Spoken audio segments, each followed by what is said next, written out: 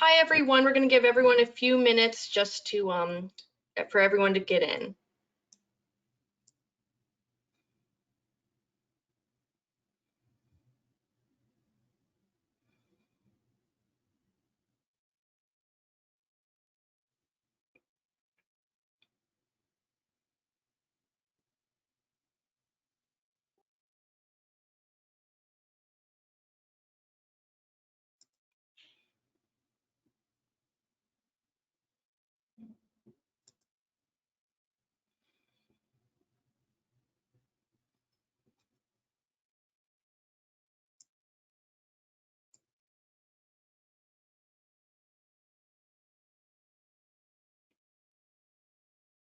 Welcome to the other panelists. We see you've joined.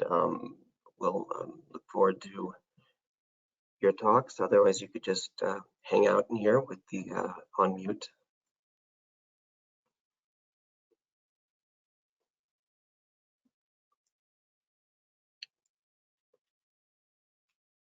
All right. Looks like people are still coming in, so I'm going to give everyone another few seconds. Yeah, and just a reminder to everyone to try and keep to the time as best we can. There is an event after us, so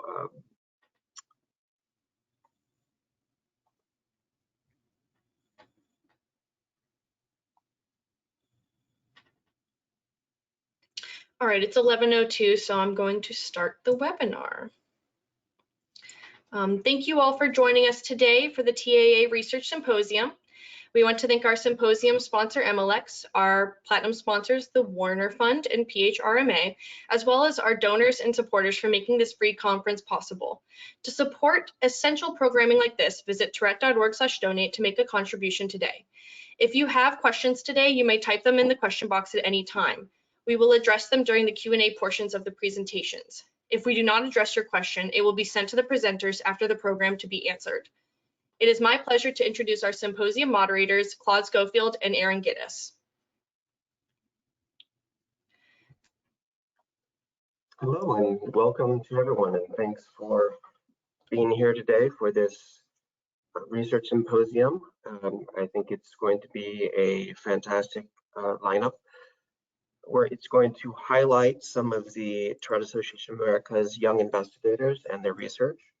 And the keynote talk will be delivered by Jeff Lichtman, who is a renowned neuroscientist. So we want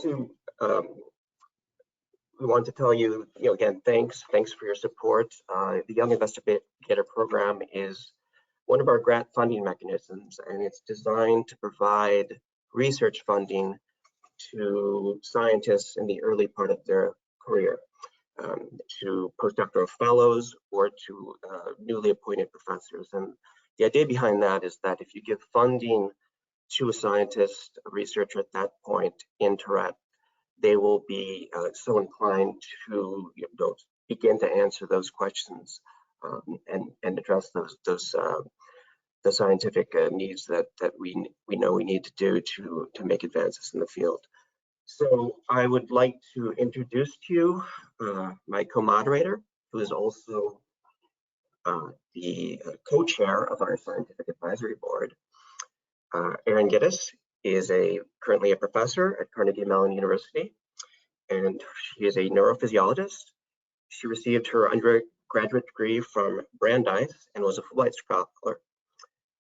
She went on to do her PhD work at UCSD under Sasha Tulak, and she went to do her postdoctoral fellowship at the Gladstone Institute, which is part of the University of California, San Francisco, with Anatole Kreitzer in neurophysiology. And it was during that postdoctoral fellowship that she received her first grant from the Tourette Association.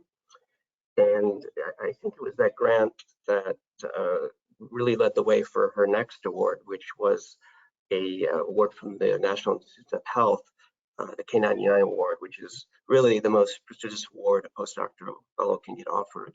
And it provides funding for that transition between the postdoc and an independent faculty position.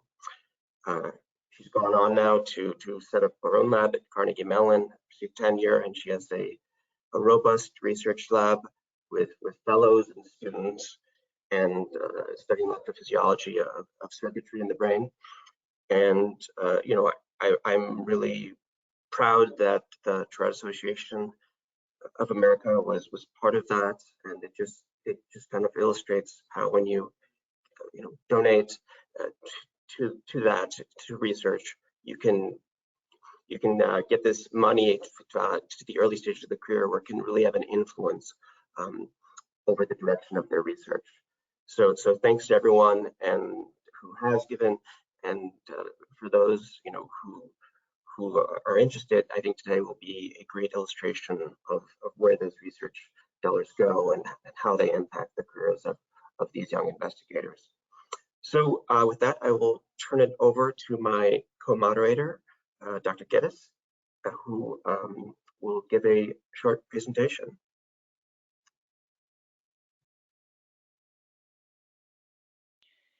Okay, great. Thank you, Claude.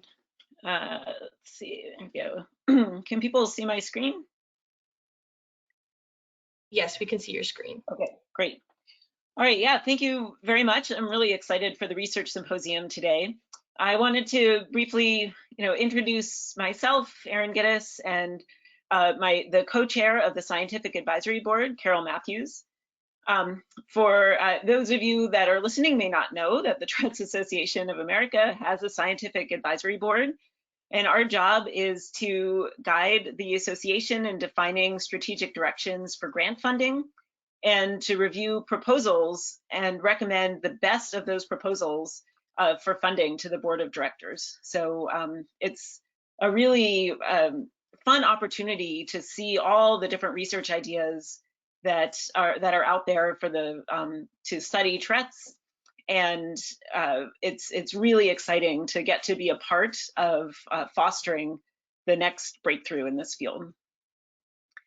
So there are basically kind of 3 areas of expertise that the Scientific Advisory Board encompasses.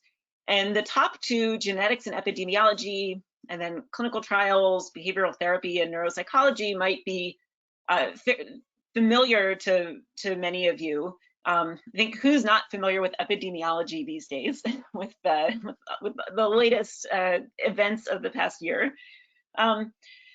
But the bottom category, animal models and basic research, might be a little bit less familiar to some of you. And that's kind of what I want to focus on in my talk today. I'm a basic researcher myself. That's what my lab does. But I want to tell you about, why this is a really important pillar of the science that the TAA funds, and how a constant interaction and interplay between basic scientists and people working in the clinic and working directly with patients is really kind of the perfect combination of skills, and that's really where science gets catalyzed. So I think that it's fantastic that the Scientific Advisory Board encompasses people at all of these different levels. So why fund basic research?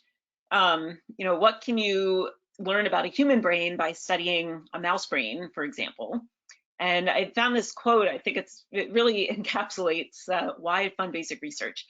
You really can't understand how a disease occurs if you don't understand the basic biological processes, how the basic biological processes work in the first place.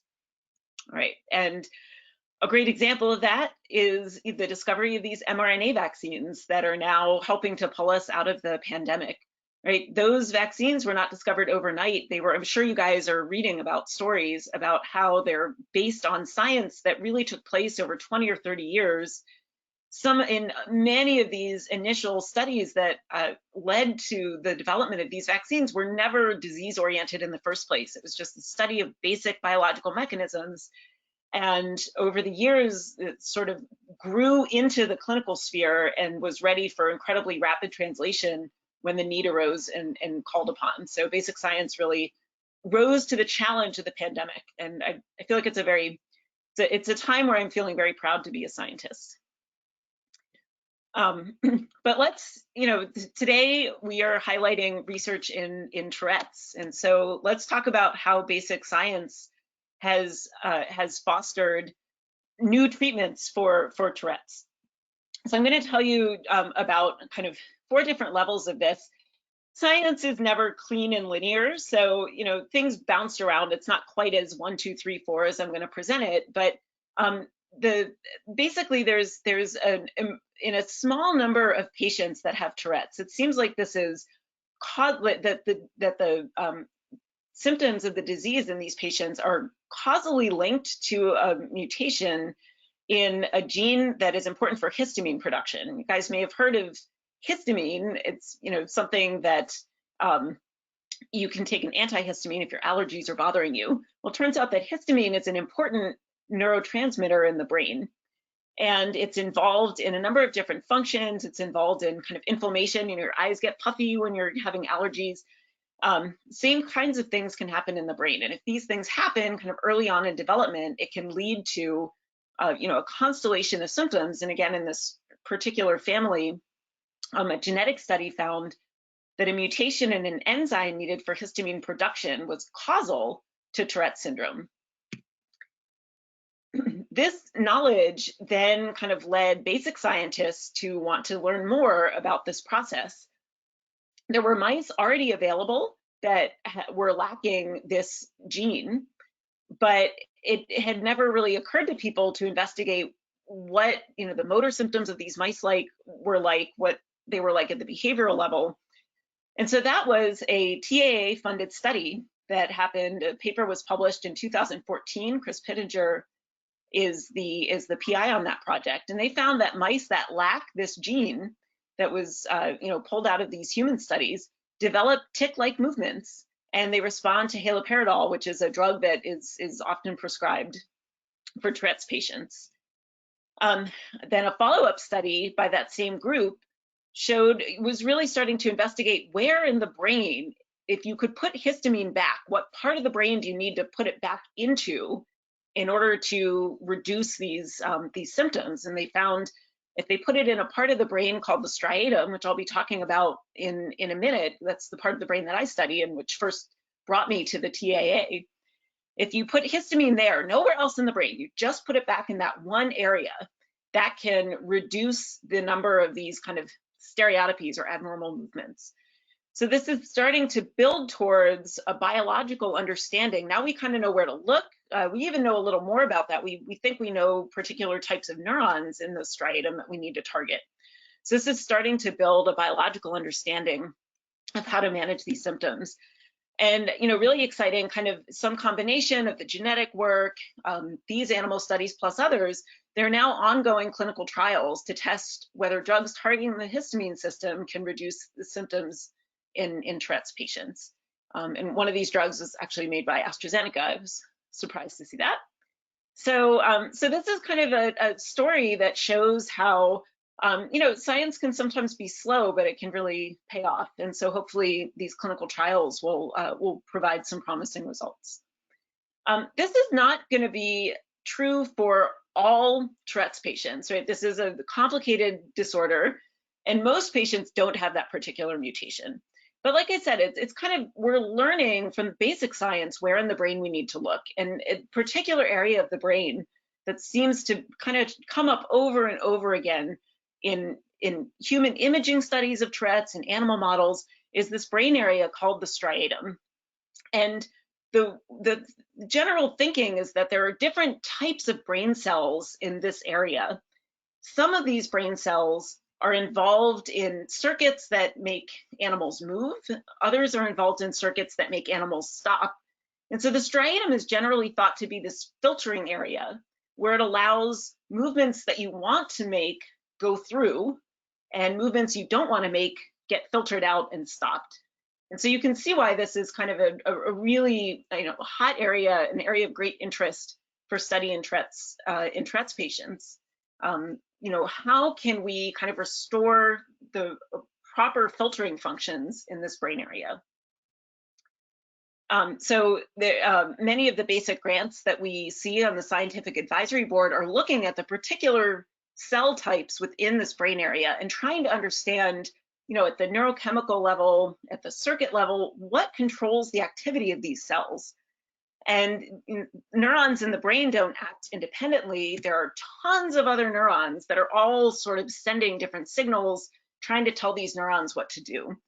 And this is the kind of work that I was doing as a postdoc when I received a really influential grant from the Tourette's Association.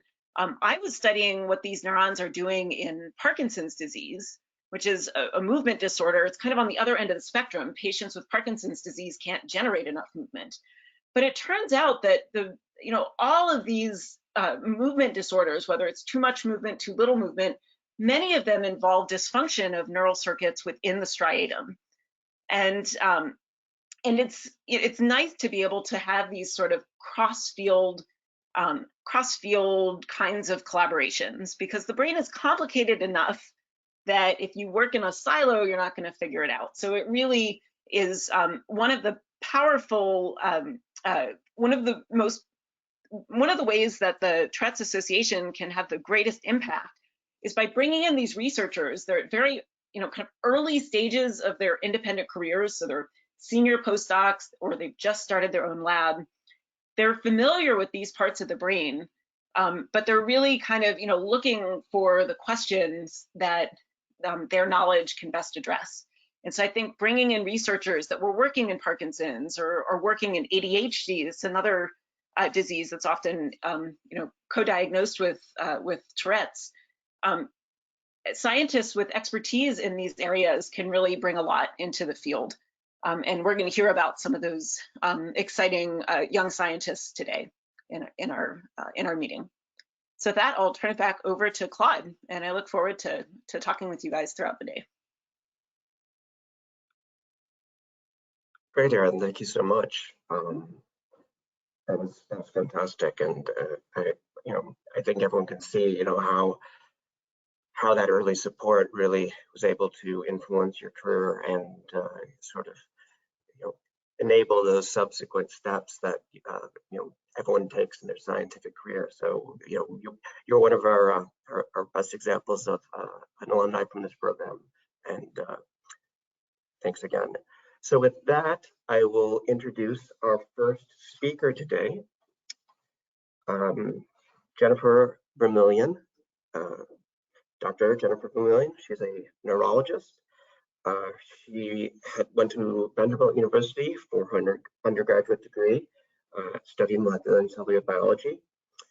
She then went on to the University of Rochester to get her medical degree, and she stayed there for her residency and fellowship. And she was eventually promoted to instructor, and now she's a senior instructor in neurology.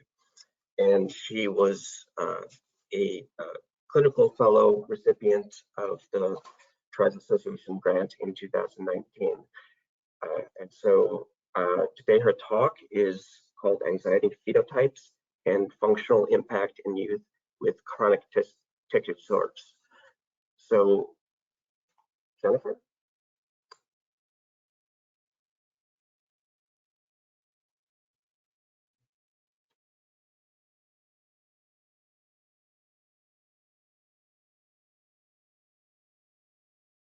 Okay, I think I've got my slides up now. Thank you guys so much for having me here today to talk to you about my work in anxiety phenotypes in children and adolescents with chronic tic disorders.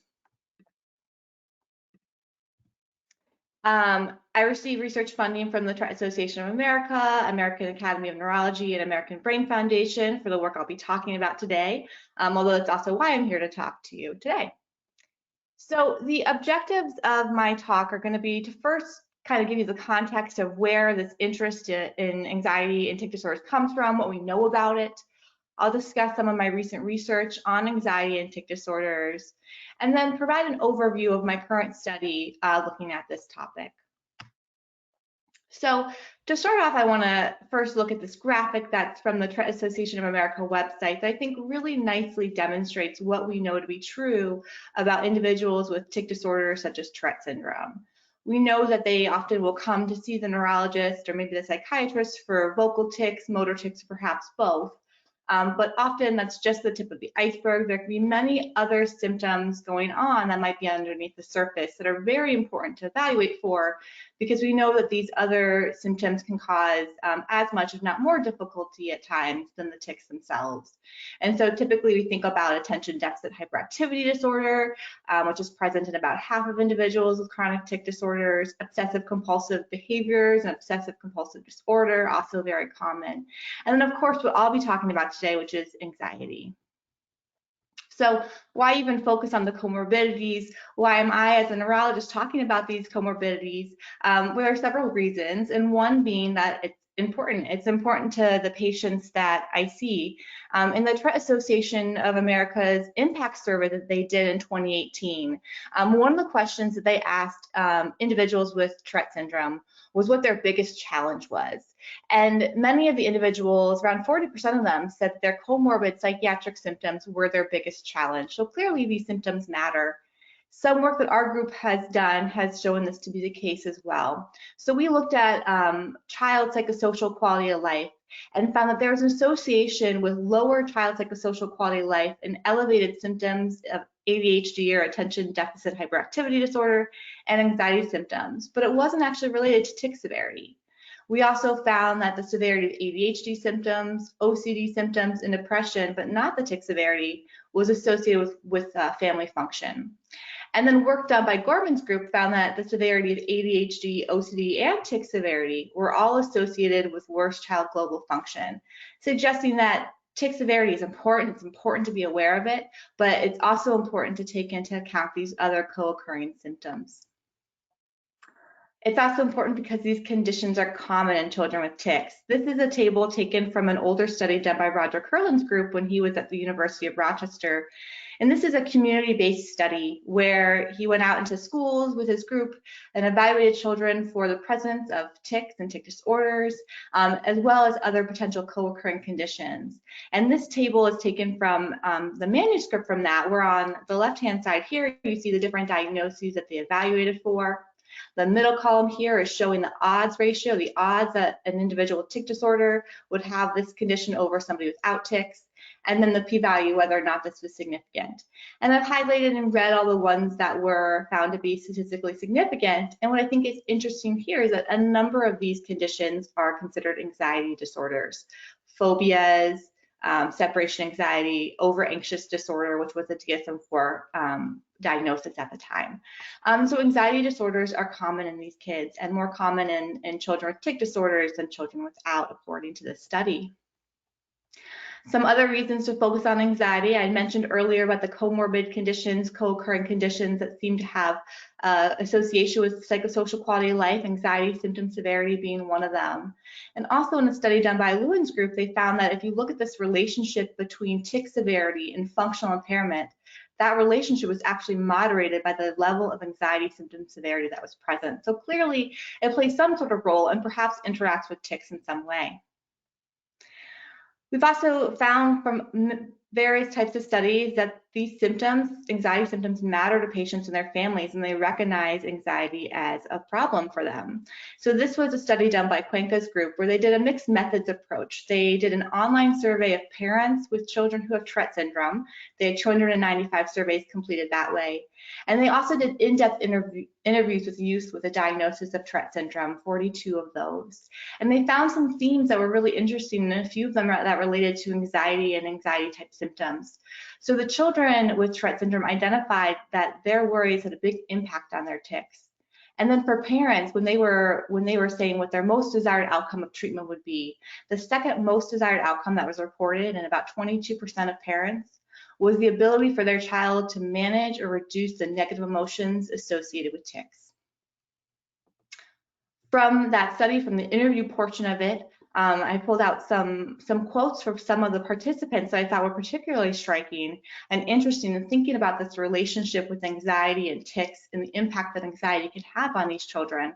And these individuals noted just that. So this quote here is, "It makes me worried, and then because I am worried, I do it more, and then because I am doing it more and people are looking, I do it even more than that."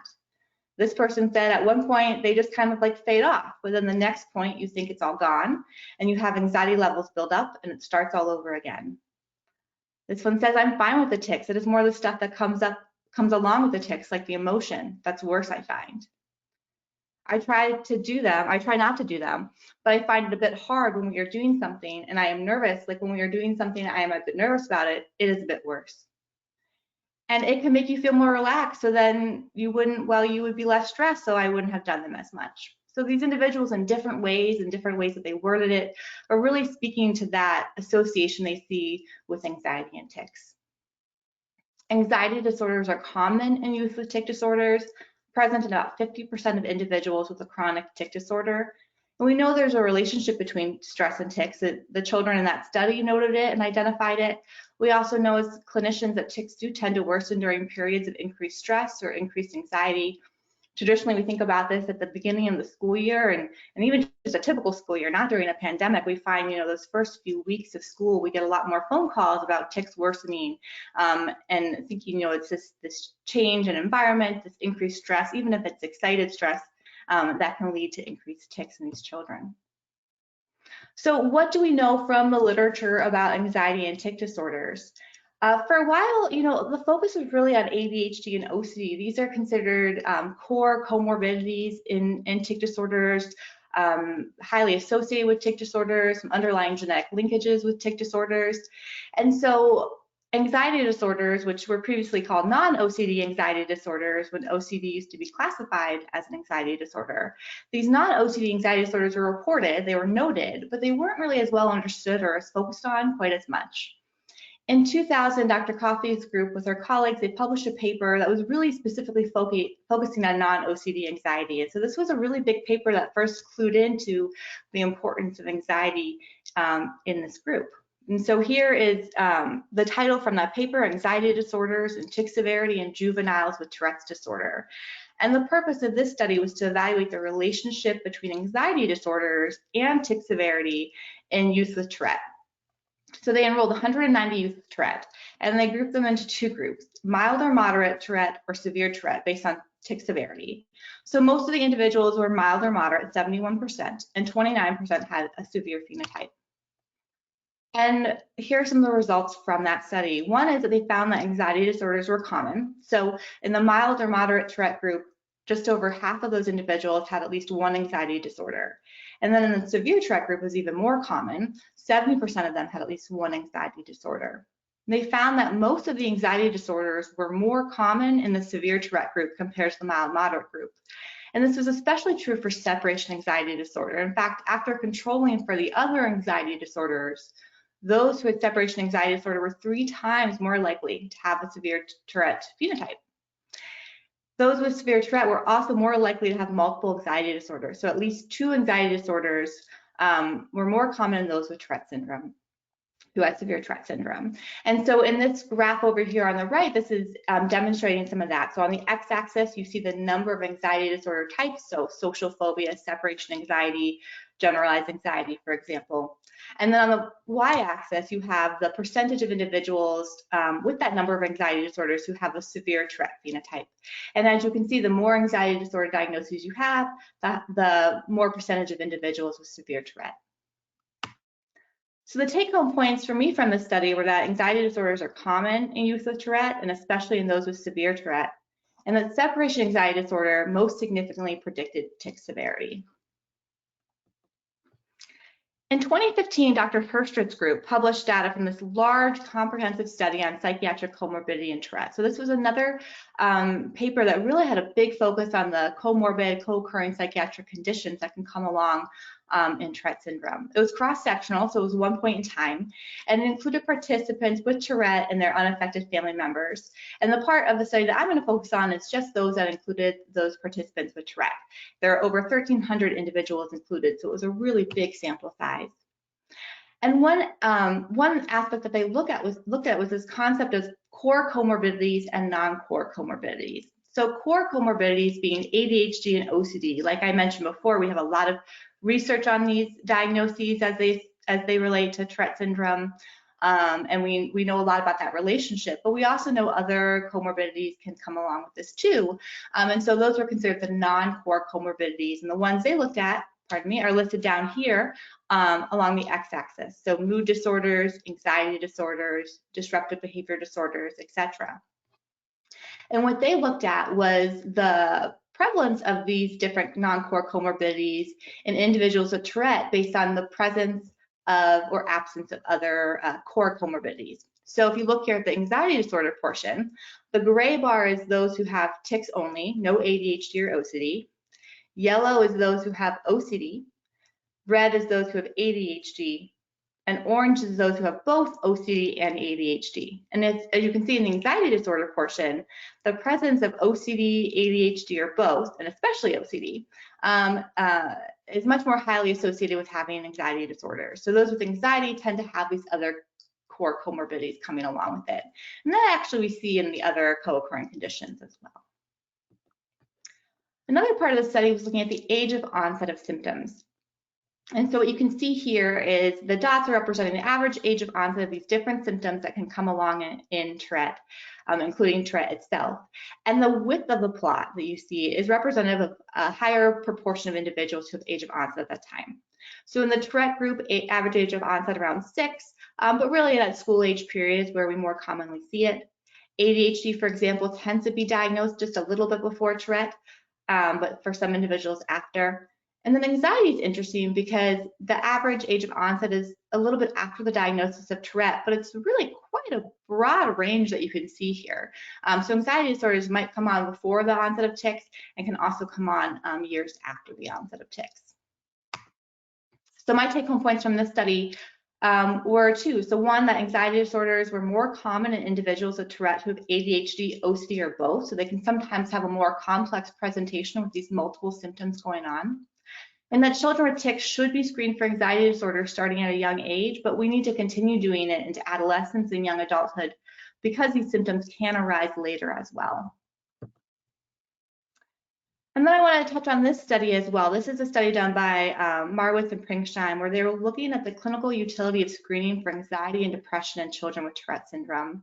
And they enrolled children who had a diagnosis of chronic tic disorder from their clinic and had 126 individuals. They assessed for diagnoses of ADHD, OCD, generalized anxiety disorder, separation anxiety disorder, and major depressive disorder. And then they also looked at symptom severities of anxiety, depression, and tics. And a few things they found from this. So this table is showing the frequency of the comorbid psychiatric conditions in these children. And what they show here is that anxiety disorders are common. So we have over here the different disorders that they looked at. And then here, the percentage of children who had that diagnosis. They didn't look at all anxiety disorder diagnoses, but even just looking at generalized anxiety disorder, over 20% had that, and separation anxiety disorder, nearly 2% had that. But what I thought was even more interesting is that the degree of symptom severity, anxiety symptom severity, was actually quite high and more common in these individuals. So this was looking at a self-report scale called the Multidimensional Anxiety Scale for Children, or MASC. And we'll talk about that a little bit later when we talk about some of the work that our group has done. But what they show here is that they have a total score from that rating scale, as well as the different subscales that were looked at. Over here, they show the mean scores and the range. But what's interesting is over here on the right-hand side. So in this scale, it's thought that a score of 65 and over is thought to be clinically significant, meaning elevated scores above what you would expect on average. And this is the proportion of subjects who had a score over that. And what you can see is that some of these numbers are quite high, and a fair number of these children had elevated scores in multiple subscale sections. And what I thought was interesting is down here, the separation subscale, nearly a third of individuals have elevated symptom severity in the separation subscale. But only 2% had a diagnosis of separation anxiety disorder. And that brings me to this interesting and I think important concept to think about when we think about anxiety. We can think about anxiety diagnostically in a categorical fashion or dimensionally on a spectrum. So categorically, that's thinking of, going through a checklist. Does a child have this symptom present, that symptom present? You can check off the ones that are there. And if they have enough, they meet diagnostic criteria for the specific diagnosis. But when we think about anxiety on a spectrum, you realize that even if you might not meet a diagnostic category, you can still have impairing symptoms elevated enough that they could potentially be causing a problem. And so while it's helpful to think about these symptoms categorically, I think it's also important to think about them on the spectrum, because we might be missing children who have impairing symptoms when we only think about them categorically. So with some of this information presented and what we know about anxiety and tics, what do we still need to learn? And this brings me to the question that I've had for a while and that I've been hoping to look into, and that's whether or not anxiety and tics is the same as anxiety in children without tics. And so, for example, when we think about OCD in children with tics, we know that OCD and tics differs from OCD in children without tics. In fact, in the DSM-5, it has its own diagnostic category, tic-related OCD. So some of the differences are that there are some specific compulsions in OCD that differ in those with tics compared to those without tics. And then treatment can sometimes differ. So for some children who have tics, there are compulsions that can kind of be a little bit of a compulsion, a little bit of a complex tic. We sometimes call it a compulsive tic or compulsive tic, and sometimes treatment can differ in these individuals from what we would approach non-tic OCD. And so this made me wonder, are there other ways that different psychiatric conditions can be expressed in children with tics? So in children without tics, just looking at the general pediatric population, what we know about anxiety is that it can change over time. So in children or younger children, separation anxiety disorder is much more common. And then as you get into teenage years and beyond, we don't tend to see it quite as often. Social phobia, on the other hand, tends to be more common in older children and teenagers. So there's sort of this transition that happens over time where you might have separation anxiety disorder at a younger age and social phobia at an older age. And so this hasn't really been looked at in children with tics before. And so that was what we were hoping to look at overall, was anxiety symptoms in children who have tic disorders and whether or not they differed from anxiety symptoms in children without tic disorders. And so this study was part of a larger study that was done at our institution at the University of Rochester, along with the University of South Florida. And we were doing a larger study looking at the impact of tic disorders on children and families and communities. And as part of that, looked at an aspect of anxiety. So the way that we looked at anxiety in this study was using the MASK, which I mentioned in the previous study that was done, the self-report questionnaire. And there are 4 main subscales to that. There's the physical symptoms subscale, which is composed of a panic subscale and a tense, restless one. So for example, feeling shaky or sweaty. There's the harm avoidance scale that looks at perfectionism and anxious coping. So for example, always obeying the rules. There's the separation anxiety and phobia subscale that looks a lot, it's actually more focused on the separation anxiety piece. So for example, being scared to be alone. And then there's social anxiety, which has humiliation and performance, for example, a fear of getting called on in class. And so this instrument asks questions related to these types of symptoms and assesses for the presence of them and how frequently they come up for the child. And so we had 2 groups that we were looking at in the study initially. So there was a youth group with chronic tic disorder diagnosed, and then there was this group. So they were children and adolescents taken from the community around Rochester who did not have a diagnosis of tics, and so this was our control group. They both completed this anxiety symptom self-report questionnaire, and so we compared the scores between these groups. And so with these 2 groups, in the tic disorder group, there were 176 individuals who completed the MASK. So this was from both the University of Rochester and University of South Florida, and 93 from the community control group. Those were all from around the Rochester area. Their ages were fairly well matched. 11 was the median. And there were more boys in the tic disorder group, a higher representation of boys in the tic disorder group compared to the community control group, which is what we often see in studies related to tic disorders, given the higher prevalence in males. And so focusing on the left side of the graph here, we'll get to the other side later, what we found is that if you look at the overall anxiety scores, the total scores on the MASK, these scores were higher in the tic group compared to the community subjects. And so here, the line here representing the median and the box, the interquartile range, as you can see, the box overall is higher up here in the tic disorder group compared to the control group, and higher numbers in the mask represent greater symptom severity. Breaking it down into the subscales, so physical symptoms, harm avoidance, social phobia, and separation anxiety. We have the scores here for the tic disorder group. We have the scores here for the community group and whether or not they were significant. And what we found is that for physical symptoms, social phobia, and separation anxiety, the scores in the tic disorder group were significantly higher than the scores in the community control group. Interestingly, and for a reason we haven't quite figured out yet, the harm avoidance scores were significantly higher in the community control group, although it's important to note that overall the scores were fairly low actually in both groups. We also looked at the diagnosis of generalized anxiety disorder between both groups. We didn't look at other diagnoses of other anxiety disorders, but we did look for generalized anxiety disorder and found that it was more common in the tic group, so 15% in the tic group compared to 2% in the community control group. We evaluated global function in the tic group and found that overall global function was lower in the tic group compared to the community group. And when looking at potential associations with symptom severities, there was a weak but significant association with greater anxiety symptom severity and lower function in the tic group. And overall, in our tic group, the mean tic severity score on the YGTSS was 21.8, which is about a moderate degree of severity. There was a relationship between the tic severity and physical symptom subscale on the mask. So here we have the physical symptom subscale on the mask, where a higher number represents greater symptom severity. And then on the y-axis is the YGTSS total tic severity, where higher numbers represent greater tic severity.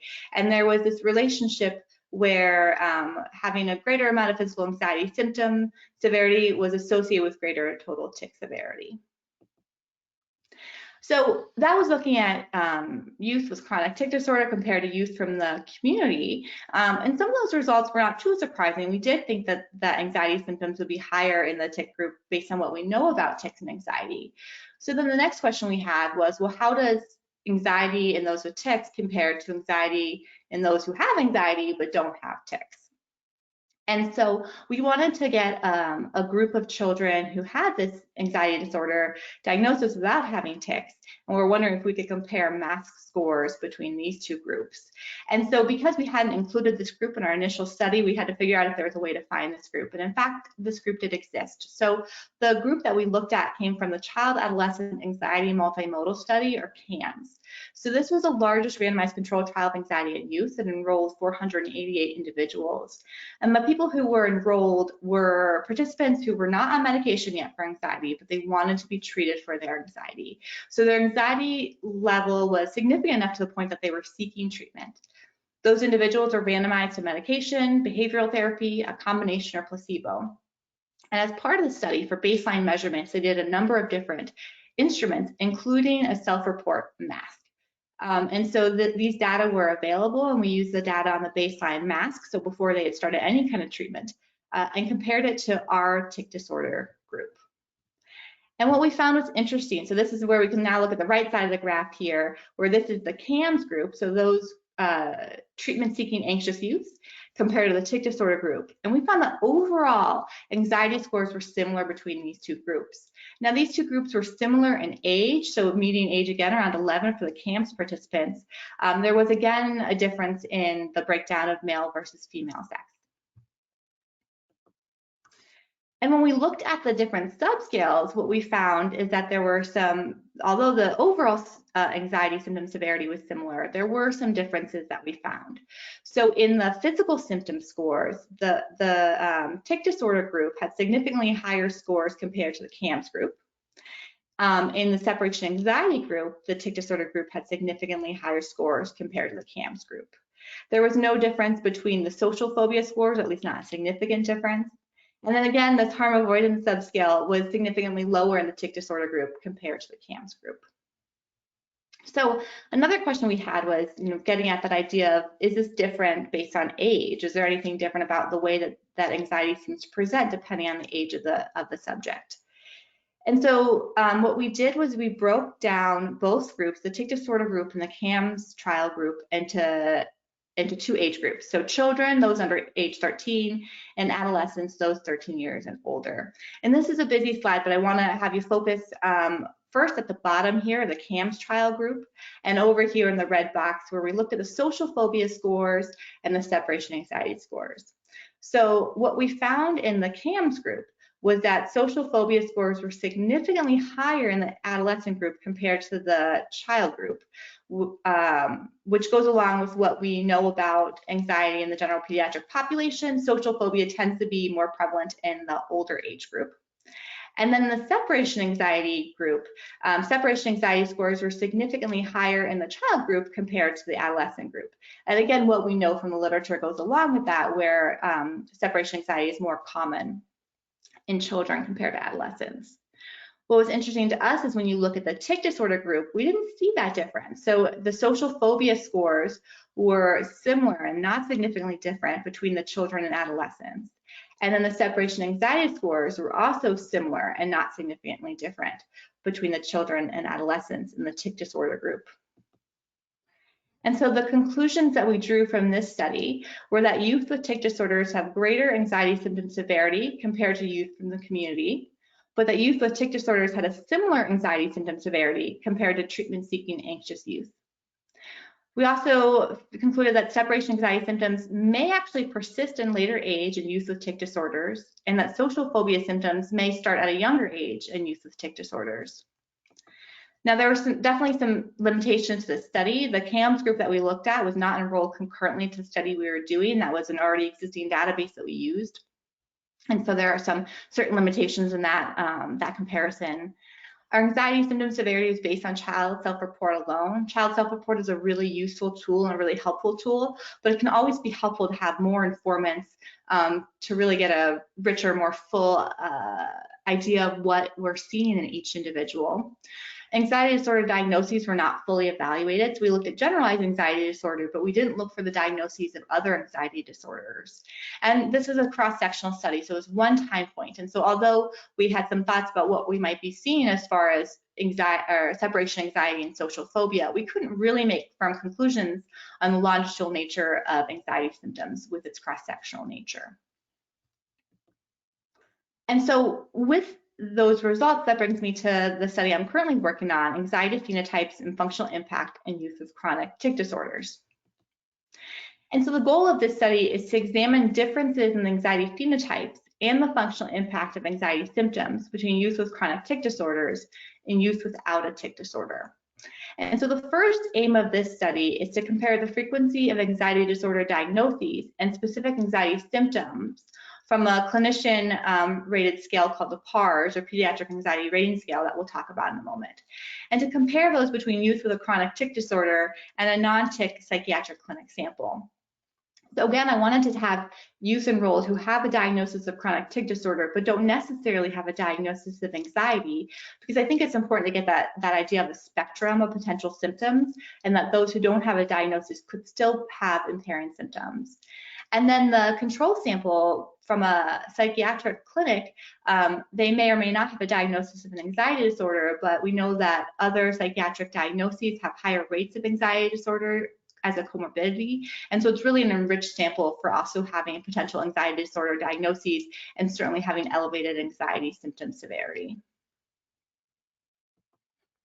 And so this is, again, a busy slide, but what I want to point out here is why we're doing this study and how it differs from what we did before. And one of the big parts of this is really the breadth and the depth of what we can get by using multiple types of scales, looking at multiple aspects of these symptoms in these two groups. So one aspect is having multiple informants. So we'll have clinician rating scales that we look at, parent, caregiver proxy reports, and child self-reports. So having just a richer sense of what symptoms we're finding. Also looking at anxiety disorder diagnoses using the ADIS, which is considered the gold standard in a lot of research studies. And then looking at other symptoms like depression, which we know can come along with anxiety at times, and other co-occurring conditions that we often see in individuals with tic disorders. The Pediatric Anxiety Rating Scale, or PARS, this is useful for rating pediatric anxiety symptoms, severity, and impairment. So it looks at multiple aspects, not just not just severity, but looks at the specific symptoms present and the level of impairment associated with anxiety specifically. It's validated for ages 6 to 17 years, so you can get a really broad range of ages. It's clinician administered, but it also involves both child and parent report. So you talk to the child and the parent to get all the data and officially make your rating on the scale. And there are two main parts to it. There's a symptom checklist and then a symptom severity rating. So this mirrors a lot of the other kinds of rating instruments that we use in tic disorder research, particularly the YGTSS, which is used for many of the studies that we do looking at tic severity. And so here is a sample of what you see in the symptom checklist piece. So this is the social interactions or performance situation. They go through questions related to social, separation, generalized, specific phobia, and physical symptoms, as well as other. See what symptoms the parent endorses, what symptoms the child endorses, and ultimately the rater decides whether or not these specific symptoms are present. And that will be how we determine the first part of the study, by looking at the specific symptoms that are present for these children. And the next aim of the study is to look at the anxiety symptoms in youth with chronic tic disorder and determine which ones contribute most to functional impairment. And so that gets to the severity portion of the rating scale. And so the severity portion looks at the number of symptoms, the frequency of the symptoms, the severity of the symptoms, the avoidance, so avoidance of different activities related to these anxiety symptoms, and interference, so how much these symptoms interfere with their function. And then rate them from minimal to extreme. And so the hope with these data and looking at these two groups is to use these data to ultimately design a treatment trial for youth with anxiety and chronic tic disorder. Because if these symptoms differ, if anxiety differs in youth who have tics compared to youth who don't have tics, it might be important to know if our treatments for traditional anxiety are as effective in children who have tic disorders, or if we need to think about different approaches. It's also helpful when we look at specific symptoms that might be common in those with tic disorders, so we can make sure that we're asking the correct symptoms of our patients to really determine whether or not they have impairing anxiety symptoms. And then we can use this data to help further design these trials in the future by using the PAR score to decide at what level do we say somebody has anxiety symptoms significant enough to enroll in a treatment trial. So in summary from my talk today, I hope that the take-home points here are that anxiety disorders and elevated anxiety symptoms are common in youth with chronic tic disorders, that anxiety and tics are closely related, that youth with chronic tic disorders may have social phobia symptoms that start at a younger age, and that separation anxiety symptoms may persist to an older age compared to the general population, but that more work is needed to understand how anxiety presents in youth with tic disorders, to understand how to best approach treatment. And with that, I'm happy to take any questions. All right, Jennifer, I can read off to you the questions that we have here. And if anyone has any more questions, please type into the question chat. So the first one that we have is, what does it mean that tics are moderated with anxiety? When anxiety symptoms increase, do tics decrease/increase? Yeah, so what that means is that so we know that tic severity can sometimes have an impact on somebody's overall function. And in some ways, the level of anxiety severity can affect that impact. So those who have greater anxiety severity have that stronger relationship between tic severity and functional impact. So in some way, these are all relating to each other. Great. The next question is, has any research focused on nutrition of the participants and tic and anxiety related levels? Especially B vitamins intake and blood levels? That's a really interesting question. I know that nutrition and diet is an active area of research and of interest for many individuals. I'm not aware of specific research looking at it in those who have anxiety and tic disorders, but I think it's a great potential area of research. Thank you so much. I think we have two more questions coming through now. And the next one is, did your study collect data on enuresis? I might be saying that wrong. No, that's correct. No, we didn't, and that's a really interesting point and a potential thing to add to a future study, because in the study done by Hirschfield's group, they had looked at some of those symptoms, but we didn't actually include it in our study, but I do think it's an important area, and we do hear about kids who have some persistent bedwetting All right, thank you. And the next one is, do anti-anxiety meds improve tics or Tourette's? That's a really good question too. So there have been studies done before, and this is actually in OCD, but the medications, or many of the medications that we use for anxiety, we will use for OCD as well.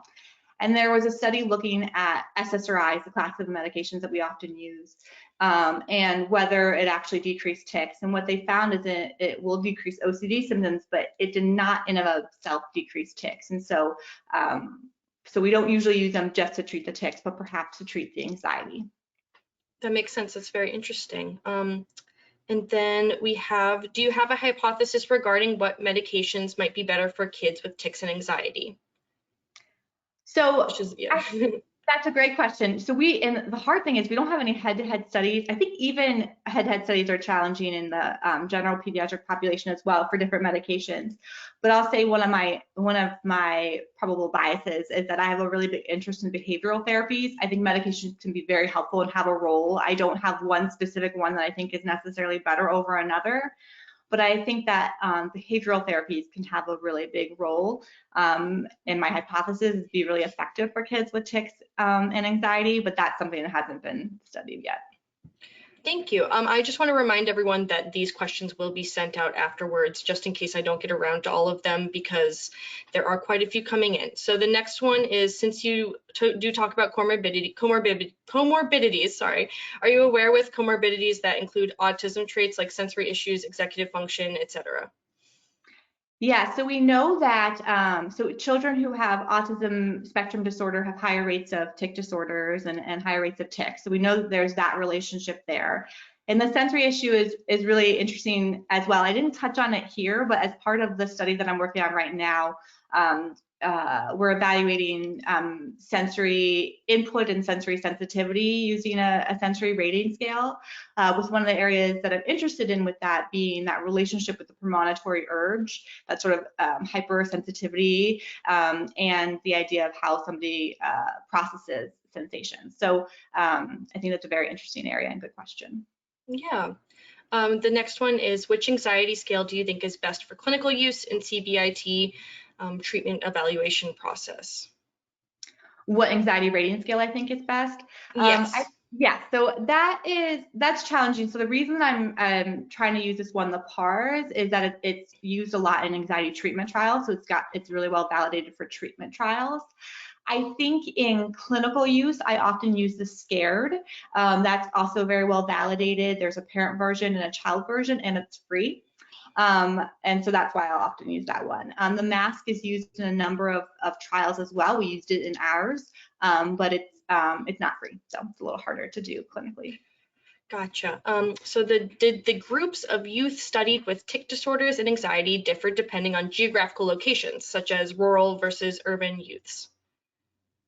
That's a good question. We didn't look at that specifically. What we did look at is we looked at the tic disorder group and compared the Rochester-based one and the South Florida-based one, and didn't see any major differences there, but did not specifically look at within the surrounding, because where we live and where we draw patients from and subjects from, there are some rural folks and some urban folks, and we did not look specifically at that. Thank you. And then another question is, do you have any thoughts on children with explosive onset of functional tics during the pandemic and best ways to go about addressing their underlying anxiety and new tics? Yeah, that's a really rich area of active research right now as it's happening in real time. I would say that, so my thoughts on addressing it is it kind of depends on what the main symptom that we're seeing is. So for kids who have this explosive onset of functional tics, and they may have some anxiety or they may not identify major anxiety symptoms, I'll often recommend CBIT as a first step for those folks, because CBIT can be effective for functional tics as well.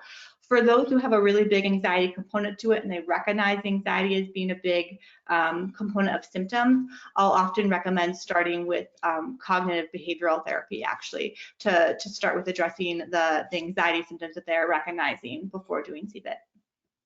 Thank you. And I'm going to give you one more question and then we'll move on to the next presentation. But it is, did your study control for the effect of premonitory urges to tic, which by themselves could induce tic-related anxiety? It did not, but I do think that it's an interesting area, and I think it's a really, sometimes it can be challenging, the chicken and the egg. You know, it's a premonitory urge causing these symptoms of anxiety, and how they're related is a big area of interest to me, but we did not control for the premonitory urge aspect. All right, so I think we're going to move on to the next presentation. Claude will go ahead and introduce. Thank you so much, Jennifer. Thank you so much. I think Erin is going to Yep. introduction this next one. I'm on it. Okay. All right, so yeah, it's my great pleasure to introduce our next speaker, Kristen Delovich. Kristen received her BS in neuroscience and philosophy at the University of Pittsburgh, where she worked in the lab of Dr. Robert Sweet. She received her PhD from Cold Spring Harbor Laboratories graduate program in the lab of Dr. Bo Lee, and then went on to postdoctoral work in Dr. Linda Wilbrecht's lab at UC Berkeley. In 2019, she was awarded a Young Investigator Award from the Tourette Association of America. She began her career as an independent faculty member in February 2021, where she joined the Integrative Physiology and Neuroscience Department as an assistant professor at Washington State University. So Kristen, please tell us about your work. I think you might still be muted. Okay, and can you see my screen or? Now we hear you and we see you, but we don't see your slides yet. Okay. I just sent you the presenter request. Okay.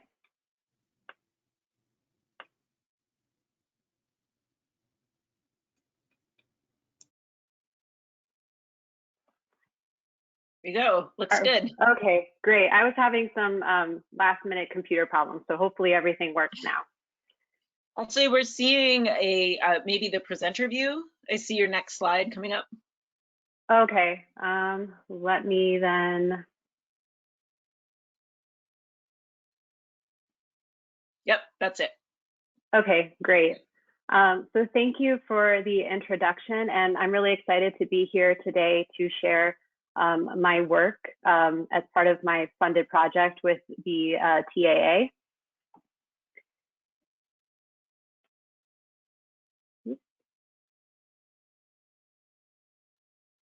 Sorry, computer problem.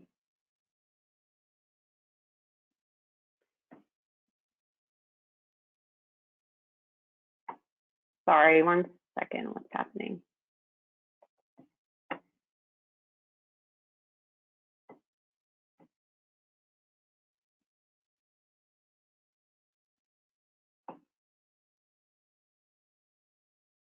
Okay, here we go. So as someone who is a basic neuroscience researcher who studies adolescent brain maturation and who is new to the Tourette syndrome field, something that really struck me about learning about the developmental course of Tourette syndrome is how the severity of symptoms are modified across development. So as you know, Tourette syndrome is typically diagnosed early in adulthood, and symptom severity can fluctuate across development, but it often peaks around the ages between 8 and 12 years old, after which for many individuals, Tourette syndrome symptoms can improve during adolescence with a reduction in the frequency and intensity of tics during adolescence. However, for some individuals, there is a continued persistent severe tic into adulthood. So this observation raised the question in my mind of what are the neurodevelopmental processes that may explain the improvement of tic severity during adolescence. And this seems like a really important question because if we could identify these processes, we may be able to therapeutically target them in individuals who have severe persistent symptoms into adulthood. So in terms of a candidate neurodevelopmental process, what comes to mind is the maturation of self-regulation and inhibitory control. And inhibitory control is something that's been shown to mature across adolescence in humans and even in rodents. Interestingly, in adolescents with Tourette syndrome, it's been shown that they may exhibit enhanced inhibitory control. And the hypothesis behind this is that by continually engaging in self-regulatory behaviors to control tics, this may have a spillover effect to enhance the performance and inhibitory control tasks within the laboratory setting. And I think the fact that there's this spillover or crosstalk between the ability to regulate tics and inhibitory control suggests that the same or similar brain circuits may be involved in both the regulation of tics and also in inhibitory control. So I mentioned this inhibitory control, but what is this process that I'm talking about? So inhibitory control is described as the ability to suppress a prepotent goal-incompatible response in favor of a planned goal-directed response.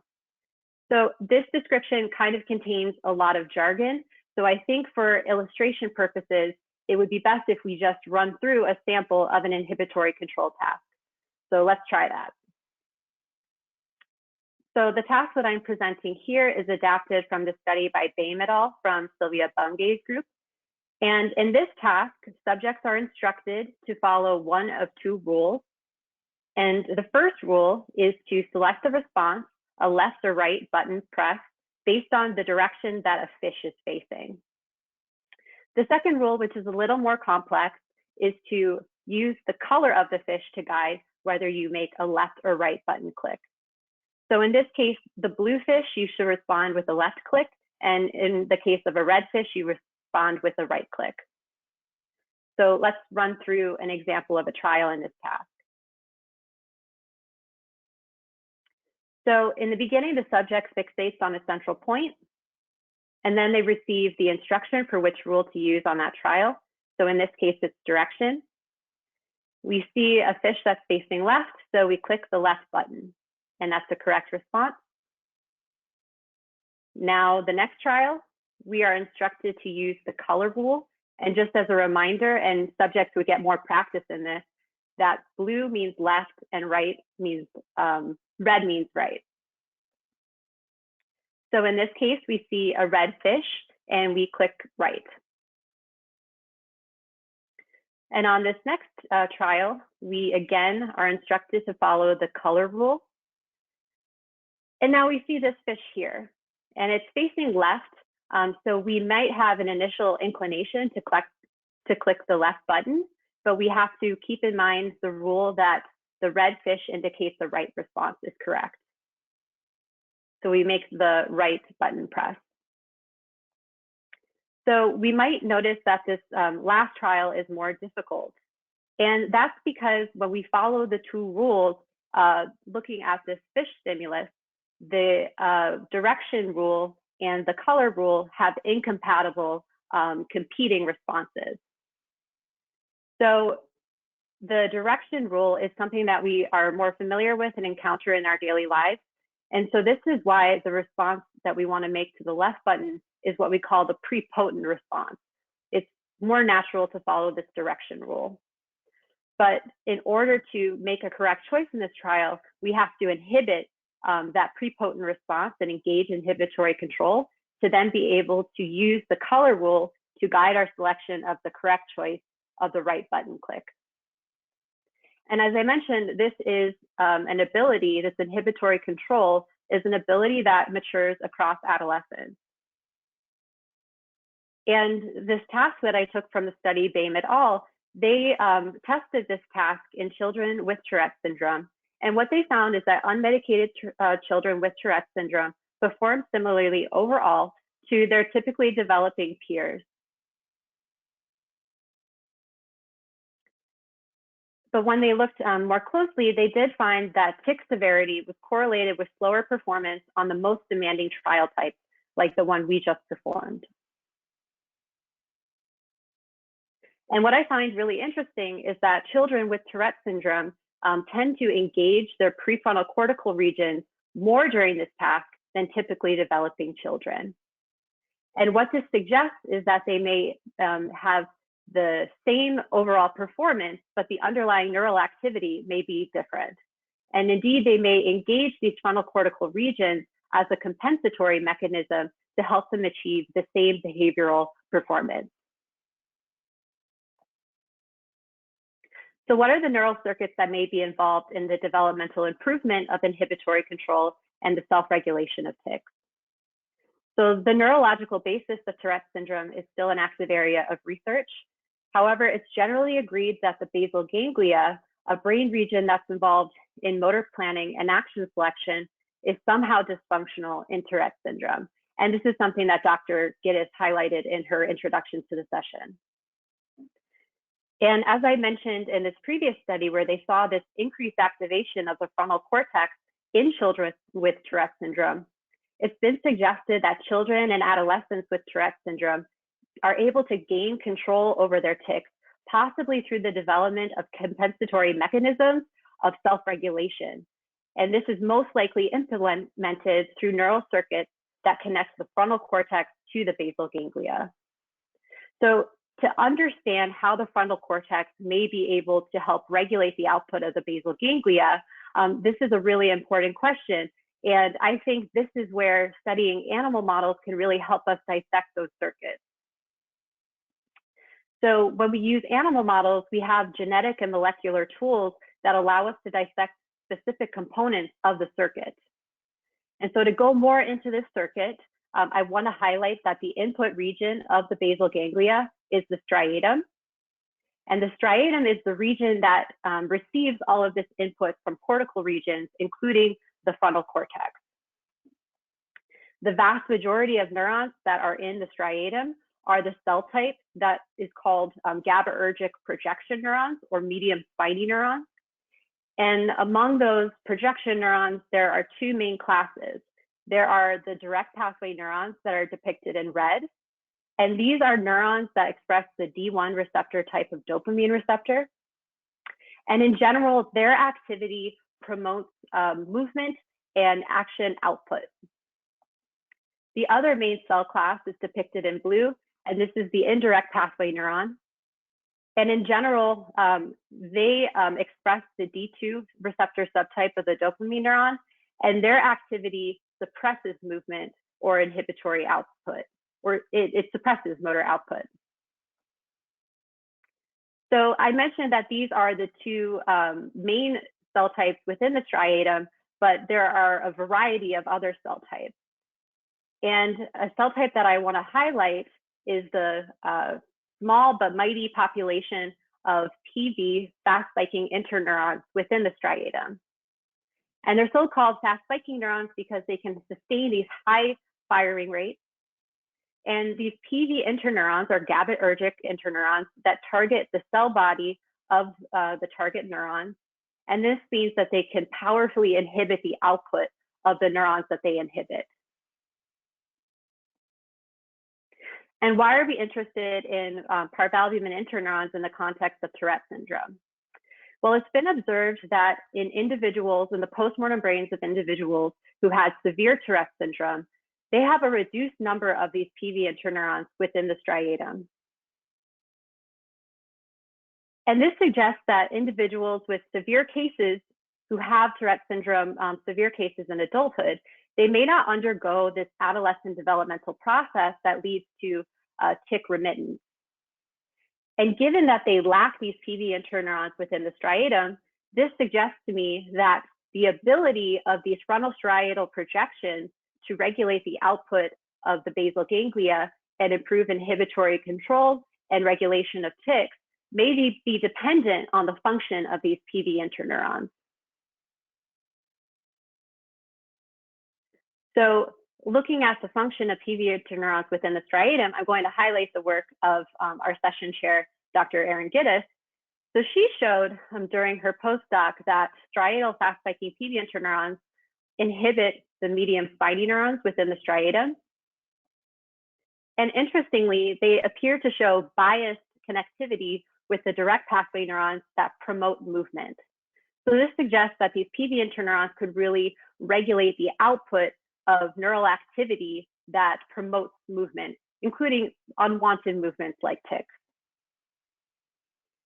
And a nice follow-up showed that selective pharmacological inhibition of these striatal PV interneurons in the sensory motor region of the striatum can promote tick-like movement in mice, as shown here. So this really suggests that the activity of PV interneurons is important for regulating the appropriate motor output of the basal ganglia. And another study that I think is interesting, looking at the role of PV interneurons in inhibitory control, is the study from Anne Graybiel's lab by Bergier et al. And what they did is they studied a genetic mouse model of OCD called the SAPTAP3 knockout mouse. And they did a training protocol that promoted a compulsive-like grooming behavior in these mice. So what they did is that they continually paired an auditory tone that was followed by a droplet of water going onto the mouse's face. And so when the mouse gets water on its face, it likes to groom it away. And you can see what happens is that training is going from the top to the bottom. In the very beginning, mice are grooming after the water droplet hits their face. But as they continue to have this pairing between the tone followed by the water droplet, they begin to shift their grooming to the onset early after the tone appears. But in wild-type mice, after a while, they realize that, well, the water droplet's not coming on until later. There's really no point to groom to that tone. So they inhibit this motor response and just groom once the water hits their face. However, we can see in these SAPTAP3 knockout mice, they robustly respond to the tone by initiating this early grooming. And they actually don't end up suppressing or inhibiting this motor response to the cue.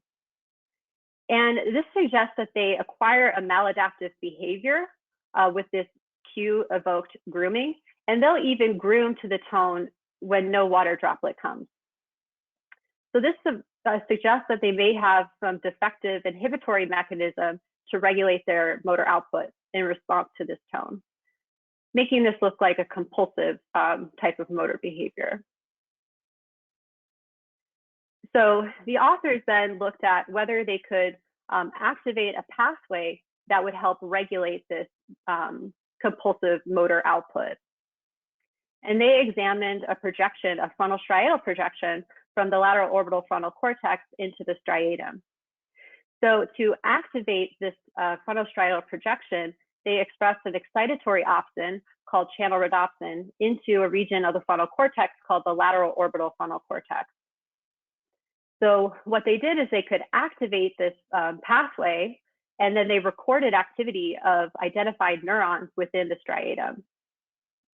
So what they found is when they activated this lateral OFC input to the striatum, they saw an increase in the firing of these PV fast-spiking interneurons. And what happened when those fast-spiking PV interneurons were activated is that they saw a suppression in the firing rate of these medium spiny neurons. And this is believed to be mediated through a classical mechanism that's known as feed-forward inhibition, where the lateral orbital frontal cortex, there's shared input to both the medium spiny neurons as well as these PV interneurons that then form this feed-forward inhibitory connection, so that while the medium spiny neurons are receiving excitatory input, the net output is the inhibition of these medium spiny neurons. So what is the behavioral consequence of this activation of this lateral OFC to striatal circuit? So they found in their SAPTAP3 knockout mice that by activating this projection, which promotes the activity of PV interneurons, they could inhibit this compulsing grooming to the tone that they saw. So this suggests that frontal striatal circuit engagement that activates PV interneurons can inhibit compulsive motor behavior, which may be very relevant to the suppression of motor tics. So this feed-forward inhibition circuit that I just highlighted in the striatum, I want to dive into further, thinking about the functional significance of feed-forward inhibition, especially given that it is something that I studied during my PhD. So here I'm showing a basic circuit diagram of feed-forward inhibition. So we're going to look at this from the perspective of an excitatory neuron that we are recording from here. So in the classic feed-forward circuit, you have a shared excitatory input. And from the perspective of this neuron here, this excitatory input drives an inward excitatory postsynaptic current. But simultaneously, this same input is also activating an inhibitory interneuron, which then could spike and then synapse onto the same excitatory neuron. So what this looks like is you have a monosynaptic excitatory current driven by this input that then shortly followed thereafter by a disynaptic inhibitory current. And what this feed-forward inhibition does is it limits the window of time during which this neuron can integrate excitatory input in order to determine whether it'll fire an action potential or not. So this really shows how feed-forward inhibition can regulate the output of neurons on a single cell level here. So I'm going to discuss some previous work that I did looking at feed-forward inhibitory circuits, not in the striatum, but I studied a projection from the thalamus to the medial prefrontal cortex. And in these studies, we really nailed down that parvalbumin or PV interneurons are really the mediators of this powerful feed-forward inhibition. So to get at the causal mechanism of what drives feed-forward inhibition, we used different optogenetic tools. So in this case, we expressed the excitatory opsin, channel rhodopsin, in the thalamus, which labels axonal projections into the medial prefrontal cortex. And we can record from, in cell attached mode, these PV interneurons and see what happens when we activate this input. So we can flash a blue light, and then we see that with a short latency, the PV interneurons will fire action potential. But now what we do is the same PV interneurons express an inhibitory opsin that when we shine red light on it, significantly hyperpolarizes and silences these neurons. So I'll show that in action. So in this case, what we can do is flash this red light before we flash the blue light to activate the thalamic input. And now we see that the same neuron no longer fires in response to the thalamic input. And then we can turn off the red LED, and the neuron is happy and comes right back on and spikes. So now we wanted to look at what the effects of silencing these PV interneuron has from the perspective of a local excitatory projection neuron. So when we activate the thalamic inputs, we see this feed-forward inhibitory current, like I showed before. And when we silence the PV interneurons, we can completely eliminate this feed-forward inhibitory current, which then comes back on. And this is just showing the reversibility of this effect. So this really drives home the point that PV interneurons in this circuit seem to drive feed-forward inhibition. But then we want to know, what is the functional consequence of feed-forward inhibition at the neural level? So in this case, we record postsynaptic potentials. So in this case, an upward deflection represents a depolarization. So here is looking at the response of a neuron in response to the thalamic activation. And we see a subthreshold depolarization. And what happens when we silence the PV interneurons is that now a neuron that wasn't spiking is now reaching threshold to fire action potential. And when we turn off the red light and let the PV interneurons do their thing, the responses to the exact same stimulation then go back to being subthreshold. And this is really the key point of what these PV interneurons can do. The feed-forward inhibition regulates the spike output of these target neurons. And you can see that turning off PV interneurons significantly increases the probability that a neuron is going to fire an action potential. So we went on to do some other studies in which we looked at different conditions. And here we looked at a genetic mutation that is associated with components of psychiatric disease risk. And the upshot of this is that in different conditions, we find that the strength of this feed-forward inhibition can be different. And we record that as a reduction here in the ratio of inhibitory to excitatory current.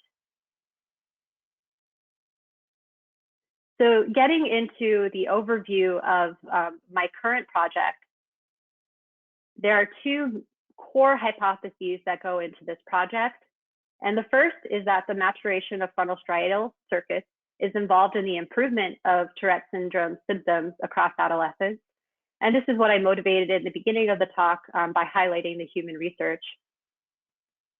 And in my studies in mice, we'll study inhibitory control and its maturation across adolescent development. And then the second component, the second hypothesis, is that PV interneurons are key players in the ability of frontal striatal circuits to regulate behavioral output. And here we'll study the activity of striatal PV interneurons across development.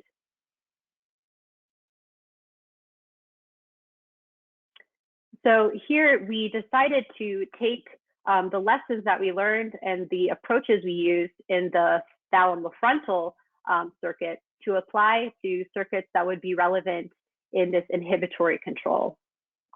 And we took our inspiration from the paper I showed from Anne Graybiel's lab to study the lateral orbital frontal projection into the striatum. So here what we can do is we can express, again, the excitatory opsin channel rhodopsin in the lateral orbital frontal cortex, which then projects into the striatum. And we do this in a transgenic mouse line in which the indirect pathway neurons fluoresce green. And in a zoomed in view here, you can see that these are all the axon terminals from the lateral orbital frontal cortex that are expressing this channel rhodopsin. And then you can see the labeled cell bodies of these D2 receptor expressing indirect pathway neurons. And you can also notice that there are gaps. We can see these empty spaces where the GFP negative cell bodies are. So we are able to identify both the indirect pathway neurons in green and then these direct pathway neurons that are unlabeled. And so we can record the balance of excitatory and inhibitory current that's recruited onto these neurons at different points in development. And our hypothesis is that greater frontal striatal feed-forward inhibition may equate to stronger top-down control of the output of the basal ganglia. And I'm really interested in investigating whether age-related improvements in inhibitory control may be related to the strengthening of this feed-forward inhibitory projection.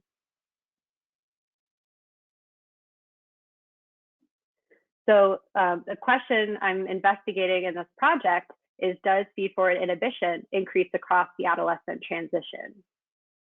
So this is just a schematic of what I showed before, where we can express channel rhodopsin in this projection from the lateral orbital frontal cortex to the striatum in the GFP reporter mice.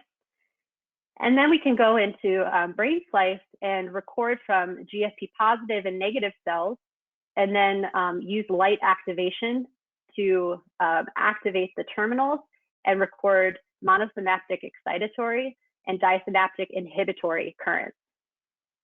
And this is data that was actually collected within this lateral orbital frontal cortex to striatal circuit.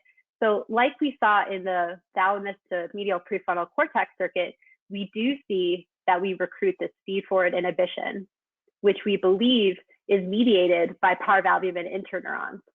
But of course, we need to do control experiments to really nail that down, like we did in the frontal cortex.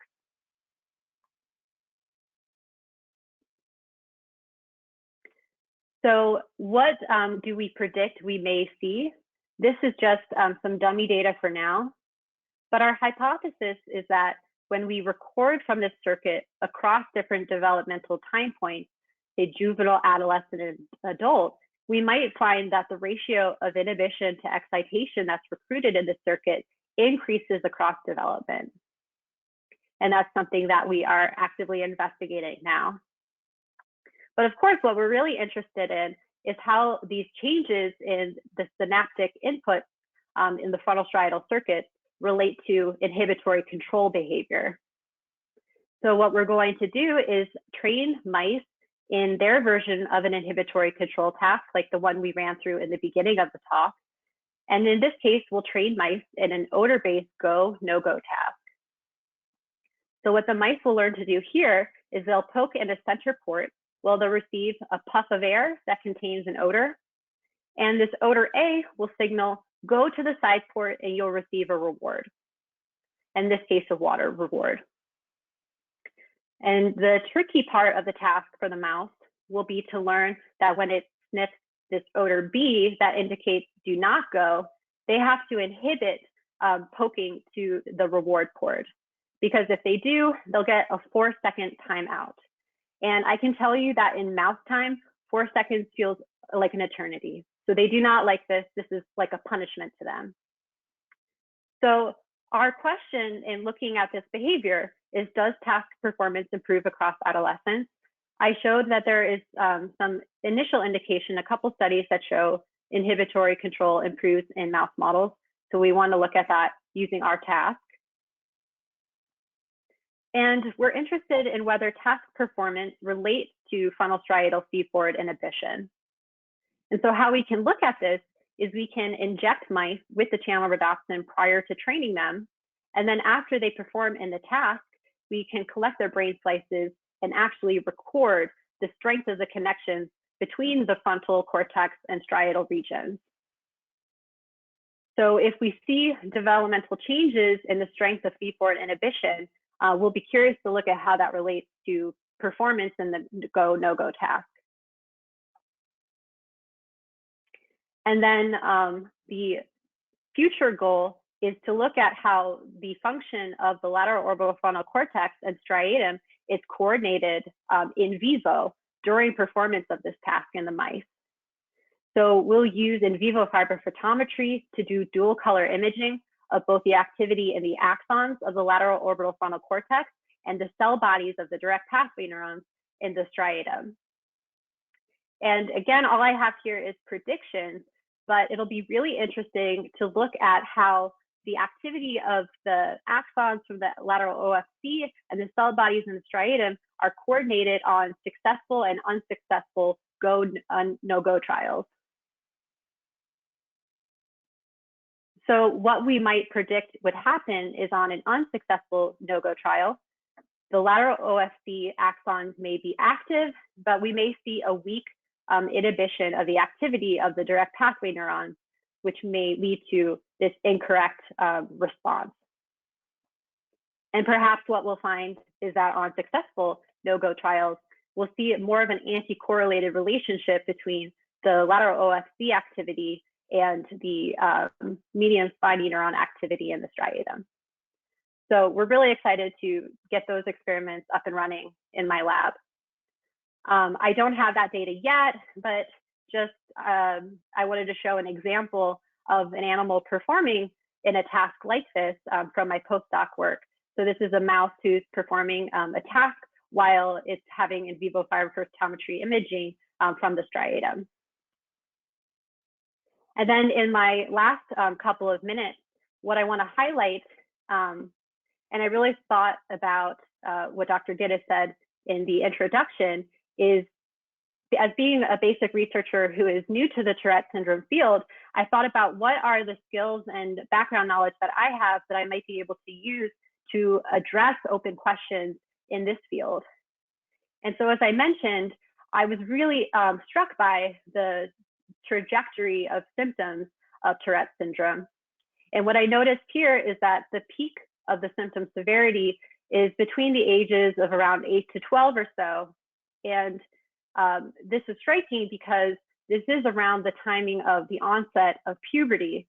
So as someone who studies how puberty influences brain maturation in mouse models, I'm really interested in looking at the influence of puberty on the maturation of inhibitory control circuits and frontal striatal circuits. So just to briefly describe how we look at this, in other studies I've done in the past, we know that gonadal hormone levels vary across the lifespan. And in males, there's an increase in gonadal hormone production around the time of birth. But then in males and females, gonadal hormone levels are quite low during the juvenile period until the reactivation of the gonads during puberty. So what we can do is we can go in and we can remove the gonads prior to the onset of puberty. And then what we can do is compare males and females who never went through puberty to their intact siblings who received a sham surgery. So I'll be interested to look at whether puberty can contribute to developmental changes we may observe in inhibitory control. And I'm also interested in looking at how puberty influences the function of these frontal striatal circuits. And there is some indication that puberty and gonadal hormones could influence PV interneuron activity.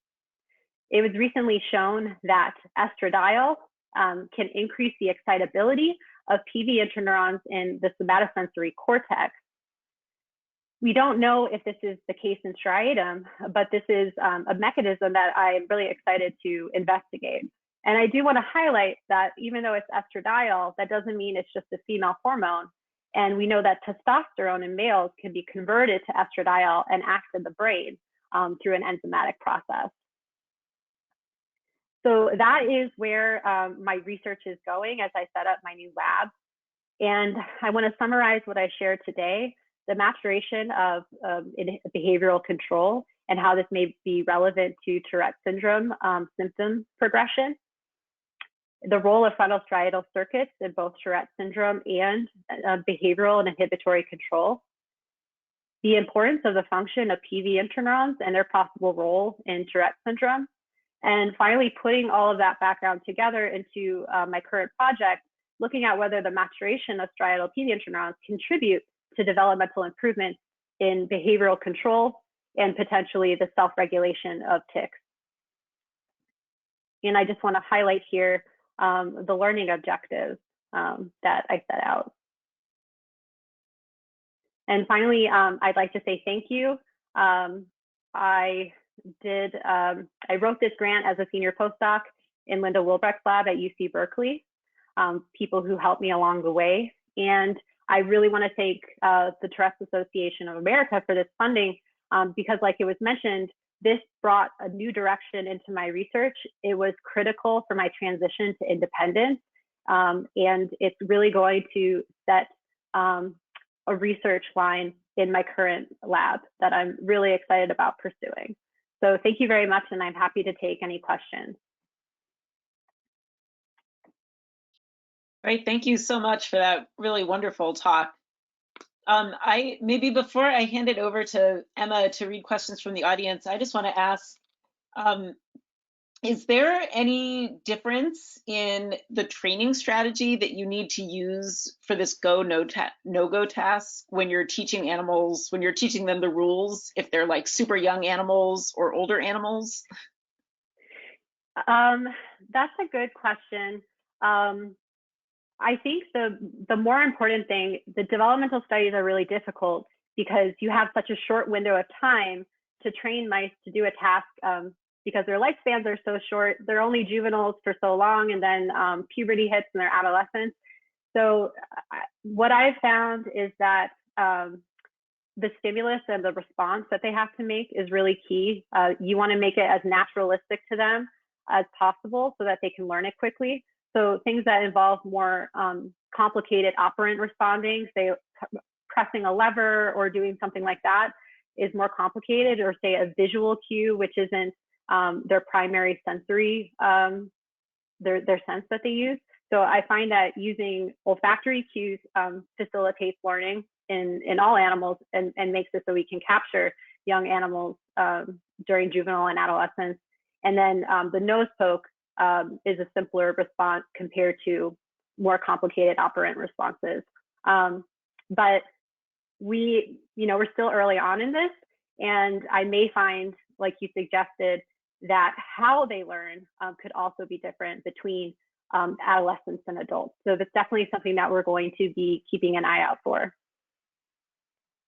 Awesome, thank you. Emma, do you want to go ahead and read the questions from the audience? Yeah, I can absolutely do that. We got a few of them, and you guys can still send in questions during this question and answer session. So, Kristen, the first one is, how does this inhibitory control practice interact with the high level of ADHD comorbidity with Tourette syndrome, which is characterized by impairments in executive functioning? Yeah, that's a very good question. So the Bain et al. Study that I highlighted, where their performance in the inhibitory control task was similar to their peers, that was where they really carefully selected for people who didn't have comorbidities. So I think that's an important point, and it may suggest that having these comorbidities that impair executive function may be associated with more difficulty in the maturation and development of these self-regulatory behaviors. But that's something I would defer to the human researchers. But I think that would be my hypothesis, but I defer to the human researchers for that. Gotcha, thank you. And I'm going to try to keep to the more relevant questions for now, at least. So the next one is, how do we support the development of the PV interneurons? That's a great question. That is an excellent question. I don't have a good answer for that now, but I think whoever asked that question is thinking along the same lines, that if these cell types are really important for the maturation of this inhibitory control, how can we target them to support their engagement and activity? I don't know that at the moment, but I think that's a really interesting question that we need to study. Thank you. And then I think we had another ADHD question that was along the same lines as the one I posed before. So then our next question is someone who was kind of looking to see if they had an accurate interpretation of what you were saying. And they said, in essence, it sounds like PV interneuron activity may not be directly involved in facilitating the compensatory inhibitory control mechanisms hypothesized to develop in adolescence, but are important for reducing initial excitatory signals, thus presenting an activity threshold for for which these compensatory mechanisms could take effect. Would this be an accurate interpretation? I think that's a really good point. So what the question asker is saying is, this projection from the lateral orbital frontal cortex is probably not able on its own to inhibit these unwanted motor outputs, but it may help the selection of the appropriate motor responses that is going to involve other cortical regions. I think that's probably the right idea, but that's something that we'll need to research more.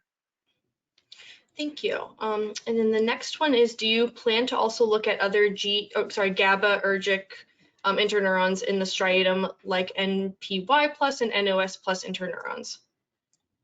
Yes, I think that's going to be really important.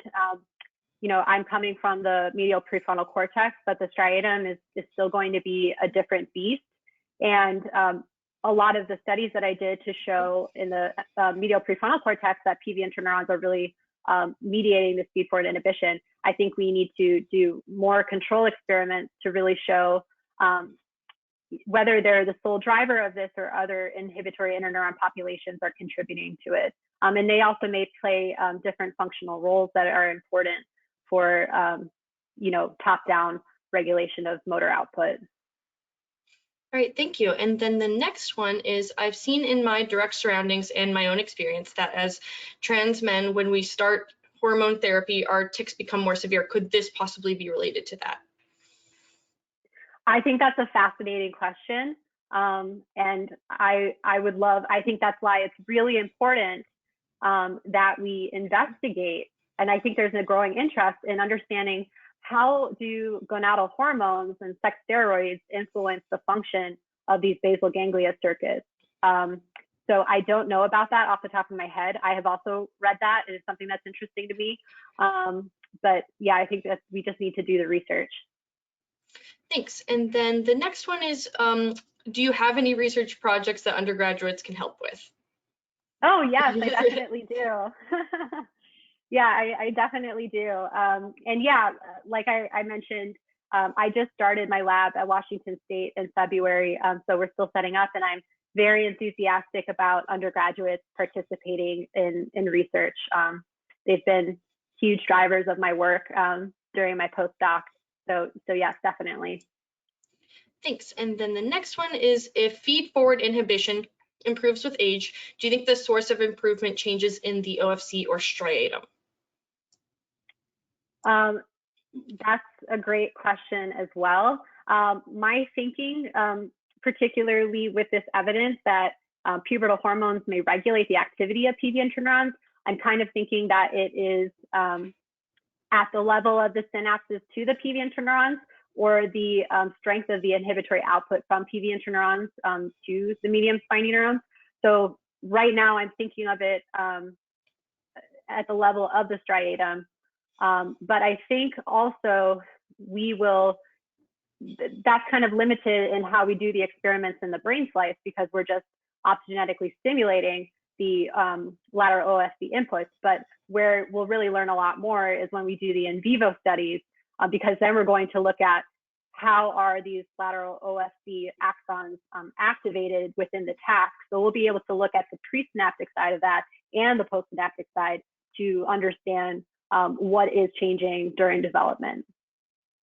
Thanks. And then I think we have two more questions, and then I'll hand it back over to Claude and Aaron. So any thoughts of the neural mechanism whereby DRD2 blockers lead to decreased tics? Yeah, that's a great question that we didn't address, but it's kind of implicit in some of what I was talking about, where it's believed that there may be an imbalance in the activity between the direct and the indirect pathway, with an overactivation of the direct pathway. And as I mentioned, those PV interneurons have a biased connectivity with them. But on the other hand, the indirect pathway plays an important role in opposing the activity of the direct pathway. And those D2 receptors are inhibitory to the indirect pathway neurons. So what may happen is that antagonizing those receptors may increase the activity of the indirect pathway and help to balance out those signals promoting motor output versus inhibiting motor output. All right, and I think I'm going to hand it over to Claude and Aaron now. Thank you so much, Kristen. That was wonderful. Thank you so much. Yeah, thanks, Kristen. Great talk. So on the schedule, we have a 15-minute break, and at 1 p.m. we will have our next speaker, which is the keynote. So everyone can take a bio break and be back here in 13 minutes.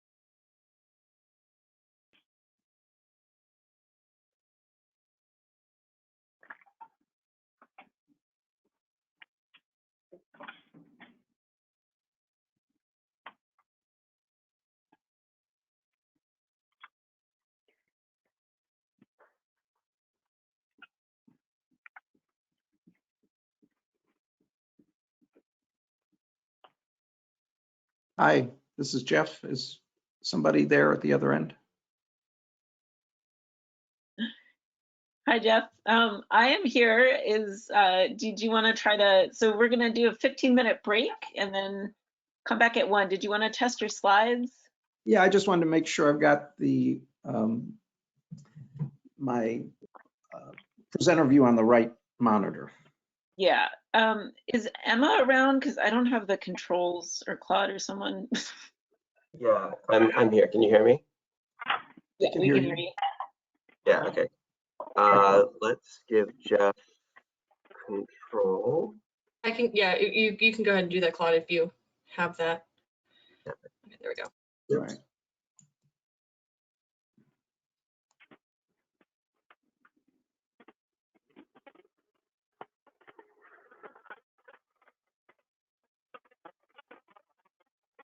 Screen of monitor 2.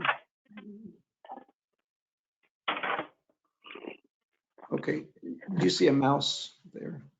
Yeah, blue screen mouse. All right, I don't know why it's blue, but let's see if I PowerPoint here.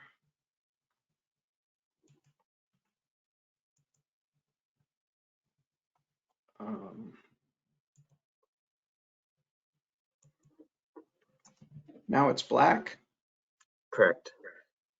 and now it shows vital organs. Is that right? Yes. All right.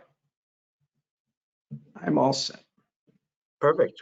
Yeah, everyone was just given a brief bio break, and we'll be back at 1. Very good. I will be here.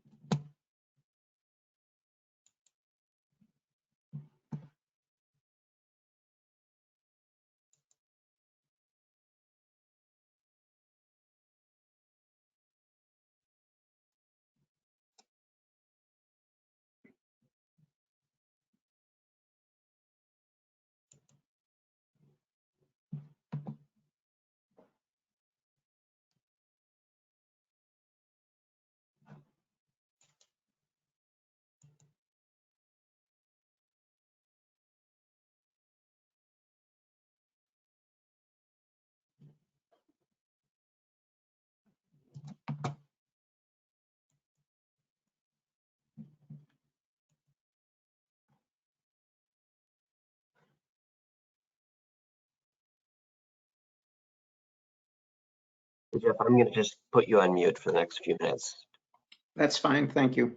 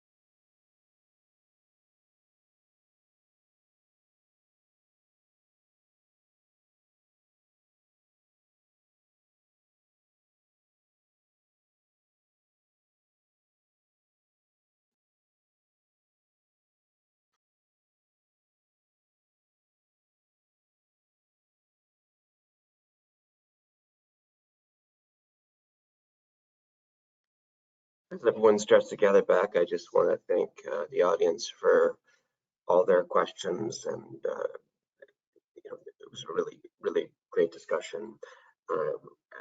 As Emma mentioned, if you had any questions that went unanswered, we'll get back to you, and also feel free to reach out to us if you want to perhaps learn more about one of the researchers or their work. We would be happy to facilitate that.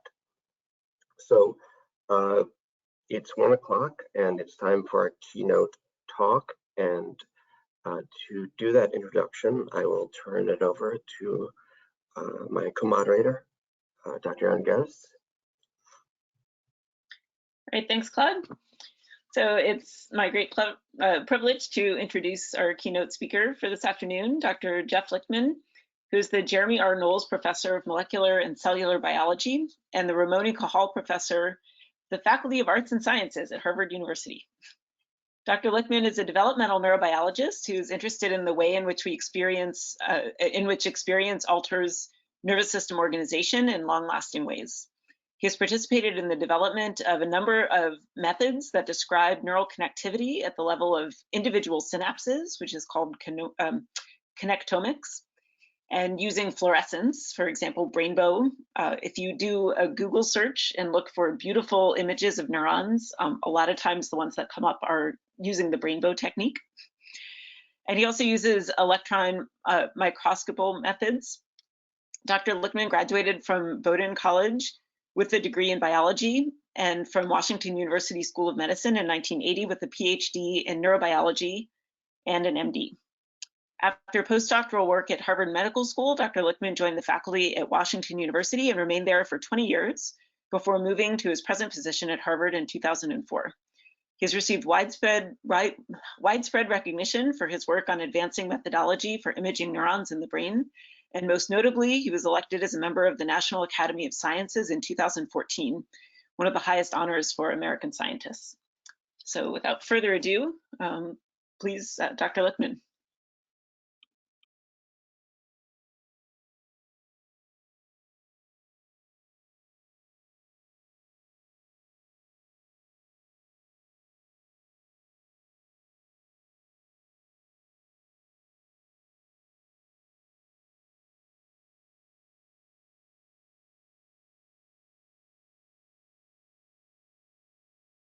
Truth be, can people hear me okay? I just gotta. Yeah, now we can hear you. Okay, well, thank you for giving me the opportunity to visit and talk to everyone today. I am a medical doctor by training, but not in practice. Although many of the reasons I went into basic neuroscience research were the feeling that for neurological and psychiatric illnesses, there still were many fundamental things we didn't know, and that has driven my own interests. Actually, with one notable exception, I think humans have made great progress in dealing with disorders that medical doctors deal with in our vital organs. Vital organs, everybody knows from maybe junior high on, are those organs that you can't live without, and 3 of them are shown in this image. I hope you all can see the brain, the heart, and the lungs, and down a little bit lower are the kidneys. We have made a lot of progress in understanding most of these organs. We understand the kidney and the heart and the lungs so well that we can actually build mechanical substitutes. They don't work for very long, but they actually can keep a person alive for a certain amount of time. We have medicines that are effective for many of the ailments of these vital organs. And if all else fails, we can transplant a kidney or a lung or even a heart to save someone's life. But there is a notable exception where none of the things I've just said are true, and that, of course, is the brain. Even if a brain transplant were possible, I don't think, if you're like me, you want anyone else's brain in your skull. It wouldn't be very useful to you. And many brain ailments remain very hard to treat effectively. And no one would say we understand the brain, even though someone might say we understand the heart pretty well. So why not? Why is the nervous system such a tough nut to crack compared to all the other vital organs? And that's basically what I want to begin by talking about. Compared to the other organ systems in the body, the relationship between the physical brain, the structure of the brain, and what the brain does, that is its function, is much more complicated. With a heart, it's very straightforward. You look at it, you see it's pumping blood. And so what it does for you is very much related to the machine, the pumping machine. Why is it so much harder to figure out the relation between the physical structure of the brain and what it does? And I think this is part of the reason the brain remains so difficult to deal with when there are disorders of brain function. The first reason it is so much more complicated is that the brain has much more diversity, both in terms of its physical structure and what it does compared to other organ systems. If I asked you, what does a heart do, you probably, even if you were an expert cardiologist, you probably in 10 or 20 pages could probably explain everything the heart does. But if I asked you what does a brain do, you couldn't tell me everything a brain does, because actually brains keep doing new things as humans evolve culturally. We learn to use new musical instruments, new technical appliances. So we're constantly changing what we do. You could fill book after book in terms of what we do functionally, but also structurally, the brain is not a single thing, but it's many things. The different parts of a brain do different things, but physically are only obviously different if you look at very high resolution. So here is a cross section of a human brain. If you're planning what you're going to do after this lecture, it's probably your frontal cortex that is involved. That's the front part of the brain. If you're talking to somebody or listening to me, your speech centers in the parietal and temporal areas are being activated. If you're watching this lecture, you're using your occipital lobe where vision is. So each of these parts of the brain are modularly doing something quite different. If you stand up and don't fall over, that's because your cerebellum is engaged. And every time you take a breath, you can thank your brainstem for the breathing mechanism that's there. And this is just a minimal set of the thousands, literally thousands of things a brain does. There's just no other organ that has so many jobs to do. So that's the first reason it's so hard to understand brains. The second reason is that it has organizational principles that go through many different size scales. And I want to give you a sort of a 30,000 foot down to a tenth of a millimeter view of a brain to give you a sense of the organizational principles.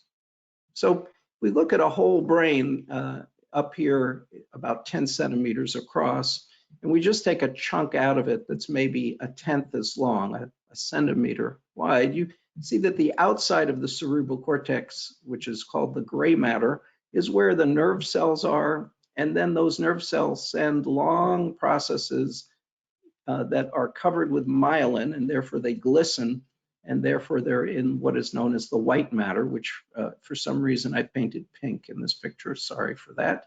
So there's the gray matter and the white matter.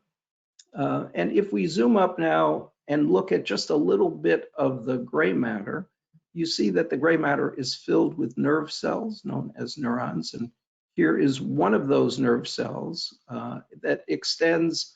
It's a really crazy looking thing, a nerve cell. Instead of just being a little cuboidal or spherical cell, it's a cell that has all these wires sticking out of it. Most of these wires are called dendrites. That's the processes that are like antennas that collect information for a nerve cell. And then each nerve cell has one process known as an axon, which is often very far flung. It can go to the other cortex, it can go down the spinal cord, it can go meters away in some cases. So that's one neuron, and that neuron can extend all the way from the lower parts of the gray matter all the way to the surface, the pia. peel surface near what's called layer 1 of the cortex. So that's one neuron, but there's many, many millions, probably more than 1 billion neurons like this in a human brain. And we can zoom up again and just look at the dendrites of one neuron. And the dendrites themselves are also quite complicated. They have, they're kind of smooth, but they have these little thorns coming out, which are known as dendritic spines. And those spines are where the nerve cell receives a lot of the information from other cells' axons that cause that neuron to be activated. That's the excitatory synapses take place on these spines. And I'll go through those terms again in a second. And then the smooth shafts of these dendrites in between are where other kinds of synapses, typically inhibitory synapses that are trying to keep this nerve cell quiet by sending it information to quiet it down, are taking place. So there's a kind of division of labor between what goes on the spines and what goes on the shafts. And if we zoom in on one of these spines, and now I'm going to have to use an electron micrograph so you can see this in full detail. This view here is the cross section of a very thin section of brain tissue showing a dendritic spine. This is an electron microscopy image of a thin section of cerebral cortex. And thin, I mean 1,000th as thick as a human hair, so super thin. And that is a dendritic spine. This is the shaft of the dendrite, the big dendrite, and then sticking out in this thin section is a little process that ends in a slightly swollen area, just as it does right there. That's a dendritic spine. And that is the piece of an axon of another nerve cell that's talking to that spine. That's the axon terminal, and it's filled with those little circles, which are synaptic vesicles. So that is the site of a synaptic connection where one nerve cell talks to another.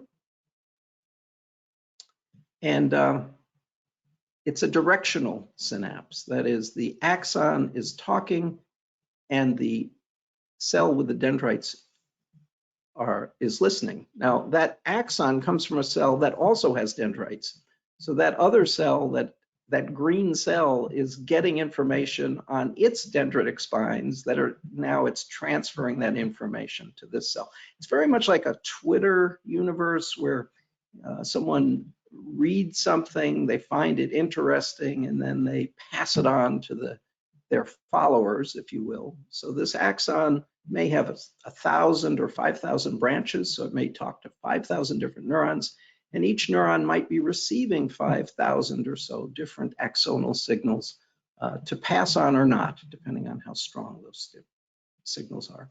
So in one short fell swoop here, I'm going through this wide range of sizes. So up in the left-hand corner, we are looking at what's called functional magnetic resonance imaging, which is a high-resolution technique that is used in humans. It's non-invasive. It can be used in a patient without putting them asleep. They just go into an MRI machine.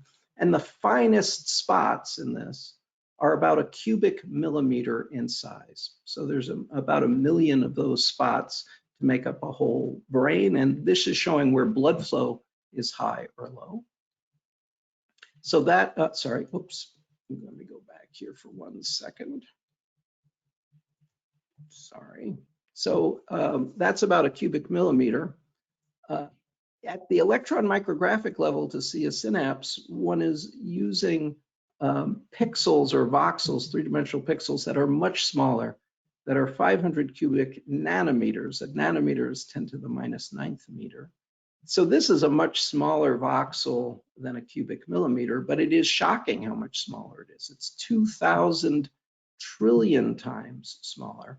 So a cubic millimeter of brain with an fMRI machine is actually 2,000 terabytes of data, 2,000 terabytes of data if you use an electron micrograph. And that's a big data problem, because if you wanted to do a whole brain, you would have to accumulate insanely large amounts of data. This is one of the problems about seeing all the structure at the level of resolution that's necessary. So those are two of the problems. There's a third problem about making sense of the brain, and that is that the structure of the brain is derived from a combination of hereditary, that is your genes, and experiential influences. Obviously, the fact that you understand what I'm saying means that at some point in your life you learned the language English. That's not a hereditary thing. That is something that is absolutely necessary if you want to understand me, that you speak the language I'm speaking here. And our brains basically start out, and this is quite different than the brain of an insect or a worm. Our brains are obligatory learners. We tune our brains during our development to the world we find ourselves in. And so the language we speak, the behaviors we have, many of the things that other animals do quite automatically are under influences of environment. And that's why human culture is so important and why other animals have very little in the way of culture, because we are obligatory learners. And so you can think of our brain, ultimately what our brain does, our function, as having one part coming from our heredity. That is what built our brain, and what built this structure is our genes.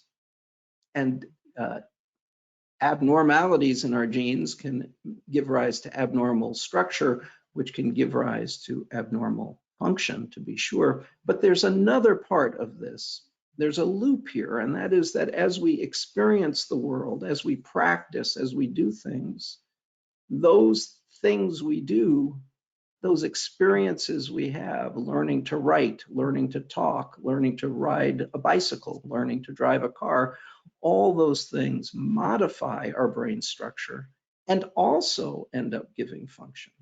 And so you have not just this linear path, but you have this complicated loop. And loops are very complicated because it's hard to know whether the structure is the cart or the horse. You know, where do you start in a loop? You don't, both these things are happening all the time.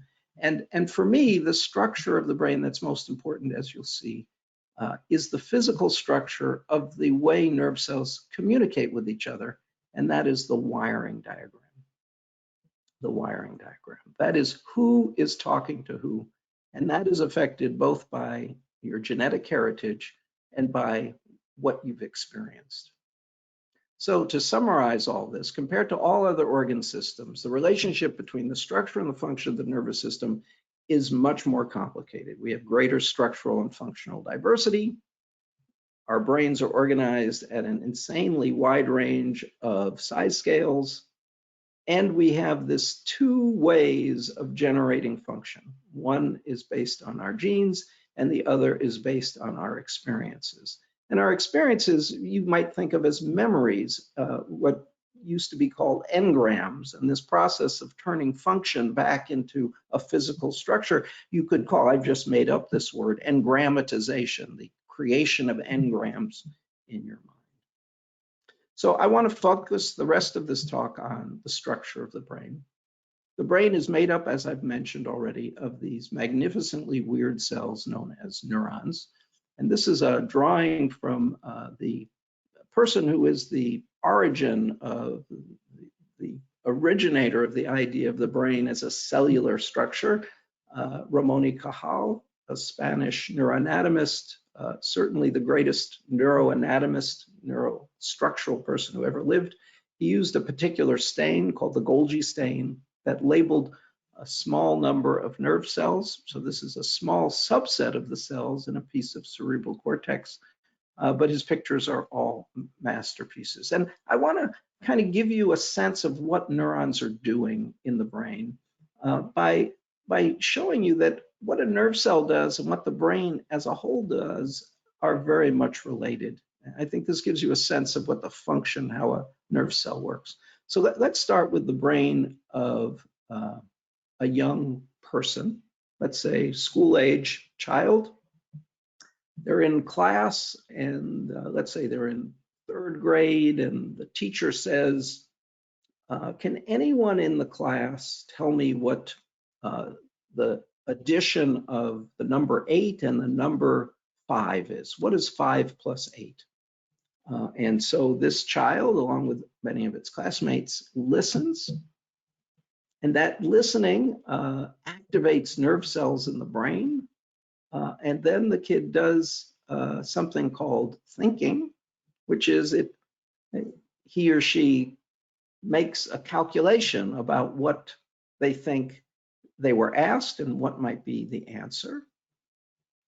And after they've thought for a while, then they do something. And what, if they're in school, almost certainly what they're going to do if they got the answer they wanted is that they would send a stimulus to the deltoideus muscle in the shoulder to pull up the shoulder, and then they would oscillate the activation of the biceps and triceps to move their forearm backwards and forwards to get the teacher's attention. That's raising your hand to get their attention. And that is all being done because they think they know the answer to the question, what is 8 plus 5? So that's how the brain works. Basically, information comes in, it rattles around, and then if the rattling gives rise to some confidence that it knows what to do, then there's something done. And I think you can think of a nerve cell in exactly the same way. It gets input on its dendrites. The inputs are driving the cell, trying to activate it. There are other inputs that are saying, well, be hesitant. Those are the inhibitory ones. It says maybe you shouldn't do something. So there's a balance between, do I know the answer or do I not? If the input that is exciting the cell is strong enough, that input on the dendrite gets to the cell body where it's integrated with all the other inputs on the cell that decide whether the cell has confidence to send this information on. And that's in the cell body. And then there's a little gate here, which is the site of decision making to fire an action potential or not to fire an action potential. That's where the neuron is going to make up its mind. If enough stimulus reaches the gate to cause the cell to activate a signal, then that cell's initial segment, or trigger zone it's sometimes called, will send that information down to the terminal branches of the axon to activate the next cells in the brain and cause an output for that particular cell. And you can think of the brain basically as just a concatenation of a large number of nerve cells that are just each doing this input, integrate, output. And that is what the brain macroscopically is doing, because that's all that's in there, basically. It's an ensemble of nerve cells that does something very similar to what each individual neuron does. It integrates input before taking action. So, how do we see this process of going from listening to thinking to doing if we have nerve cells? Well, you'd have to see the nerve cells and also the connections between them. And the first person to see these connections was Ramon y Cajal. I've already mentioned him. And here's a drawing of his that was actually made in the 1890s, but published in 1913. It was done on a paper that has yellowed, but he was a very exacting person, and he used whiteout to correct little errors, I guess, in his drawings here. And the whiteout stood the test of time better than the paper. So this isn't an artistic snow on the trees or anything. This is just the raw data of what he saw in his microscope. And here was his view of how brains worked. And the thing that got him a Nobel Prize in the use of this sparse labeling Golgi stain was his supposition, as shown by these arrows, which is an axon from a nerve cell from somewhere else terminates in a bunch of branches right on top of the dendrites of a cell. And if that signal is strong enough, he imagined, he didn't even know that there were synapses. He didn't know anything about physiology. We know a lot more now than he did. That would activate this cell, and this cell will send that signal out its own axon. And that axon will bump into the dendrites of this cell and send that information down to the cell body. And here's another axon that's doing the same thing to the what are called basal dendrites. And if these two inputs collaborate properly, this cell will then send a signal out its trigger zone, and that axon will make contacts with the dendrites of this cell, and this cell will send that information out its axon, and this axon will do the same. See this arrow here to this cell and do the same here as well. So in one drawing here, he's imagining the way cerebral cortex might be sending information from one place to another. And you know, this would be fanciful and crazy if it weren't that Cajal was a genius. He basically nailed it. He got it right. And I think his influence has been so profound that people look at these drawings as if they are the actual truth of the way information flows through the nervous system. I'll give you an example.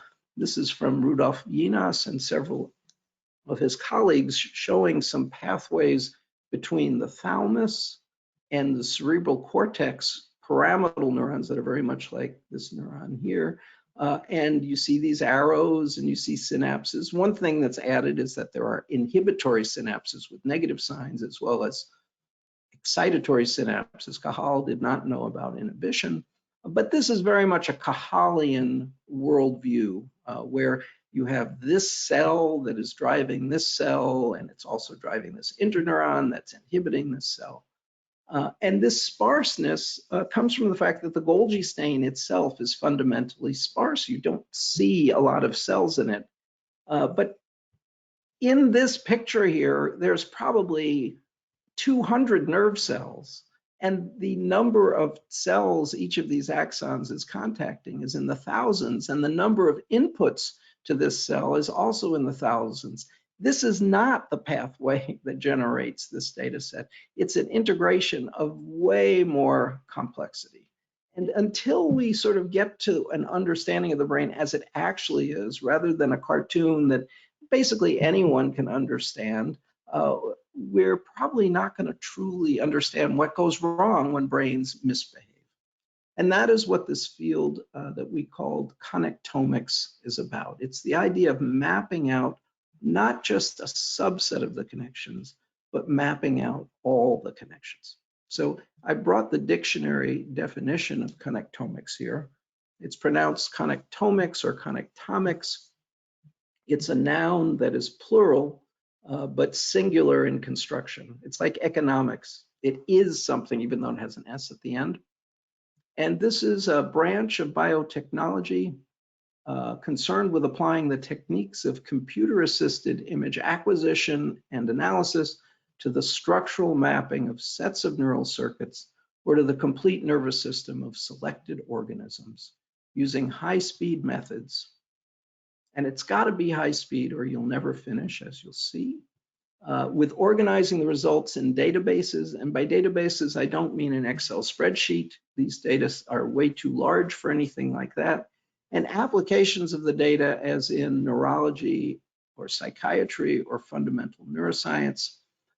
For example, if you did the connectional map of a pathological brain, you might call that a connectopathy, a pathological wiring diagram. And if you did the entire wiring diagram of a brain, it would be like the human genome is an entire map of genes. It would be a connectome, the full wiring diagram. And you can compare this definition to the definition of words like proteomics and genomics. And this is just was wishful thinking. Josh Sains and I wrote a paper, and we put this in Merriam-Webster's unabridged dictionary in 2008. We put it in what we said was Merriam-Webster's unabridged dictionary 2015, which was well beyond 2008, being very confident by then it would be in the unabridged dictionary. I've just moved it to 2023. It's not there yet. Although I think someone told me it's in the Oxford OED Encyclopedia Dictionary, the great English dictionary, but it's not yet a common word. So this is sort of a joke, but I'll tell you, a lot of people use this term connectomics to describe this. So how might we get a complete diagram of a brain where we would see every single wire? The first way we thought about doing this was just to make a Technicolor Golgi stain.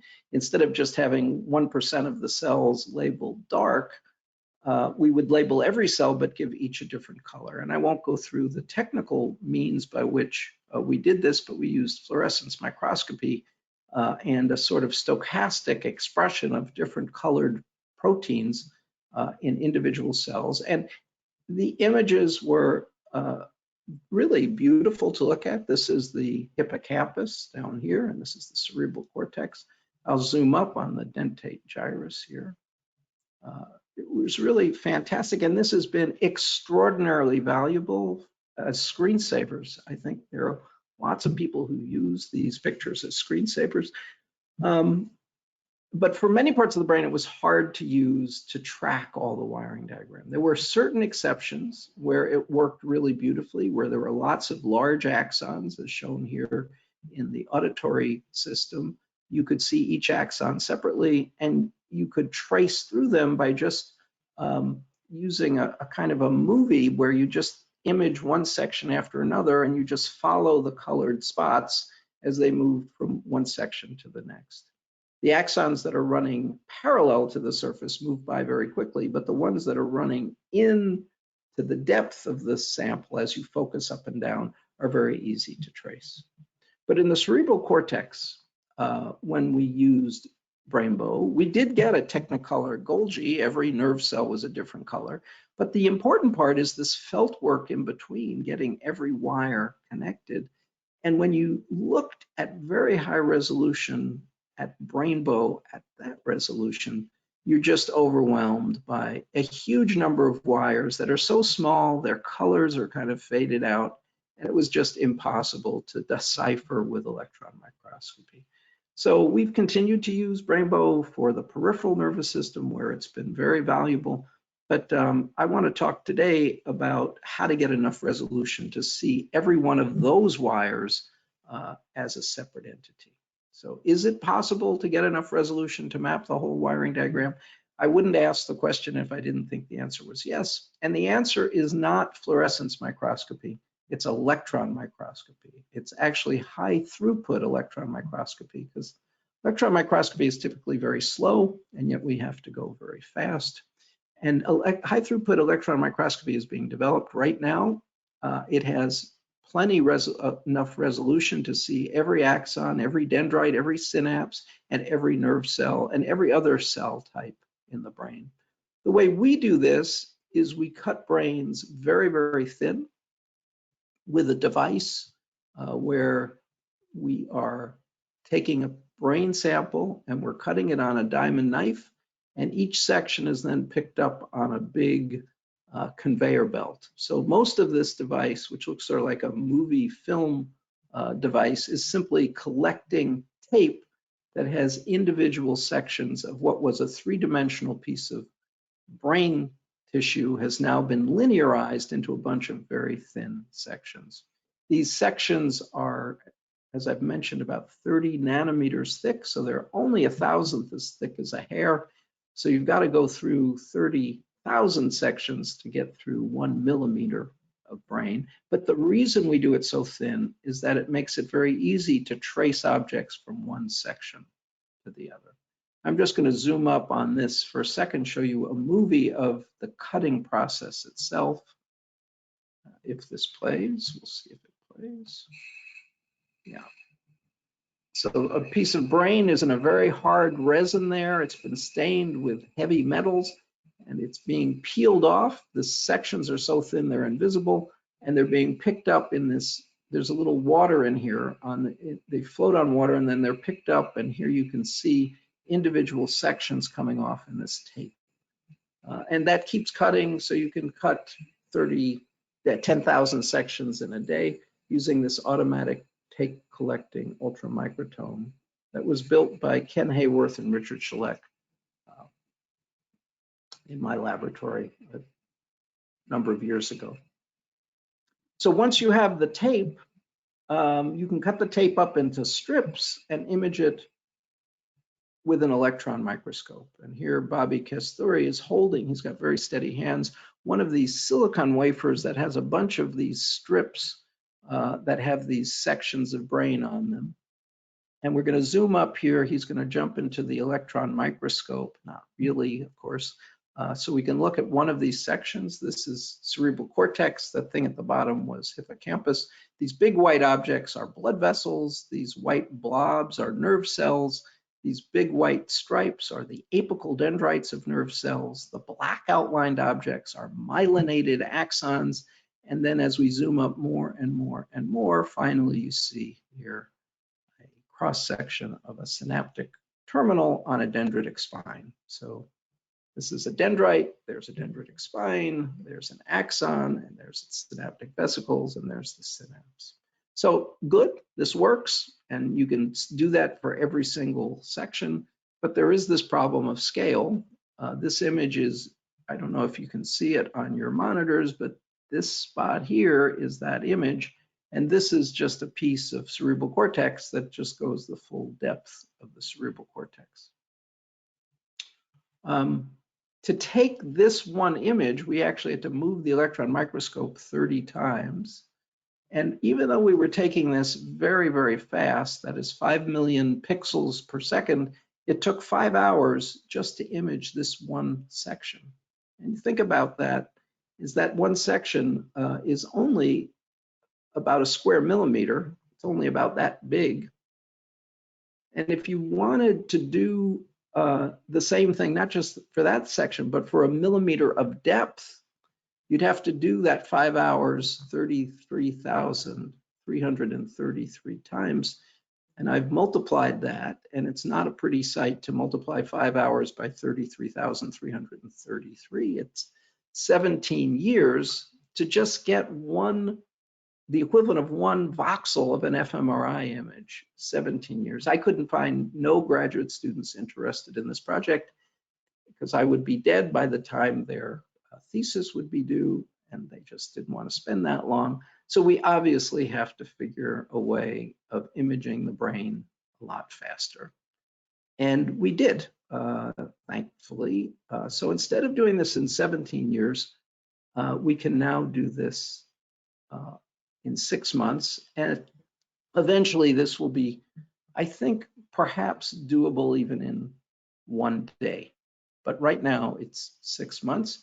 And I'm somewhat happy here. I sort of have a half smile for a couple of reasons.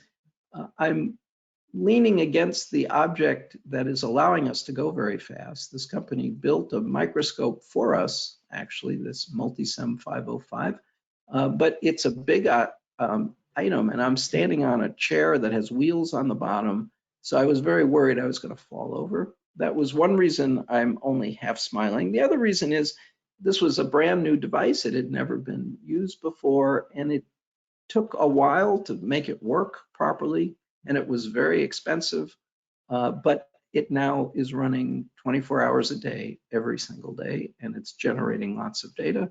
It's an automatic image acquisition device for connectomics, and it generates right now a little more than 11 terabytes of information a day, probably the fastest electron microscope ever built. This particular one had 61 beams in it running in parallel. I'll explain that in a second. Now you can buy one if you have the money that has 91 beams, and maybe eventually there'll be one with 300 beams, which would go even faster. So the time solution, the reason this goes so fast is it's parallelizing the imaging into 61 beams. If you take off that fancy cover, you see this really remarkable piece of engineering. I won't go through the details much here, except to say that there's a source of electrons that goes through something like a shower head that generates 61 little beams that each scan a separate part of the section at the same time. So instead of doing one little square at a time, you're doing 61 squares at once. And then the return light, which is not light, but electrons, which are secondary electrons, are pulled out, put on a phosphor screen, and then collected optically into avalanche photodiodes to generate ultimately a signal for each of the beams. And they are arranged in a hexagon, so you get data from a hexagonal array region of the specimen, one region at a time. And if you look at one of these tiles and then look at it from section to section to section, as you go through the data set, you can see, in this case, big nerve cell nuclei that appear and then disappear as we shave through one of the, it's like the film strip from those taped little sections. You see these objects moving through. It's not, nothing is really moving here. We're just simply looking at progressively deeper depths of cells. The cells are pretty obvious, the neurons are pretty obvious, but the important thing to trace the wires is these little wires all the way in between. And I'll just zoom up on this for you at native resolution. You can see, I don't know whether the bandwidth is good enough for you to be able to follow any of these wires, but these little cross-sectional objects that you see that are moving from one place to another are the wires, and now we're right back in the middle of the cell body. That's the nucleus of the cell. That's the nucleolus appearing there. Allows us to ultimately reconstruct, and I'll explain how. So from a data set like this, you can get a box of brain, if you will. Simply now a three-dimensional entity that is got all the data in it that you would have in a normal brain. And then you can take that and trace out by hand, if you want, by coloring on it, every single little process. So here is a dendrite colored in red, and there it is in the next section, and the next section, and the next section. And from this, you can generate the three-dimensional version of that object. You can also trace out axons that are making synapses on the spines of that dendrite. Here, this green axon is contacting two of those spines. And that is very valuable in the sense that it shows you what is connected in that one case. But you, obviously, if you want to do connectomics, you want to do it for every single object in the data set. And that's what's shown here. Every single thing was colored in. This is months of manual coloring in effort. We use a lot of undergrads who like to color. They find it peaceful, and we write letters of recommendation for them to let them go on to medical school or wherever they want to go. But this is very useful, but it is especially useful ultimately as machine learning classifier data to allow computers to do this automatically, which I'll get to in a second. So if you look at that big object that passed right through the middle, that red object here, there's a green one up above. This is a big apical dendrite of a neuron, that big red object, and that green one is one in parallel to it. Those are two apical dendrites that were reconstructed from that volume. And this is the dendritic spine that leaves the volume, that moves furthest away from the dendrites. It's a little hard to tell from this orientation that that's the longest one, but it is. And here are all the other dendrites in that same volume. That arrow is still pointing to that little green one up there. So there's lots of dendrites packed in right next to these two dendrites. Of course, the dendrites are only there to receive input from axons, and here's all the axons in the volume. It may seem impossible that there's room for these axons given that the dendrites, here's the dendrites again, and there are the axons. There's actually 8 times more axons than dendrites, but wherever there's an axon, there isn't a dendrite. They're just squeezed in between. And there's also the supporting cells, which are mostly astrocytes, but also microglia and oligodendrocyte precursor cells. And oligodendrocytes themselves are in as well. And that makes up what the brain's parenchyma, as it's sometimes called, is. It's extraordinarily dense. And there's only one way to say this. It's just very depressing to look at this data because it's so ridiculously complicated in this minusculely small area I'm showing you here. We itemized every single object, every axon, every dendrite, every piece of data in there, and it was just an enormous challenge to get all that data. So in fact, that's all we did. That was a 5-year project, and we for these two neurons, we only did that. I always show it big, but it really was very small, and there were 1,400 axons in there, 193 dendrites. and 1,700 synapses. But fantastically, you could see everything. You could see every synaptic vesicle in every axon that made a synapse on every dendritic spine of a cell. We'd never seen data like this before, so this was encouraging, but it was still a little problematic because this was very small. And so the question is, could we do this for a volume that's bigger? Let's say 10 million times bigger. And that is what we did next. So this is what we've been studying, which is human brain tissue. This is a piece of cerebral cortex from the temporal lobe removed at the time of surgery. A 45-year-old woman who had epilepsy and needed surgery because it was intractable to medicine to remove the site of the epilepsy, and the overlying cortex was in the way. And so they often just discard that tissue, but we were standing there with a beaker, so we got some fresh cortex. The pathology on the overlying cortex was normal. The abnormal hippocampus, where the seizure was starting from, was removed. I think the patient recovered nicely from this. And we then had a data set that was useful. This data set has the scalloped appearance because it is made up of all these little 61 beam images that are spliced together. And this one image is, by our standards, pretty large. It's 2 millimeters, which is 500,000 pixels in that direction, by 3 millimeters, 750,000 pixels in that direction. So this one image is 375 gigabytes, which is a lot. And we cut 5,500 sections, generating 2 petabytes of data. That's 2,000 terabytes or 2 billion megabytes. It's just a lot of data. And it became hard to deal with. And just as we were struggling to deal with it, a colleague of mine, Varen Jain, who works at Google, asked if we had a big project because they were looking for something to do in this field. And I said, I think we do have a project that could use your help.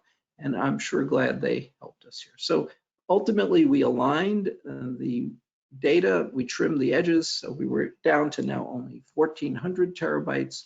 It's about a cubic millimeter. And then Google went to work at getting the entire wiring diagram from this, taking advantage of manual tracing that we did using artificial intelligence to make images of mammalian human brain that is actually related to human intelligence. So we were using artificial intelligence with machine learning to render out how brains think by looking at the wiring diagram. And it wasn't lost on me that that insight might ultimately improve artificial intelligence. And this is one of those loops that's very scary indeed, but I think we're headed, the population in general is headed in a direction where artificial intelligence is going to get smarter by looking at the way brains think. So what does this data set that I showed you look like if you look at every wire, every single cell colored in with a separate color? It's sort of like Brainbow, but now it's not done with fluorescence. It's done just with computer machine learning. And I'm just zooming in to give you a sense of the enormity of what they did here. There's hundreds and hundreds of millions of objects. Each has a unique identifier, and each of them lives in a three-dimensional space. So those colors remain constant as we zoom, as we move up and down in the volume and zoom out. I think you'll get a sense of what it means to do this for something as big as thousands of terabytes. As we zoom out, you see how much data was actually reconstructed here. It's quite awesome.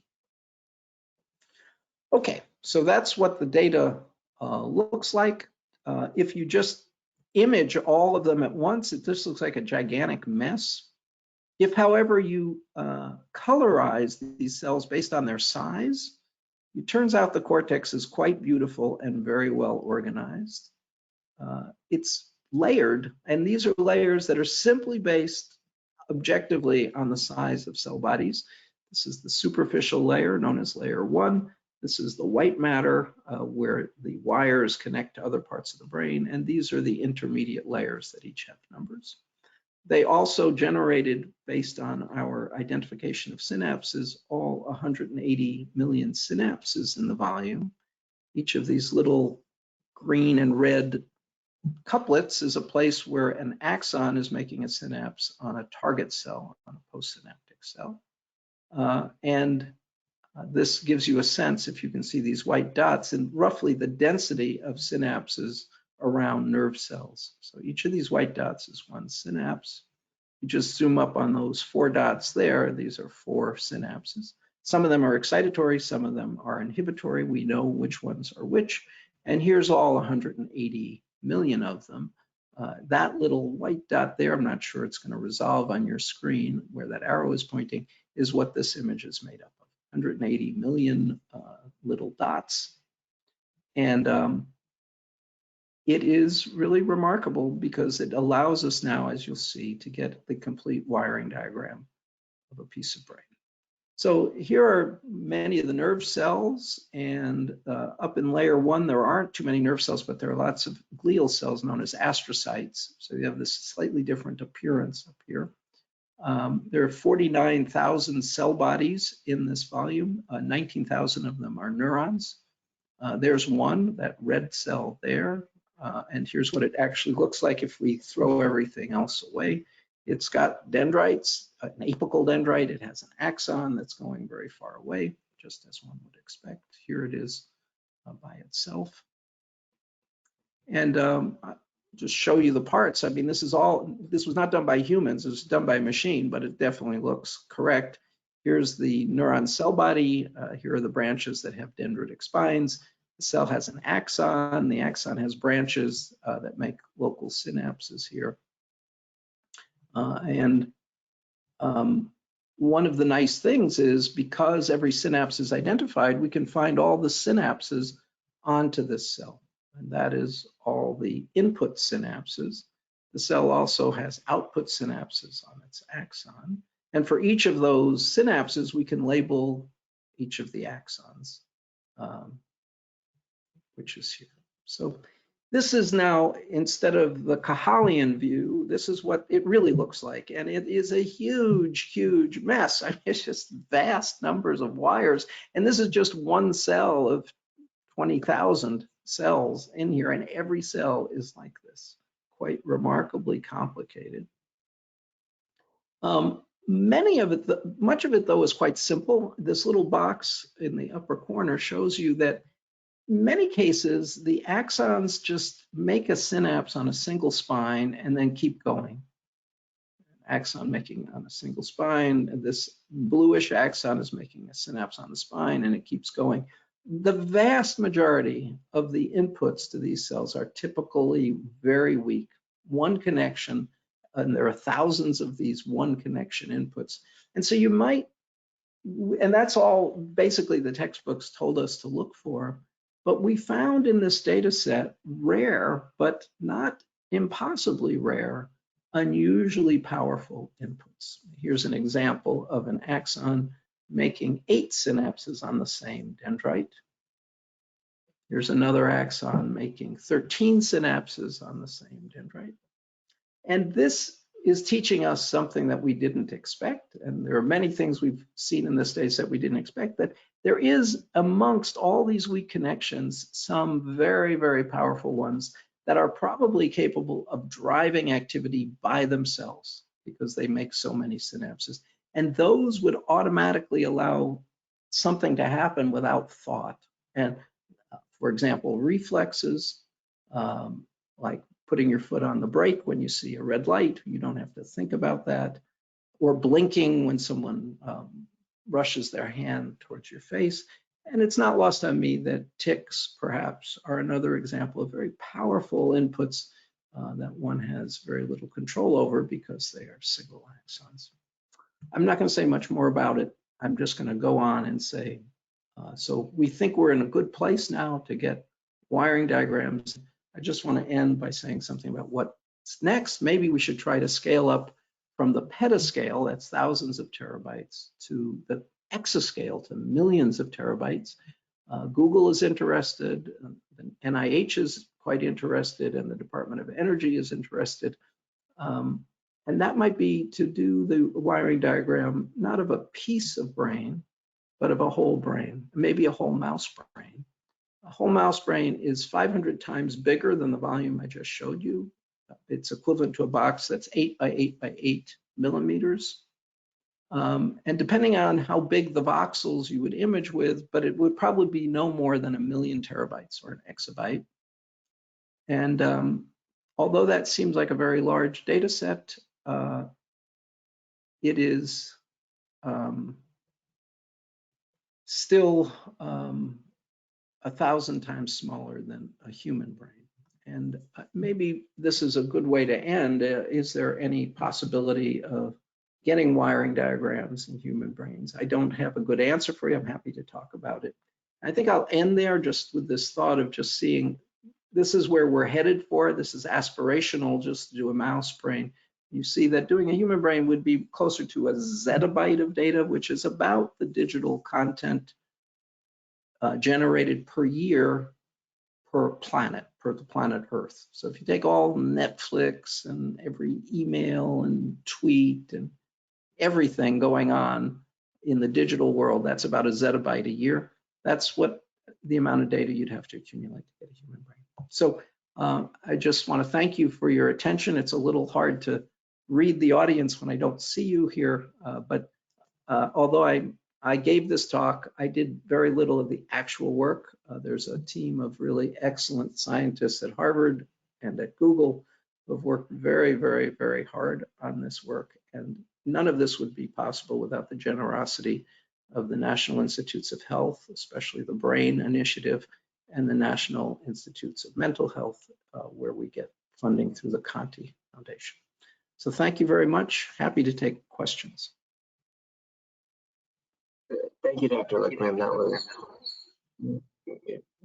really impressive and shows the challenge ahead of us. I was wondering, you know, obviously synaptic connections is you know, the most logical place to start, but with all that, you know, all that complexity, are there any other sort of, you know, I guess next logical steps that you think you would take after just looking at number of synapses? I mean, is it dendritic spines? Is it astrocytes? What are some of the other things you're thinking are might be important to look at? I mean, there are so many things that are interesting here. There is, you know, this thought of a genetically encoded canonical cortical circuit that people talk about. That picture I showed from Rudolfo Yinas, that sort of cartoon, is an example of part of that canonical circuit. Data sets like this will be useful in piecing together the actual canonical circuit. I think another interesting question is how stereotyped is the wiring diagrams of mammalian brains?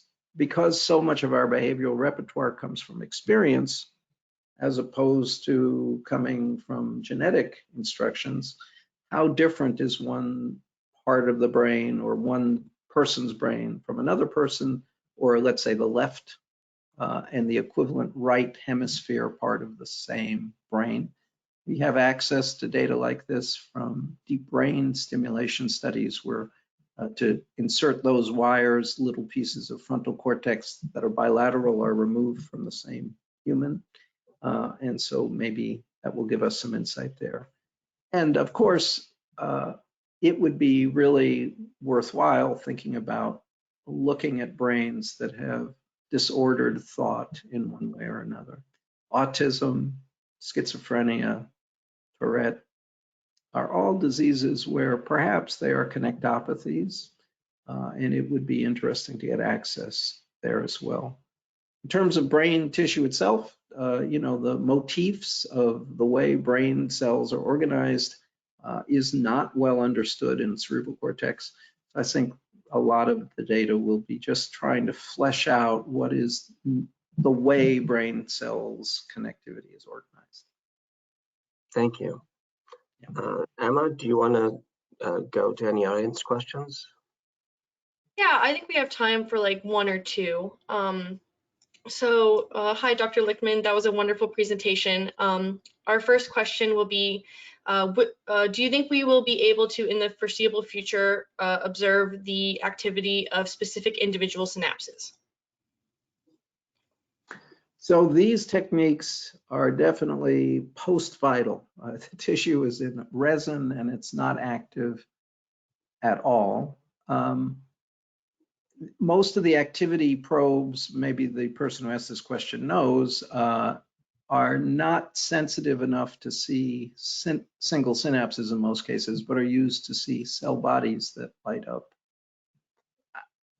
I see it a slightly different way, and that is that because our brains are wired up based on experience, that the synaptic connectivity one sees in an adult brain is largely based on neural activity. And so even though you don't see the activity as it's happening, you see the consequences in the wiring diagram of which synapses are maintained and perhaps strengthened by additional synapses and which ones are eliminated. And I think of it a lot like I think of geology, which is a field that is all about the dynamics of rocks that move at glacially slow speeds.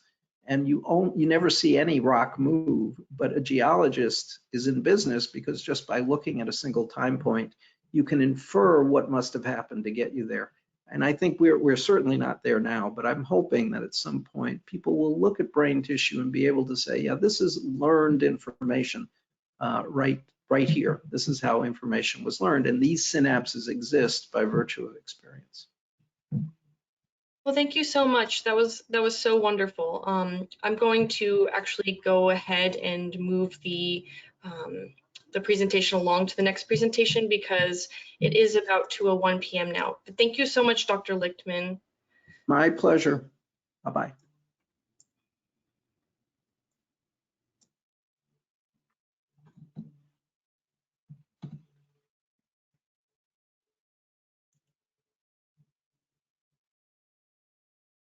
Okay, our next speaker is Dr.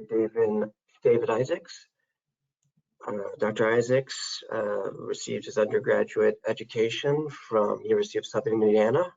He then went to graduate school at Indiana University School of Medicine, where he received his medical degree, and he also holds a master's of public health from Vanderbilt University.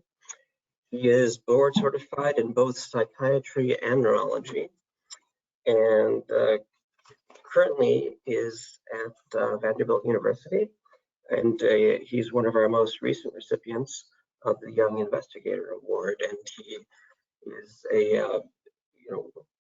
has a very robust schedule of teaching, publishing. He serves as a site for numerous clinical trials, and so I'm really excited to have him talk to you today and tell us about his work. So, David, welcome. Thank you very much, Claude. Can you see my slides okay? Yes, we can.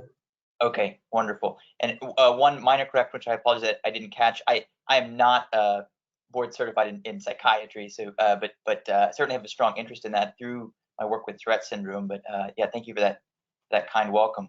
That is a hard act to follow with Dr. Lichtman's talk. That was just fantastic.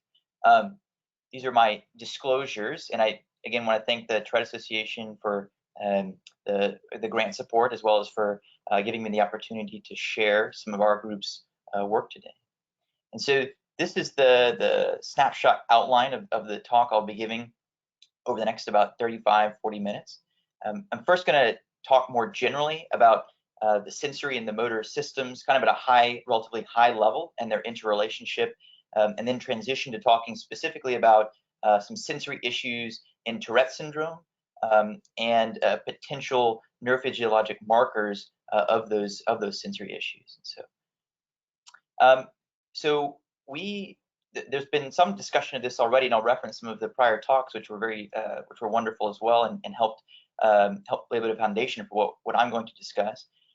We live in a sensory world, and so when we're conscious, we're constantly bombarded with various stimuli through all of our senses, both from the world as well as internally. And so exteroceptive sensation, which would be stimuli from the world around us externally, and then interoceptive are those stimuli that would be coming from the body itself. And this information is combined in our brain and synthesized, and it's used to help with goal-directed behavior. So Dr. Delovich went through a very nice diagram and discussion about various motor loops in the brain, and talking about the relationship between the cortex and the striatum and the thalamus, and that, as Dr. Lichtman was talking about, loops gives rise to potential very complex types of relationships between these structures. And we often think and digest information about the motor system in kind of a silo. And so we think about movement, and we think about this classical model of movement and its underlying structure in the brain. But what I really want to highlight is that our movement is really reliant heavily on our sensation, and that there's this constant exchange of this input of sensory information that helps inform and give direction to our movement. And so there was a very nice review article by Patel et al. Back in 2014, and they made sure to include this aspect of the motor loop by including some sensory nodes as well. And so we get sensory information from our spinocerebellar tracts, from other tracts. We receive from the posterior column medial lemniscus tracts, spinothalamic tracts. And so these sensory inputs also are necessary for not only initiating movement, but for making movement exact and correct. So there's this constant feedback while we're executing a given movement to allow us to do that precisely and correctly, or to revise if necessary based on the sensory input we're getting. And so there's this very tight link between movement and sensation. And this link is evident, I should say, this link develops very, very early in development. And so this is a diagram from depicting development, and up on the top here, there's a bar showing this would be birth. So everything to the left of this dotted line is prenatal, and then everything after would be postnatal or after birth. And the authors, what they have done here is they've shown different milestones that happen throughout the course of development, and they've grouped them. I put the larger labels out to the side here to make it easier to see, but they've grouped them in different domains: so sensory motor, communication, socio-emotional, and cognitive domains. And the light tan or brown bars here show when these domains develop in the course of our overall development. And what you can see is that the sensory motor domains really are some of the earliest, in fact, are the earliest to develop, doing so before birth. And there is mounting data that this plays a critical role for these other domains. And so communication, socio-emotional, cognitive domains are certainly largely influenced by adequate functioning of sensory motor domains in development. And so not only are the sensory and motor symptoms tightly linked, but that link is present very early and is important for our overall development. And so it may not come as a surprise if we think about sensory perception in light of those facts. Sensory perception, then we realize it's integral to correct, ordered movement and to our development. And so it may not come as a surprise that sensory perception is often altered. It's often abnormal in various disorders of movement and in neurodevelopmental disorders. And this same article by Patel, this review, gave a very nice summary of different types of movement disorders and some of the different types of sensory symptoms that are present in those. And so these are disorders in my clinic, in our clinics, and movement disorders that we see very frequently. And while they're defined classically as movement disorders, and often they're clinically defined as movement disorders, across the board, many of them have lots of sensory symptoms.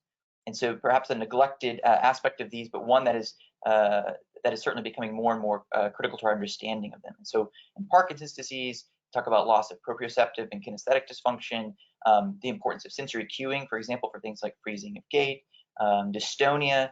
There's this classic, what's called a gest antagonist, or a sensory trick. So that can help alleviate dystonic symptoms. Restless leg syndrome. Obviously, there's the urge to move the legs that can be quite distressing. And you can see here they have tics and Tourette syndrome listed. And so this just gives you, again, maybe emphasizes the role of sensory symptoms in movement disorders. And sensory symptoms are also very common in neurodevelopmental disorders. And this is perhaps most widely recognized in autism spectrum disorder. But many other neurodevelopmental disorders, and I've just listed a few here, and some of the different citations that discuss this in more detail, also have evidence of sensory dysfunction and or sensory symptoms as part of them. And so for the purpose of this talk, obviously I'm going to drill down and talk more about that in relation to Tourette syndrome, but I think it's important to keep in mind that this is really a phenomenon that cuts across different neurodevelopmental disorders and different types of movement disorders. And so turning to Tourette syndrome and chronic tic disorders, we think, at least I generally categorize two types of sensory symptoms that we experience. And one of which was Dr. Vermillion, and there was a question at the end of her talk about this, and other speakers have mentioned it briefly, about premonitory urge. And this is an unpleasant, bothersome sensation that precedes the onset of a tic. And it typically, although not always, resolves when the tic is performed. There does seem to be a developmental component to it, meaning that in children under the age of 10, it's less commonly reported. But as you get past the age of 10, 90% of individuals with Tourette syndrome and chronic tic disorders do endorse these urges. And what's important is that for many people, the urges themselves are more distressing than the tic. And there's been conflict and some debate in the literature about what is perhaps the primary driver of distress and dysfunction related to tics, and is it in fact the urge as opposed to the movement itself? And it's a little bit artificial, I think, to disentangle those, because they are coupled. The quality of the urge varies somewhat by person, and even within the same patient or individual, there may be different types of urges that are felt.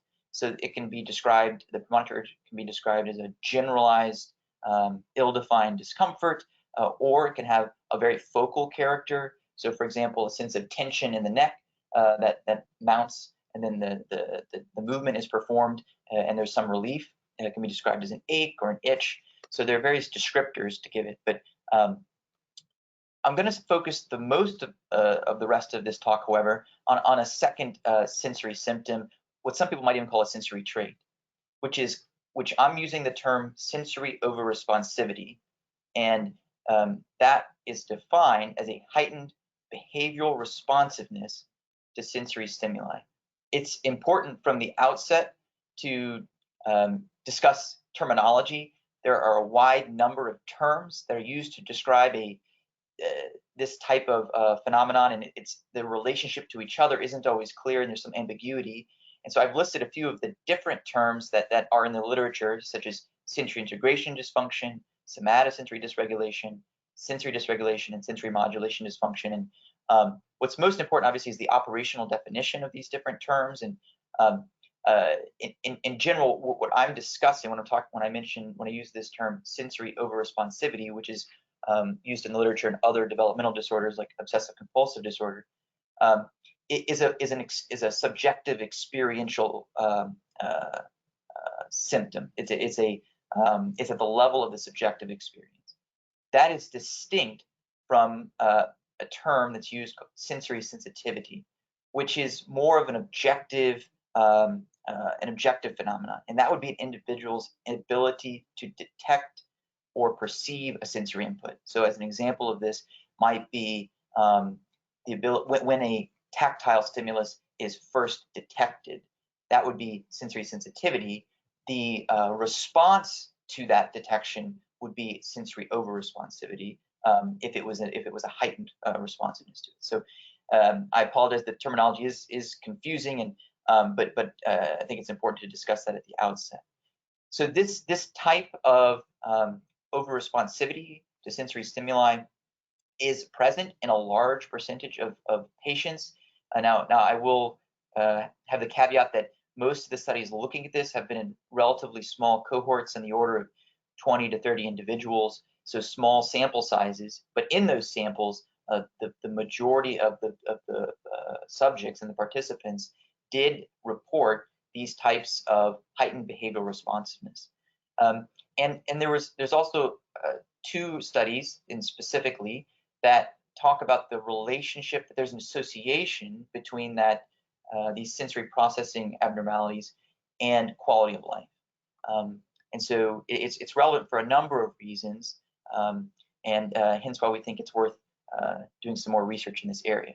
So some of the earliest work that was done to investigate this phenomenon was done by Cohen et al. Back in the early 90s, and they did some semi-structured interviews of 20 adult patients with Tourette syndrome, and as part of that seminal publication, they do talk quite a bit about premonitory urge, but in a segment of that, they also asked patients about their responsiveness to different types of stimuli, and many patients volunteered different types of examples, talking about, for example, being bothered by the shirt tags on the back of their neck, how their waistband fit on their pants, being disturbed or being unable to block out noise from different electrical apparatuses in the room around them, or being more sensitive, more bothered by light or glare from the sun or the television screen, just to give a few examples, and there are a few more that I will give later. That study was followed by Belluccio et al., who in 19 adult patients with Tourette syndrome and then in 19 healthy controls, they did a mixed method study where they asked patients and controls questions about their sensory perception using some different validated scales and some semi-structured interviews. And from that first part of the study, what they showed was that, and the dark gray bar here would be the patients, and the lighter gray bar would be the controls, is that across different sensory modalities, with the notable exception perhaps of taste, that patients endorsed increased responsiveness. That in this paper they did use the term sensitive. So I mentioned it. Apologies for the ambiguity in the terminology, but from the paper itself, what they're discussing is really this heightened subjective response to these stimuli. And so it seems to be again cross-modal. So it's not unique to specific types of senses, but seems to affect all senses in these patients. In the second part of the study, what Belluccio et al. Did is they actually tested patients and controls to see, was there a difference in their ability to detect sensations or stimuli. And so this would be more of the actual sensory sensitivity, which I had referenced in my prior slide.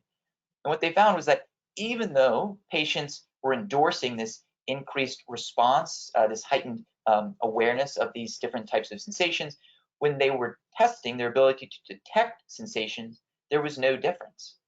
And so the actual capacity to perceive is not different, and yet there's this different subjective experience. And so more to come on why that might be in a few slides, but I thought it was important to bring up here. More recently, Cellular et al. In a group in Australia looked at a large cohort of 100 children with tics, as well as age and sex-matched controls. And they were studying, the term they used in their paper was sensory dysregulation, but again, this very similar overlapping phenomenon of a heightened responsiveness to different sensory stimuli. And what they found from asking parents of these patients and controls about their children's behavior was that the children with tic disorders had significantly elevated sensory responsiveness compared to controls. And what was also very interesting about their study is they looked at comorbidities, ADHD, OCD, autism spectrum disorder.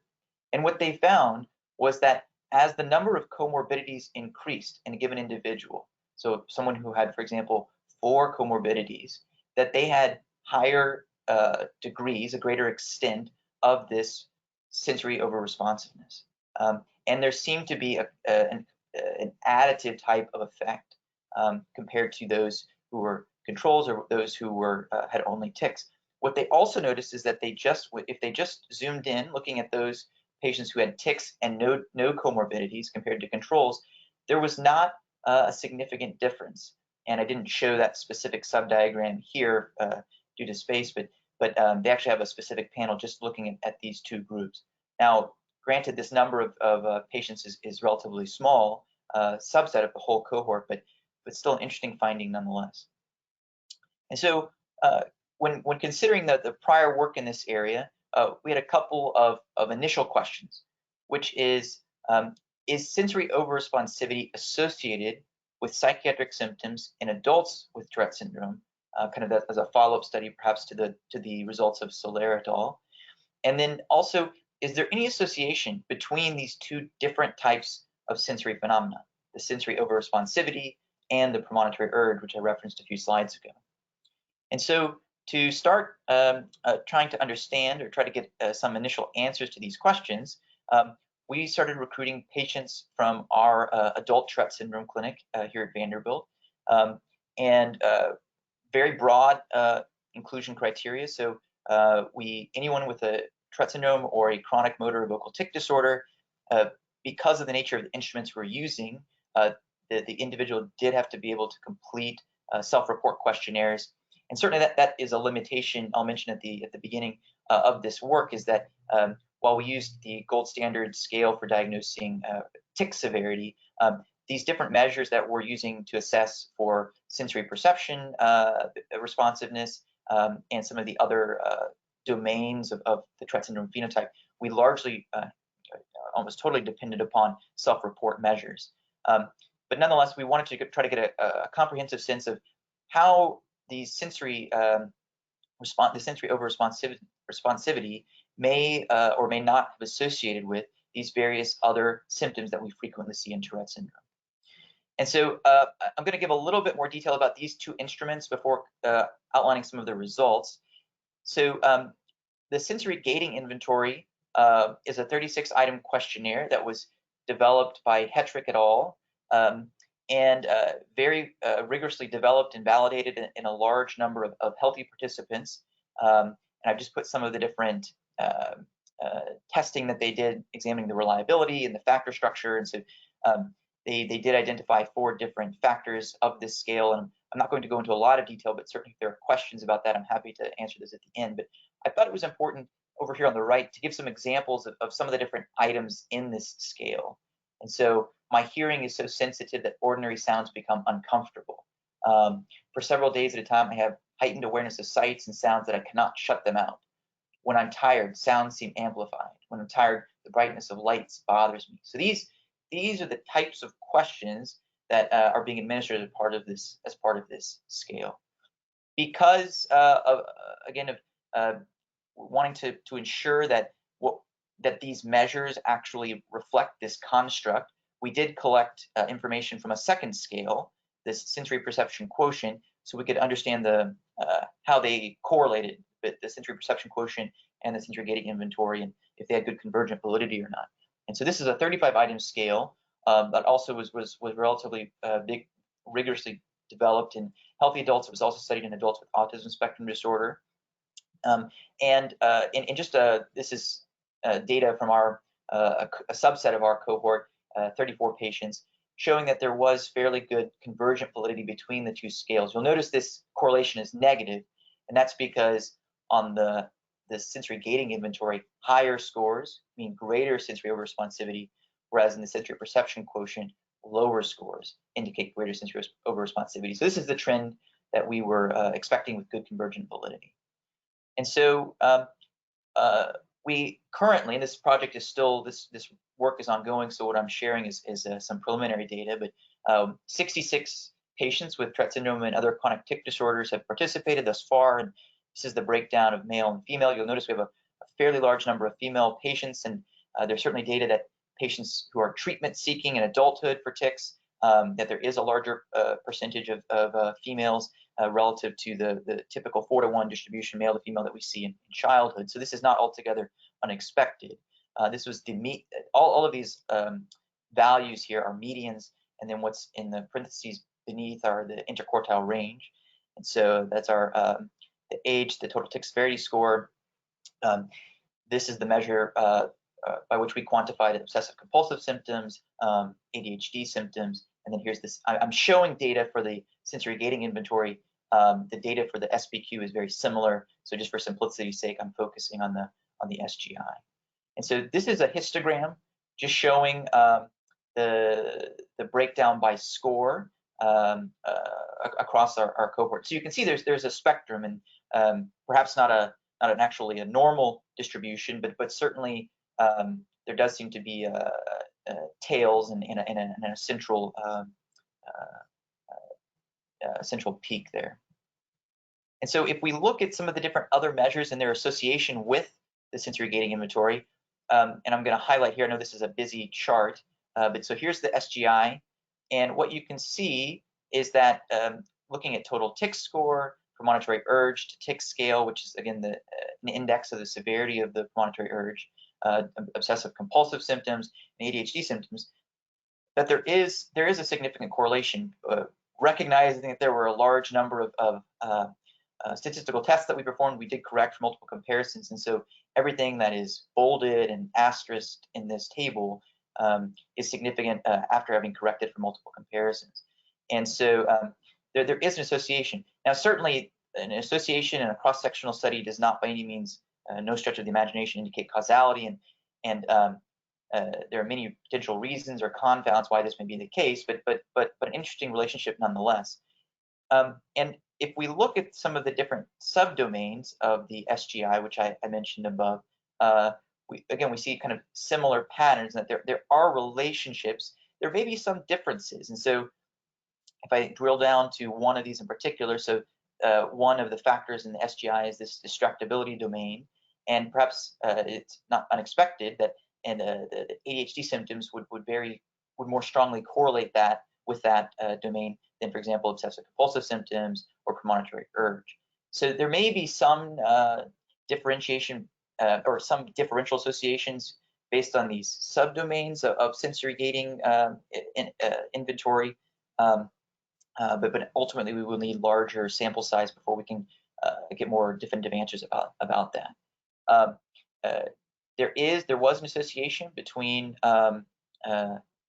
SGI and this is the GTS-QoL, which is a health-related quality of life measure specifically developed for patients with Tourette syndrome and chronic tic disorder. And so that confirmed prior reports also showing that relationship. And so again, this by no means indicates that quality of life is worse because of sensory gating, because of the sensory overresponsivity, but it's certainly something that we want to investigate further. And we did some other statistical techniques trying to understand, after if we can control for some of these different factors, what is related to the sensory overresponsivity. And in this particular cohort to date, the ADHD symptoms seem to be most strongly associated, even after accounting for some of the other variables. That's largely seems to be driven by this distractibility measure. So we still definitely have more work to do, and just a larger sample size that we need to recruit to understand this better. But we ultimately, at least at this point, I think we can have some confidence in saying that there at least is an association between sensory overresponsivity and psychiatric symptoms. Again, the direction of the influence and the precise role that these play on each other is unclear, but there's certainly an association. And there is an association between sensory overresponsivity and premonitory urge. And so I don't think I highlighted that here, but so there's a 0.33 Spearman's rank correlation between those two measures, which you might expect given that they're both sensory symptoms in patients with Tourette syndrome. So as a follow-up or a parallel question with that, we wanted to understand how does sensory overresponsivity in Tourette syndrome and other chronic tic disorders compare to sensory overresponsivity in obsessive compulsive disorder, another neurodevelopmental population in which this phenomenon has been reported. And so we recruited healthy controls as well as patients with obsessive compulsive disorder. The controls and the OCD participants were recruited through online mechanisms. So these were not people who were diagnosed by a psychiatric interview, which would be the gold standard, but rather they reported their OCD status or their healthy control status. But we wanted just to get a sense of how their answers and their responses might compare to our clinical population with tic disorders.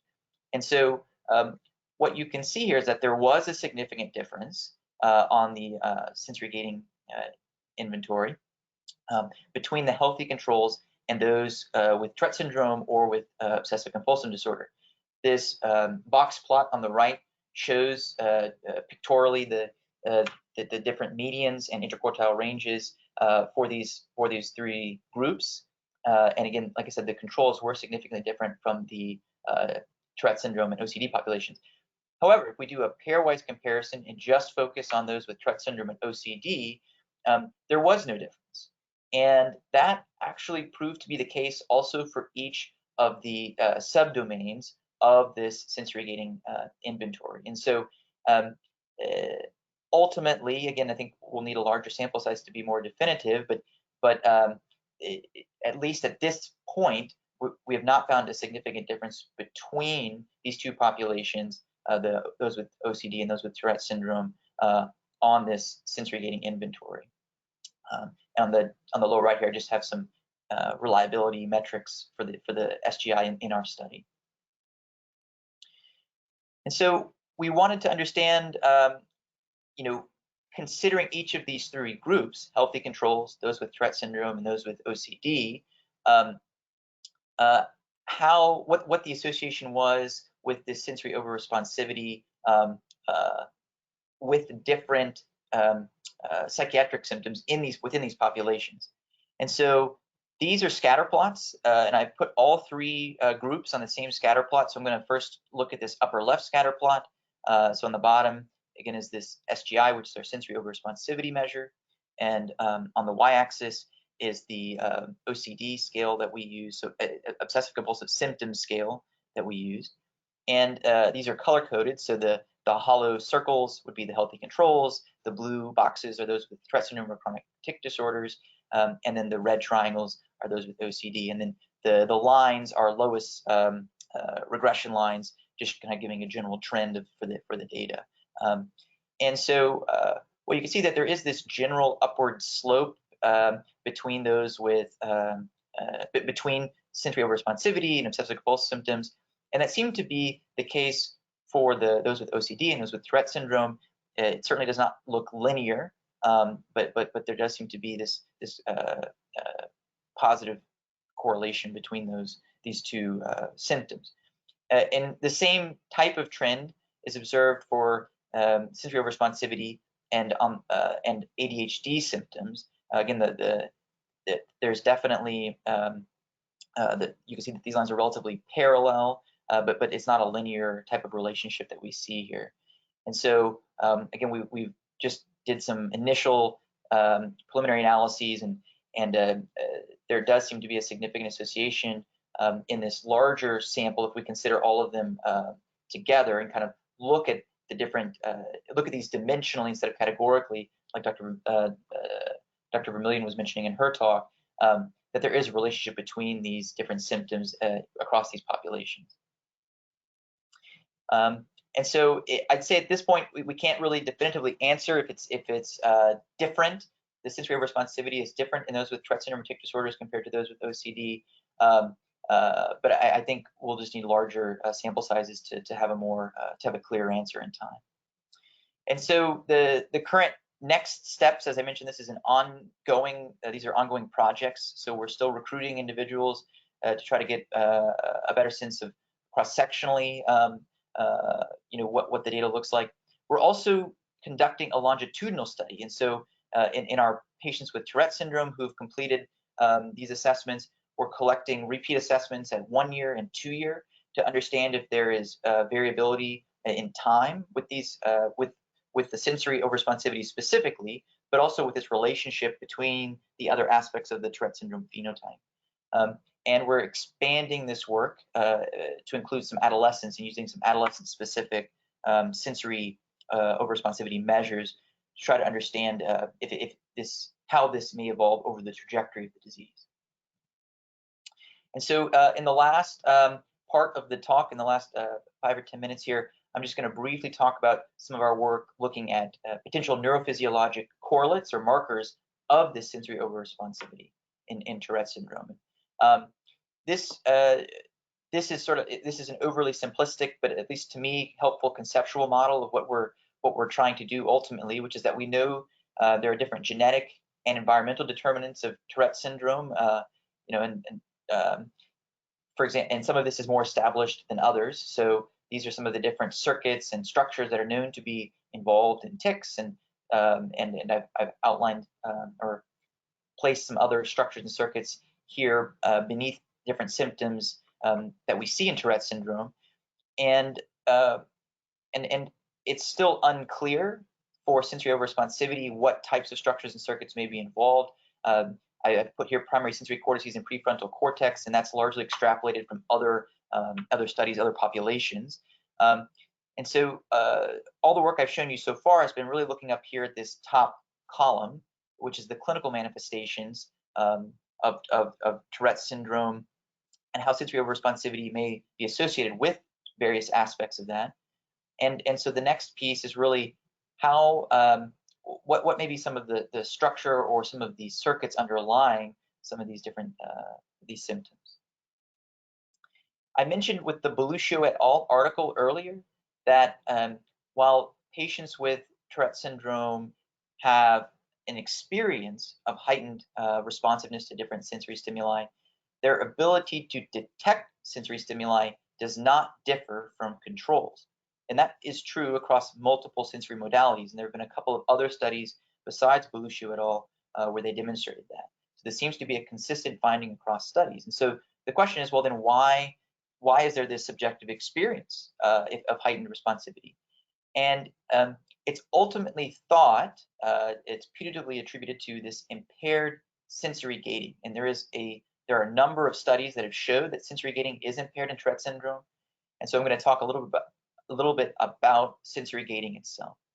And so in healthy conditions, whenever a participant or an individual is administered 2 stimuli, and this could be in this graph here, what they did was they administered 2 tones in very rapid succession. So within 500 milliseconds, 300 milliseconds of each other, we see a patterned physiologic response. And so when this diagram shows here on the upper left panel that the sound is administered, there's this physiologic response, what we call an evoked potential, and then the second sound is administered, and there's a blunting of that response. And so this is normal. This is what should happen. And the reason why this sensory gating, why it's hypothesized or postulated to exist, is to help in filtering sensory information. So if you didn't have a way of filtering the sensory environment around you, then it would be very difficult to detect what's novel or new in your environment. And so it's a way to help you hone your attention on what's most relevant to you in that precise moment. On the bottom 2 panels, they're showing poor or abnormal sensory gating. And the key to this is just that the height of these evoked responses is roughly the same, even in the second, or what would be called the follow-up stimulus compared to the conditioning stimulus. And so this would be abnormal. And so at a circuit level, sensory gating is thought to be mediated by these gamma frequency or high frequency network oscillations. And network oscillations are just synchronous communication between different populations of neurons in the brain. And so the point of this being that sensory gating is linked with these higher frequency, these gamma range network oscillations.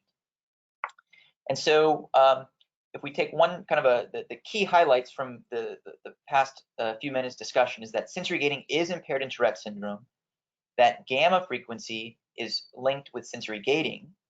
And so our hypothesis, our group's hypothesis, is that impaired sensory gating in Tourette syndrome is associated with gamma frequency oscillation abnormalities. And so there are a few different reasons, kind of supporting evidence leading up to the work we're doing that kind of further support this hypothesis. And one of which was talked quite a bit about by Dr. Delovich in her work, which is fantastic, and that's that paravalvular interneurons are dysfunctional in Tourette syndrome, as she mentioned. And interestingly, those interneurons are required for gamma generation at the cortical level. And so that's one reason why we think that that again, gamma could be an interesting marker. The second is that other disorders with other neurodevelopmental disorders like autism spectrum disorder, schizophrenia, that also have impaired sensory gating are known to have gamma abnormalities as well. And then the third is that in patients who have undergone deep brain stimulation, which would be a treatment for medically refractory Tourette syndrome, that when you record from these depth electrodes, from these electrodes that are placed in the brain, you can see abnormal gamma responses. And so for all of these reasons, we think that gamma is a good candidate marker for impaired sensory gating in Tourette syndrome. And so we have some early preliminary results thus far. So on the left here is the paradigm that we've been using, and we've been studying this through event related potentials and using high dense array EEGs or electroencephalograms. And so this is sort of the overarching paradigm for this study. But what's important is just that we're administering repeated stimuli, both auditory and then later on tactile, which is a puff of air, to patients and healthy controls while they're monitored on EEG.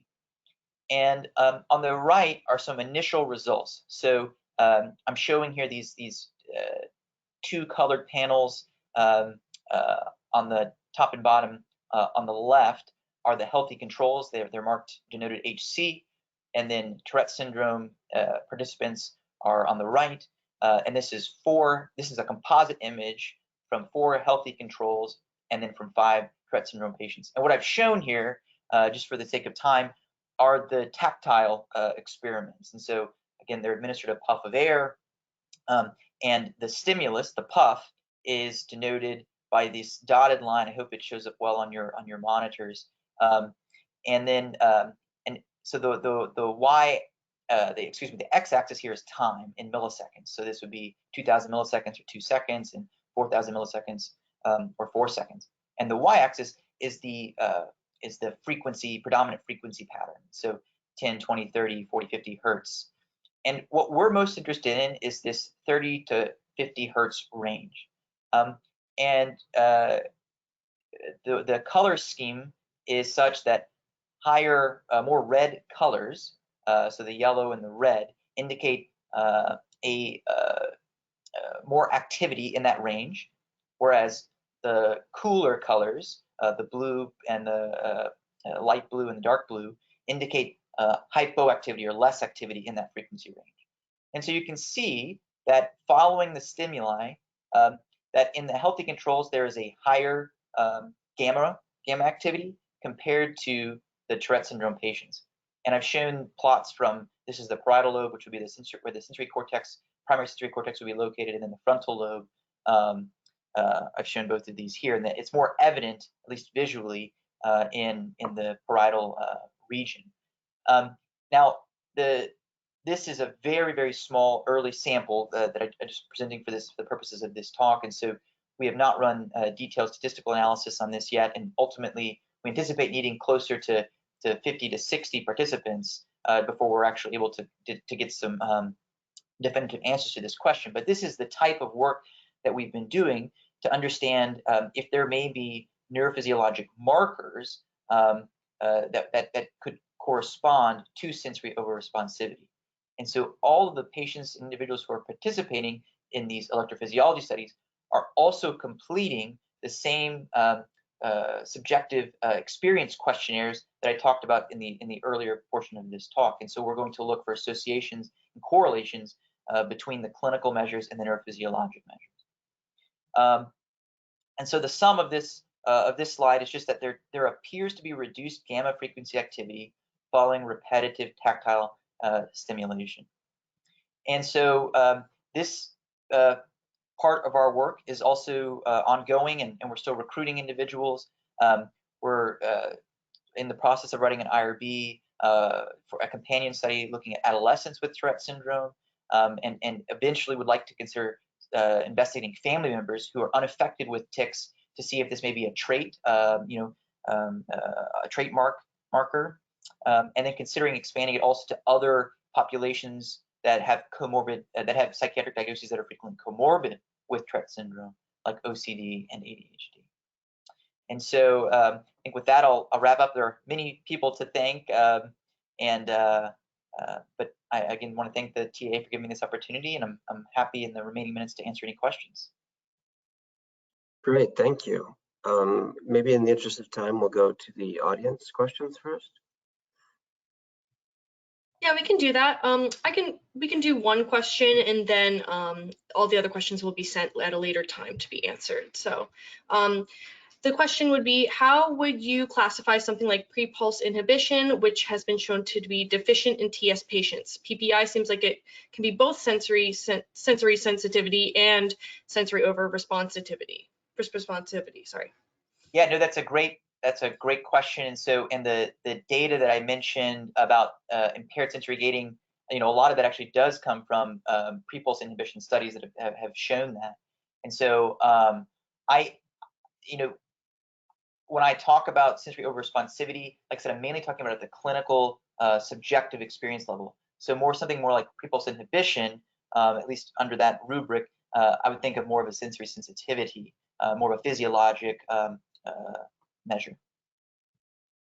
All right, thank you for your answer. And like I said, we will send the other questions at a later time and they will be answered. But I'm going to let Claude and Aaron continue with the presentation. Great, David. Thank you so much. Thank you.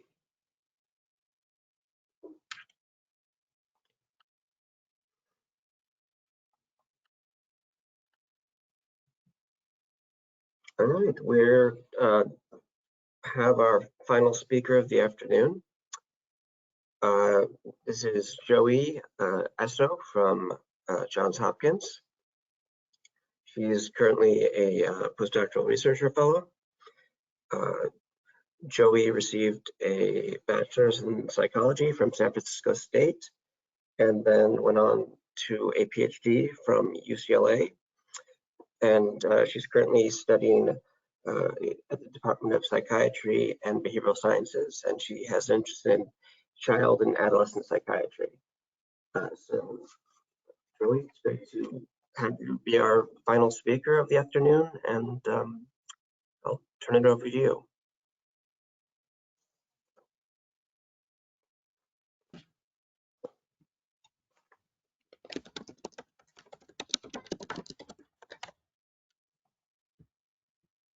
Hello? Hello, can you hear me? Yes, we yes, can. we can. Yeah. Awesome. Hi, I'm Joey Esso. I'm trying to turn on my webcam.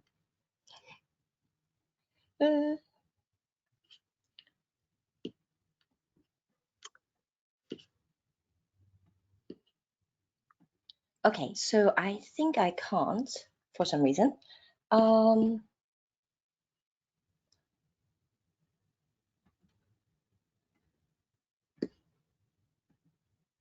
That's okay. You don't have to use your webcam. All right, so let me share my slides. Can you see New York City? No, Yes, we see New York City. Yeah, now we see the slides. There we go. Yeah.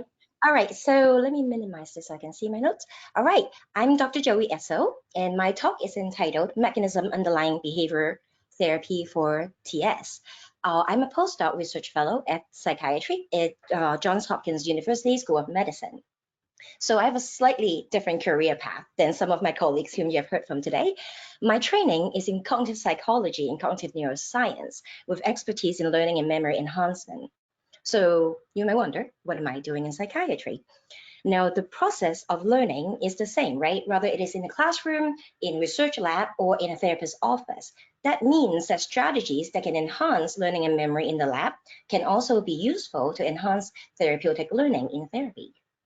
So before we can do that, right, we kind of have to figure out what learning process to enhance, which brings me to the topic of this talk. So why are we interested in mechanism?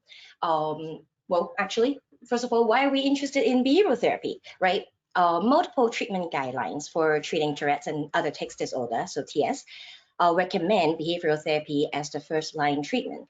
So if your tics is transient or mild, it is recommended that you receive psychoeducation. And if you have moderate or greater severity of TS, it is recommended that you receive behavioral therapy. If you have severe TS, it is recommended that you receive behavioral therapy in addition to medication. So you can kind of see why the guidelines does that, right? Behavioral therapy kind of have a pretty safe side effect profile. So when I say behavioral therapy, what do I mean? I mean evidence-based behavioral interventions such as exposure response prevention therapy, ERP, or habit reversal training, HRT, or comprehensive behavioral intervention for tics, or CBIT.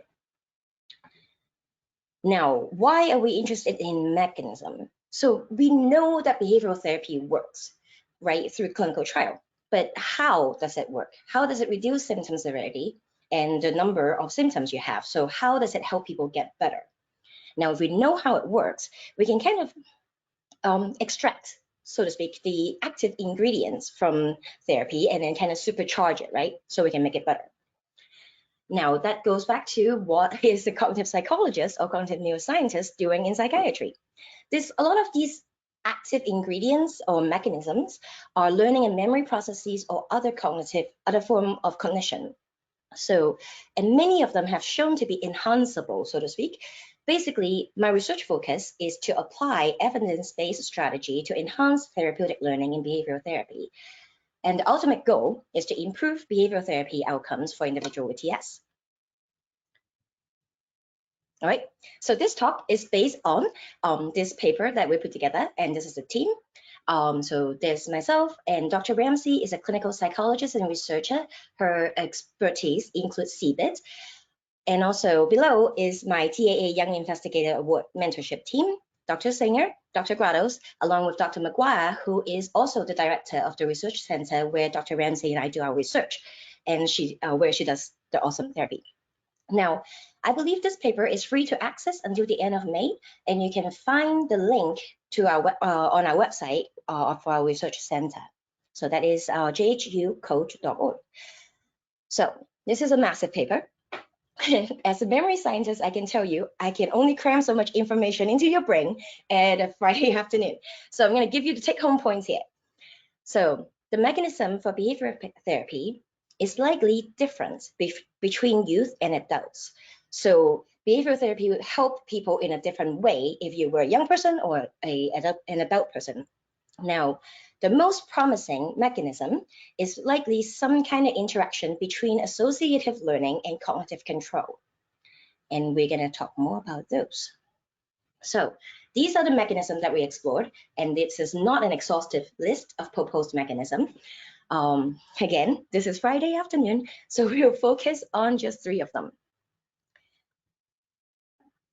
So how we did this paper is basically we took a bunch of we look at a bunch of previously published literature, clinical trials, tick suppression study, and examined their methods and see how their results speak to these proposed mechanisms. Looking at it the other way around, we look at the proposed mechanism, explain it in the paper, and then we posit what results we would see if, given these experimental paradigms, if a particular mechanism is driving the bus, so to speak. So we'll start with habituation. All right, what is habituation?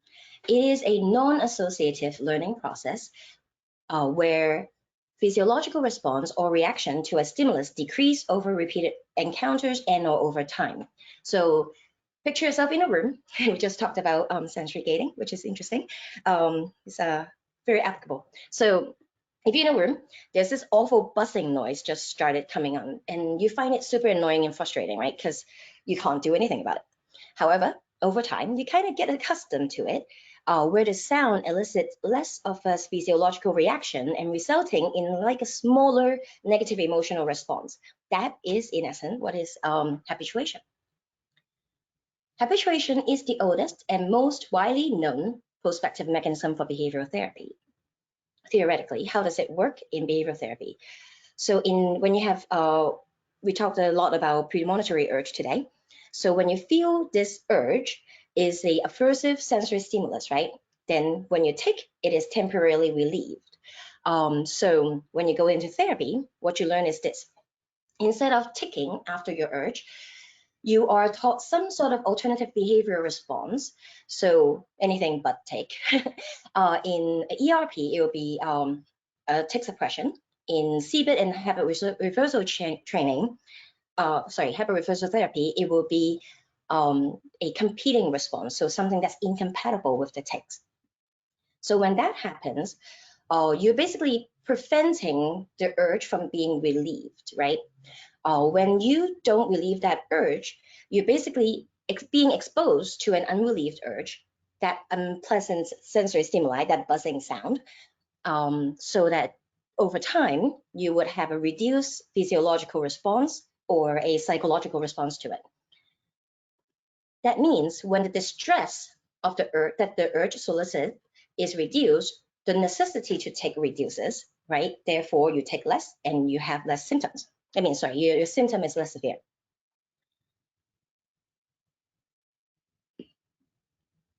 All right, so if this is the mechanism, right? If this is driving the bus, this is habituation is the means by which people get better in therapy. What will we see in the science, in the data? We'll see urge intensity increase, right, during tick suppression. So when you can't tick, the intensity go up, and then it reduce over time because of habituation, right, when you continue to suppress your tics. What do we see? There is the evidence not quite there. In youth, so people under 18 with Tourette's, there's not much support for habituation at all. Now for adults, there's some evidence in ERP studies, but not in children. Now in the CBIT trial, the big clinical trial where they tested hundreds of adults, hundreds of kids, they found some evidence that this might happen in adults. So urge intensity goes down if you get better, your tics get better. Now you're gonna see this as kind of a recurring theme between youth and adults, where how therapy works seem to be different. Now, it is important to consider limitations to these, to kind of looking at the data this way. So hopefully we'll have time to get to that. So summary, going back to our summary slides. Habituation is the most extensively studied mechanism, but the evidence for it is not very robust. The next thing that we're going to look at is associative learning processes. So what is associative learning? Very simple. Basically, you learn that two things are related. So things could be stimulus, response, outcome, concepts. So you learn that A is associated with B. So you turn on the light switch, the light come on. That is associative learning. And this kind of learning processes are critical for us to understand the world and to perform daily activities. Two of these are particularly, we will talk about two of these processes today. The first one is reinforcement learning, positive reinforcement learning. So reinforcement learning in general is just, it occurs when a behavior becomes associated with an outcome, which increases the probability of that particular behavior in the future.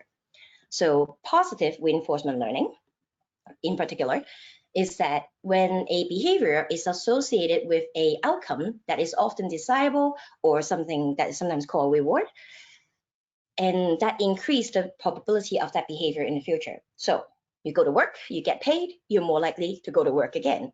You're nice to your friends, they're nice to you, you're more likely to be nice to them again. Very simple. Now, what does positive reinforcement have to do with TS? Tons. So positive reinforcement learning is dependent on the dopamine system that is within the neural circuitries that are implicated in the etiology of tics. We know that dopamine modulating medication make tics less severe. And it is, so we know that positive reinforcement is generally intact in TS, although at one point it was thought to be impaired. Most recent studies show that people who have TS that don't have co-occurring ADHD or are not taking dopamine antagonist medication, they have intact positive reinforcement learning. Now, a caveat in this, in terms of how it applies to our thinking in terms of mechanism, is that a lot of these studies use what is called the reward learning task, where basically as a participant, you kind of have to figure out what is the rewarding contingency. So you sit down in front of a computer, you push the left button when you see this stimulus, and then you get a reward, or you don't get a reward, or you get some kind of penalty. And the sooner you figure out what behavior relates to a reward, the better you would do, which is kind of different from behavioral therapy, right? Like you go in the therapist doesn't hide from you what you're supposed to do, right? The therapist tells you, okay, when you feel an urge to take, you do this. So, and then you'll get some kind of social reward, right? So social rewards such as the therapist smiling at you, telling you, wow, what a great job you did, or a structural reward, which happens when, for example, for every 15 minutes you practice your skills, you earn a marble, and then once this marble jar is filled up, we'll go to ice cream. So structural reward and social reward.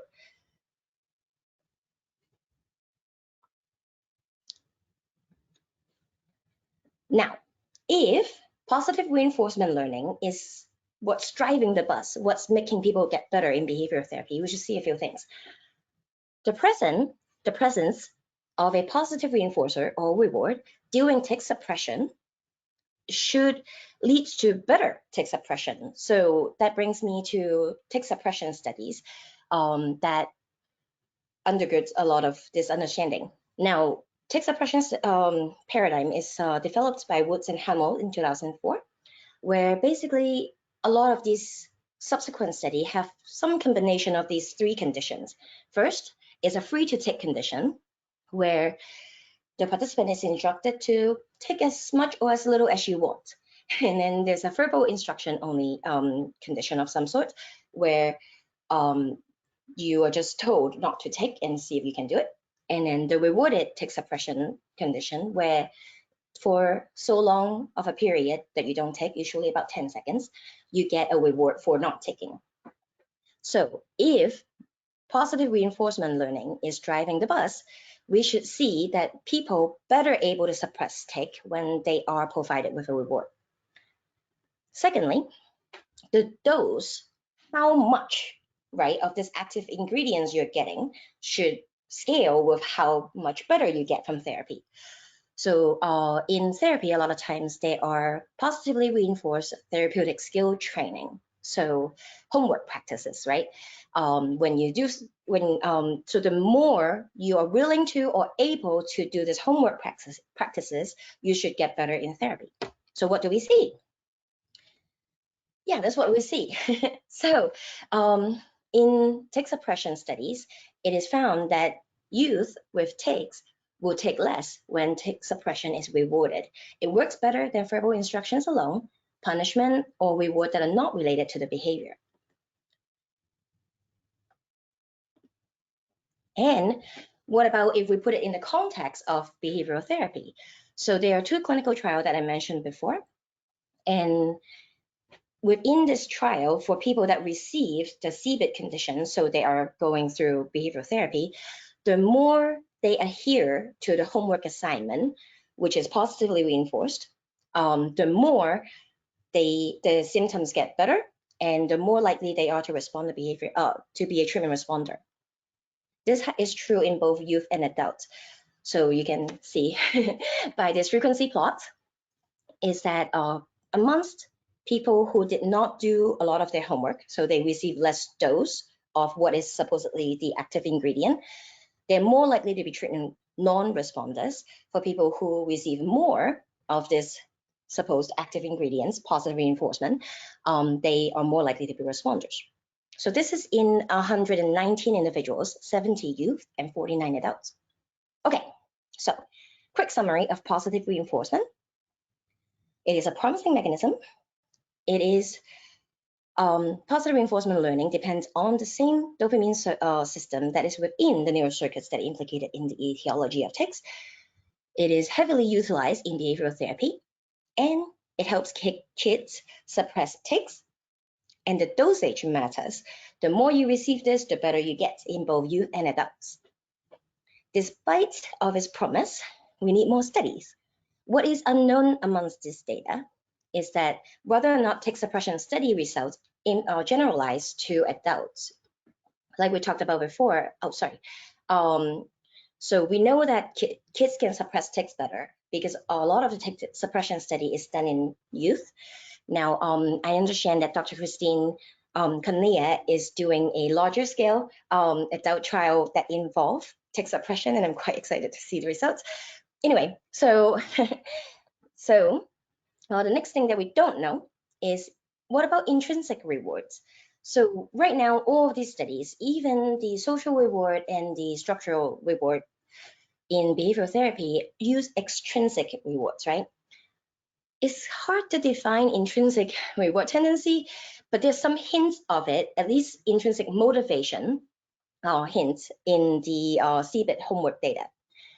So in that data sets, youth with greater family strength and greater family strain and adults with greater work disability, those people do their homework more. So again, it's not exactly intrinsic reward, but it's kind of like that motivational aspect, right?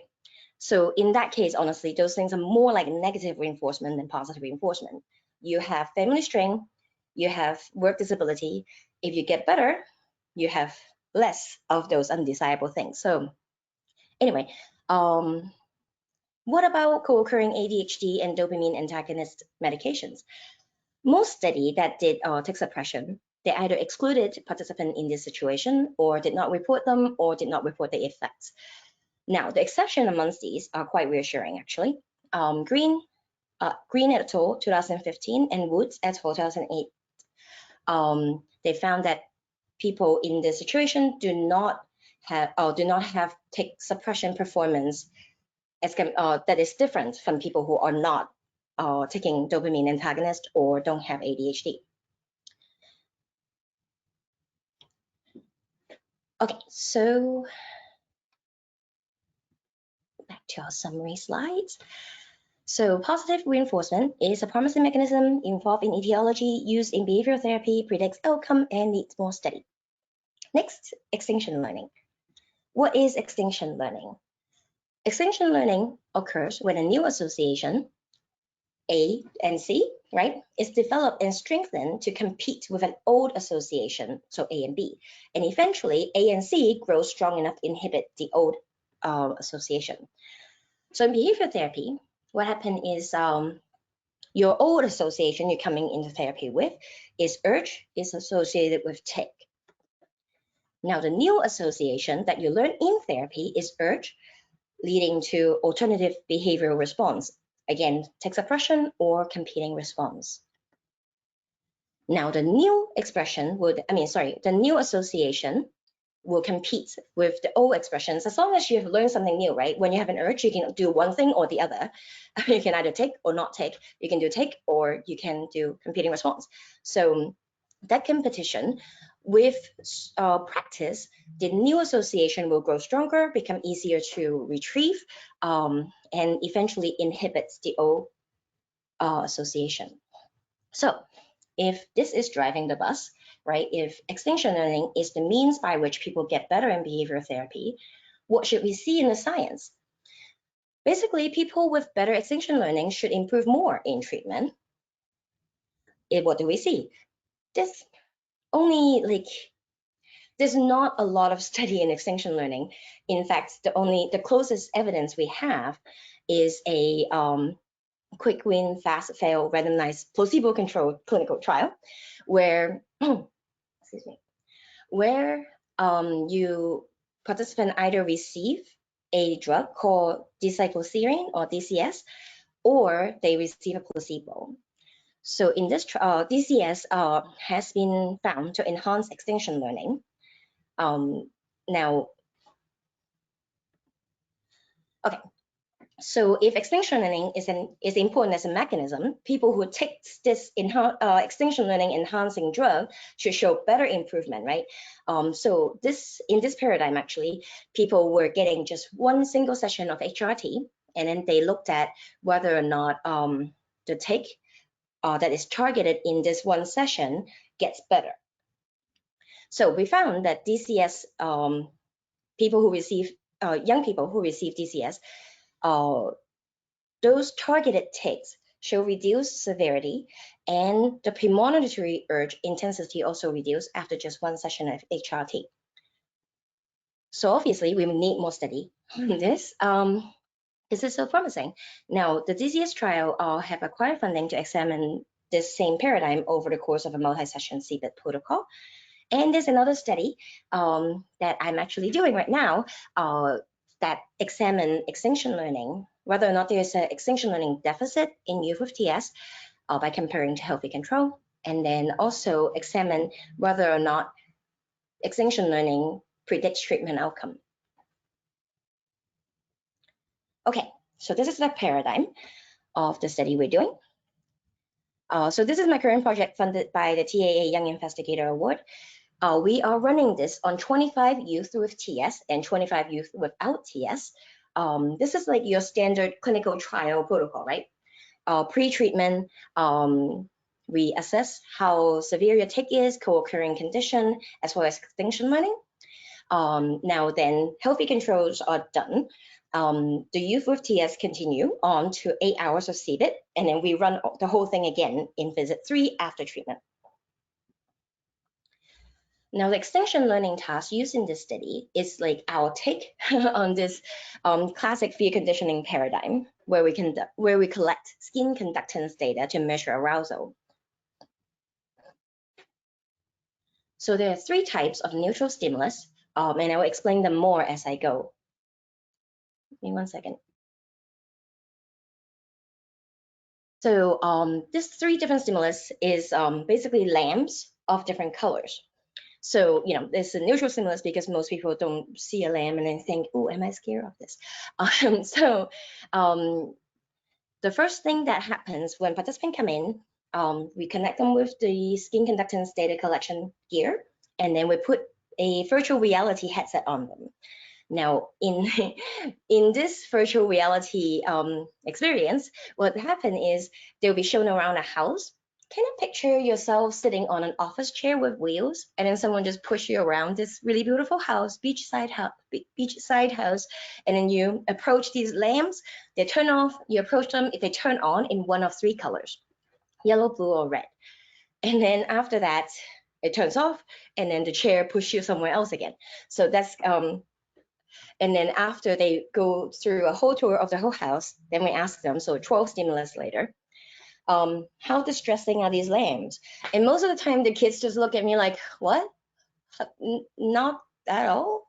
Right? Like, what am I going to be scared about? Then they will find out. All right, so then the next thing that happened is that they go through the house a few more times, where in this time the stimulus become different. So the CS minus, so the top yellow lamp, right? It's never associated with any other stimulus. They just see the lamp turn on, turn off, they go away. And now the other 2 neutral stimulus, the blue and the red, they are now followed by an aversive unconditioned stimulus 75% of the time. Again, because we do our experiments on children, we do not shock them. We just show them a funhouse scream.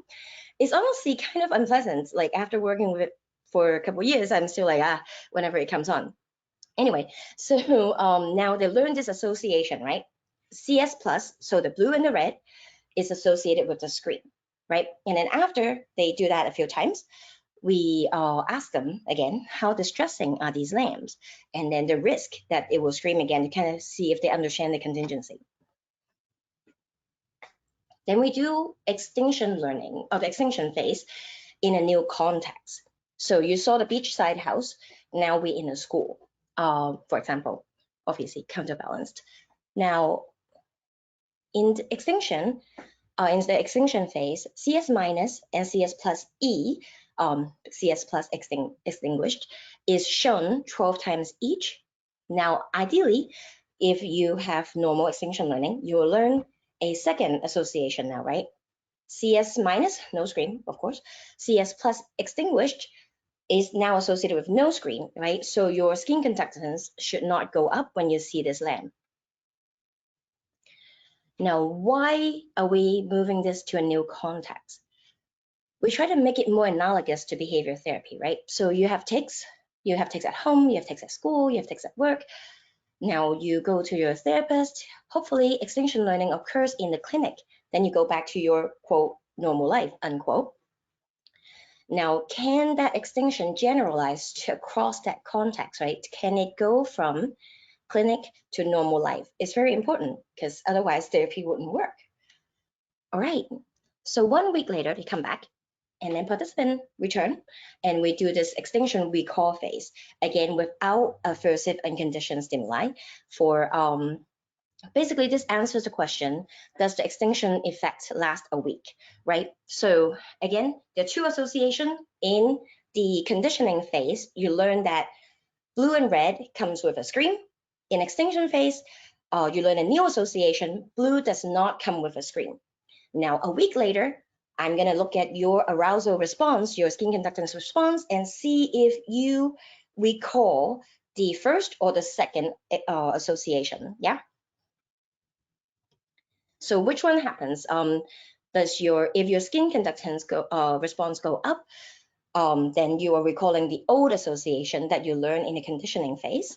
If the skin conductance response do not go up, then I know that you're recalling the extinction phase where you learn that it doesn't screen.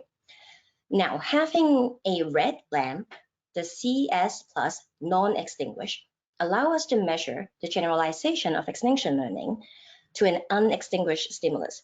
Think of it like this. Let's say in therapy, you learn that when I have urge number 1, I do competing response number 1, and then now that new association is strong enough to inhibit the tic number 1, right?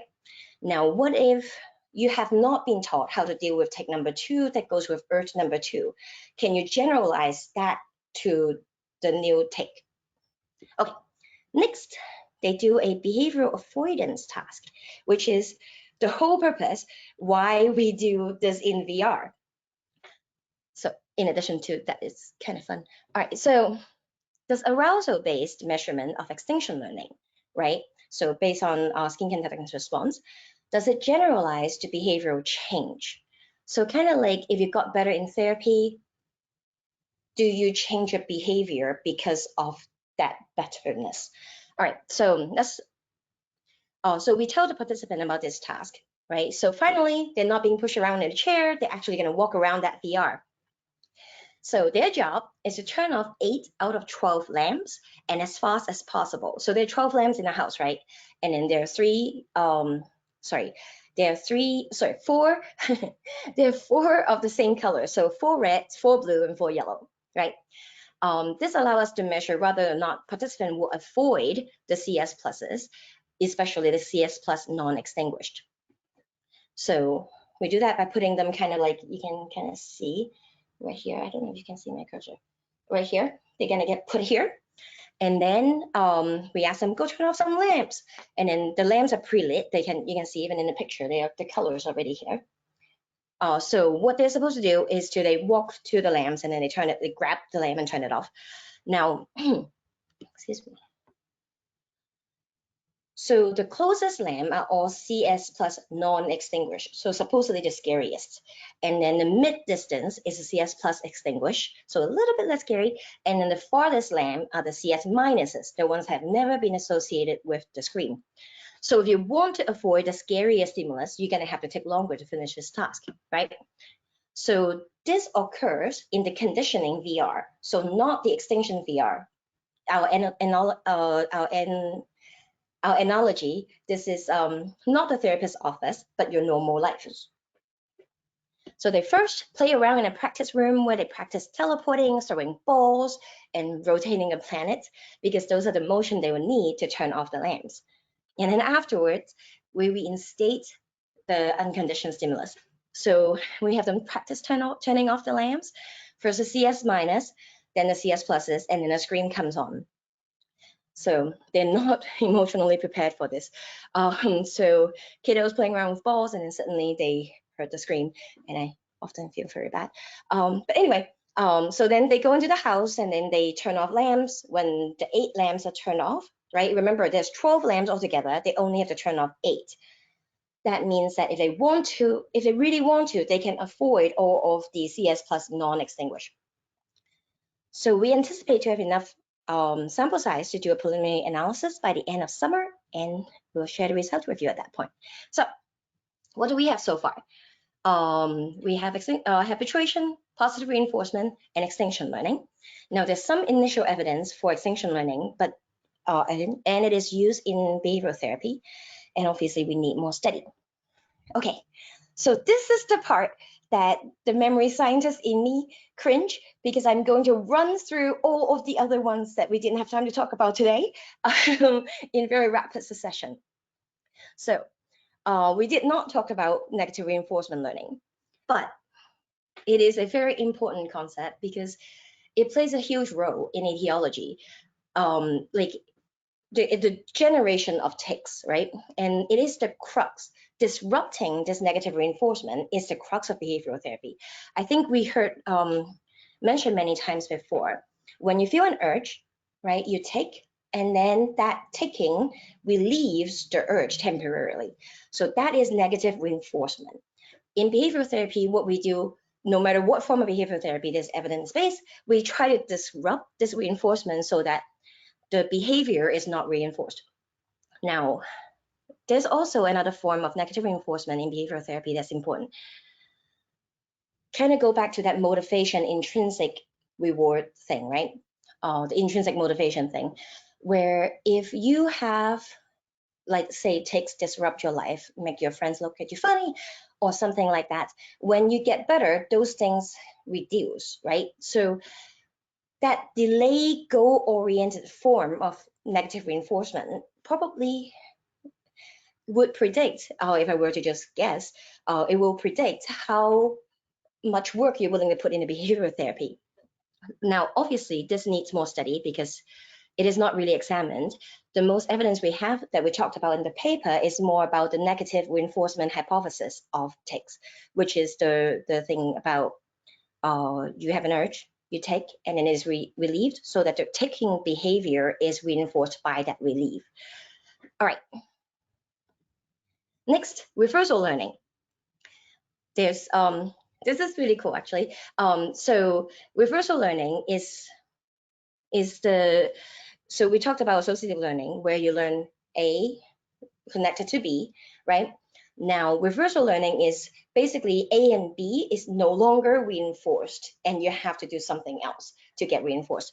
So a timely analogy would be, say you are a Westerner, you shake hands with people when you greet them because that is polite and is positively reinforced. Now, because there's a pandemic out there, you don't shake hands, right? So that behavior is now discouraged, while waving or bowing will be more reinforced. So the contingency itself changed in reversal learning. The evidence for this is the same, actually, as the extinction learning evidence, because the drug, DCS, dicycloserine, that enhance extinction learning also enhance reversal learning. So we, again, need more study on this. Now, cognitive control. 7 minutes. Let's see. So cognitive control is there plays a role in etiology. It is involved in behavioral therapy, and it definitely needs more study. Now, in adults, there are evidence that a higher level cognitive control neural circuit is recruited for tic suppression. So it's not just motor inhibition. And the most studied of a lot of these cognitive control processes is inhibition and suppression. I kind of lump them in the same concept, but they're different. So inhibition, you do B instead of A. In suppression, you just don't do A. right? So now the broader concept of inhibition suppression, this makes evidence whether or not that could be a mechanism. Now, what is more promising?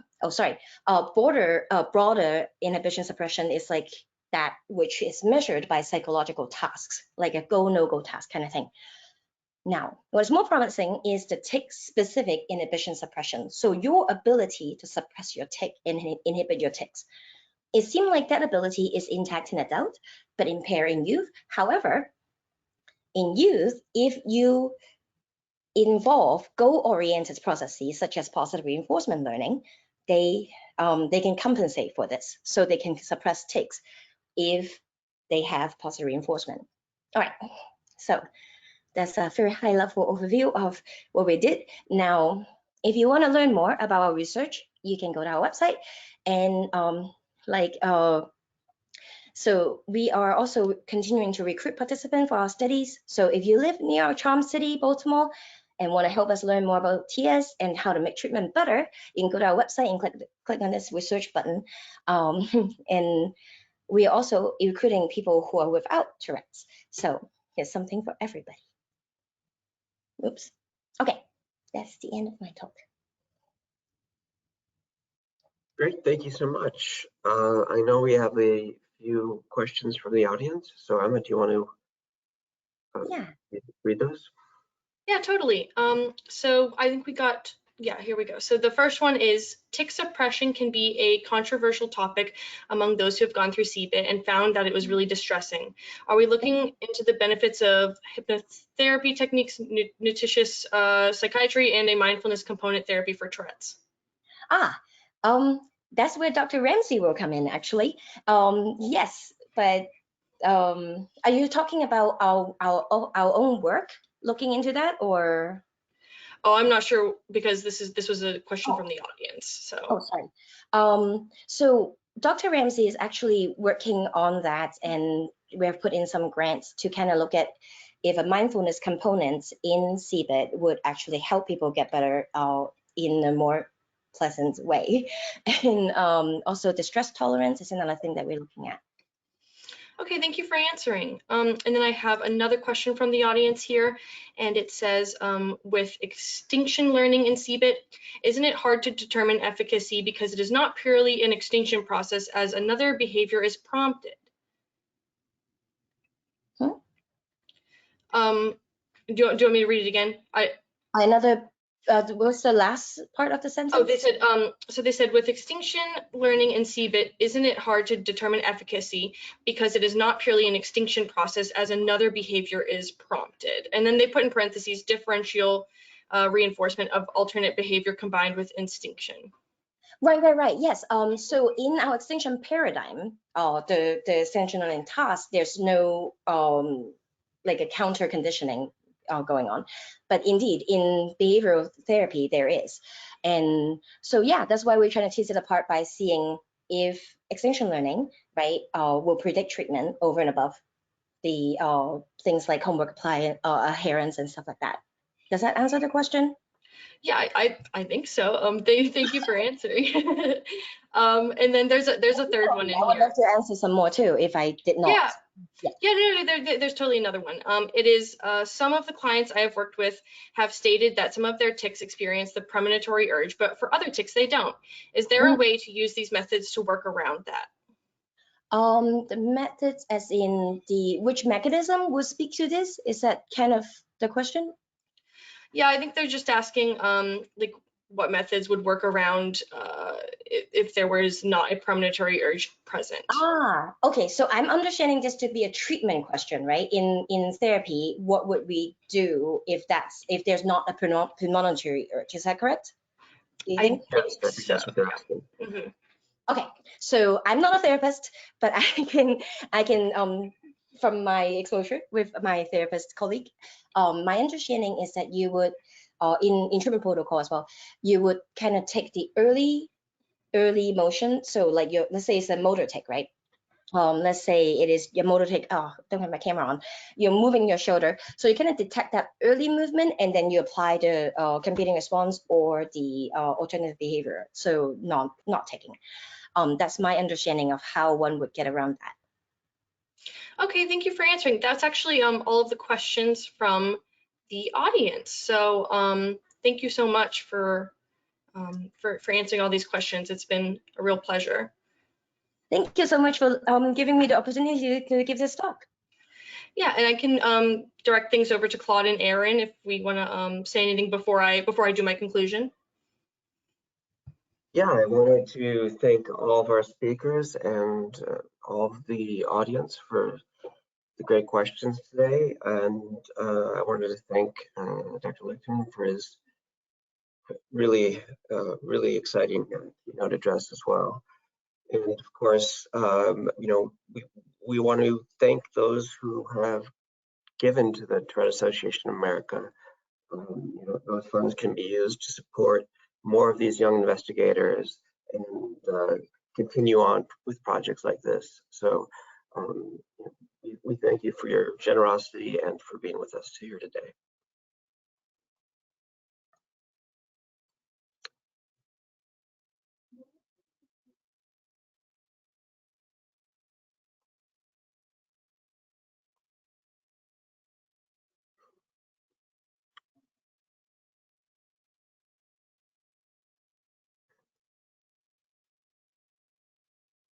Okay, sorry about that. I was muted for a second. All right, so thank you all again for a wonderful presentation. This is all the time we have for this session. Once the session is closed, you will receive a survey on the presentation. We would greatly appreciate it if you would complete that and provide your feedback. You will also receive a follow-up email within 24 to 48 hours with a link to view a recording of the webinar. Additionally, the webinar will be posted on the TAA's YouTube channel for those who were unable to participate today. We encourage you to reach out to us about this webinar and for other resources and opportunities to connect. On behalf of the Tourette Association, thank you again for joining us and taking the time to view our presentation. This presentation was presented free of charge thanks to our generous donors. If you appreciated this session, we welcome you to support the organization. May 15th starts Tourette Awareness Month, and we welcome everyone to get out and get active through Miles for Tourette. Visit us at tourette.org to learn more and give. Thank you all for being here.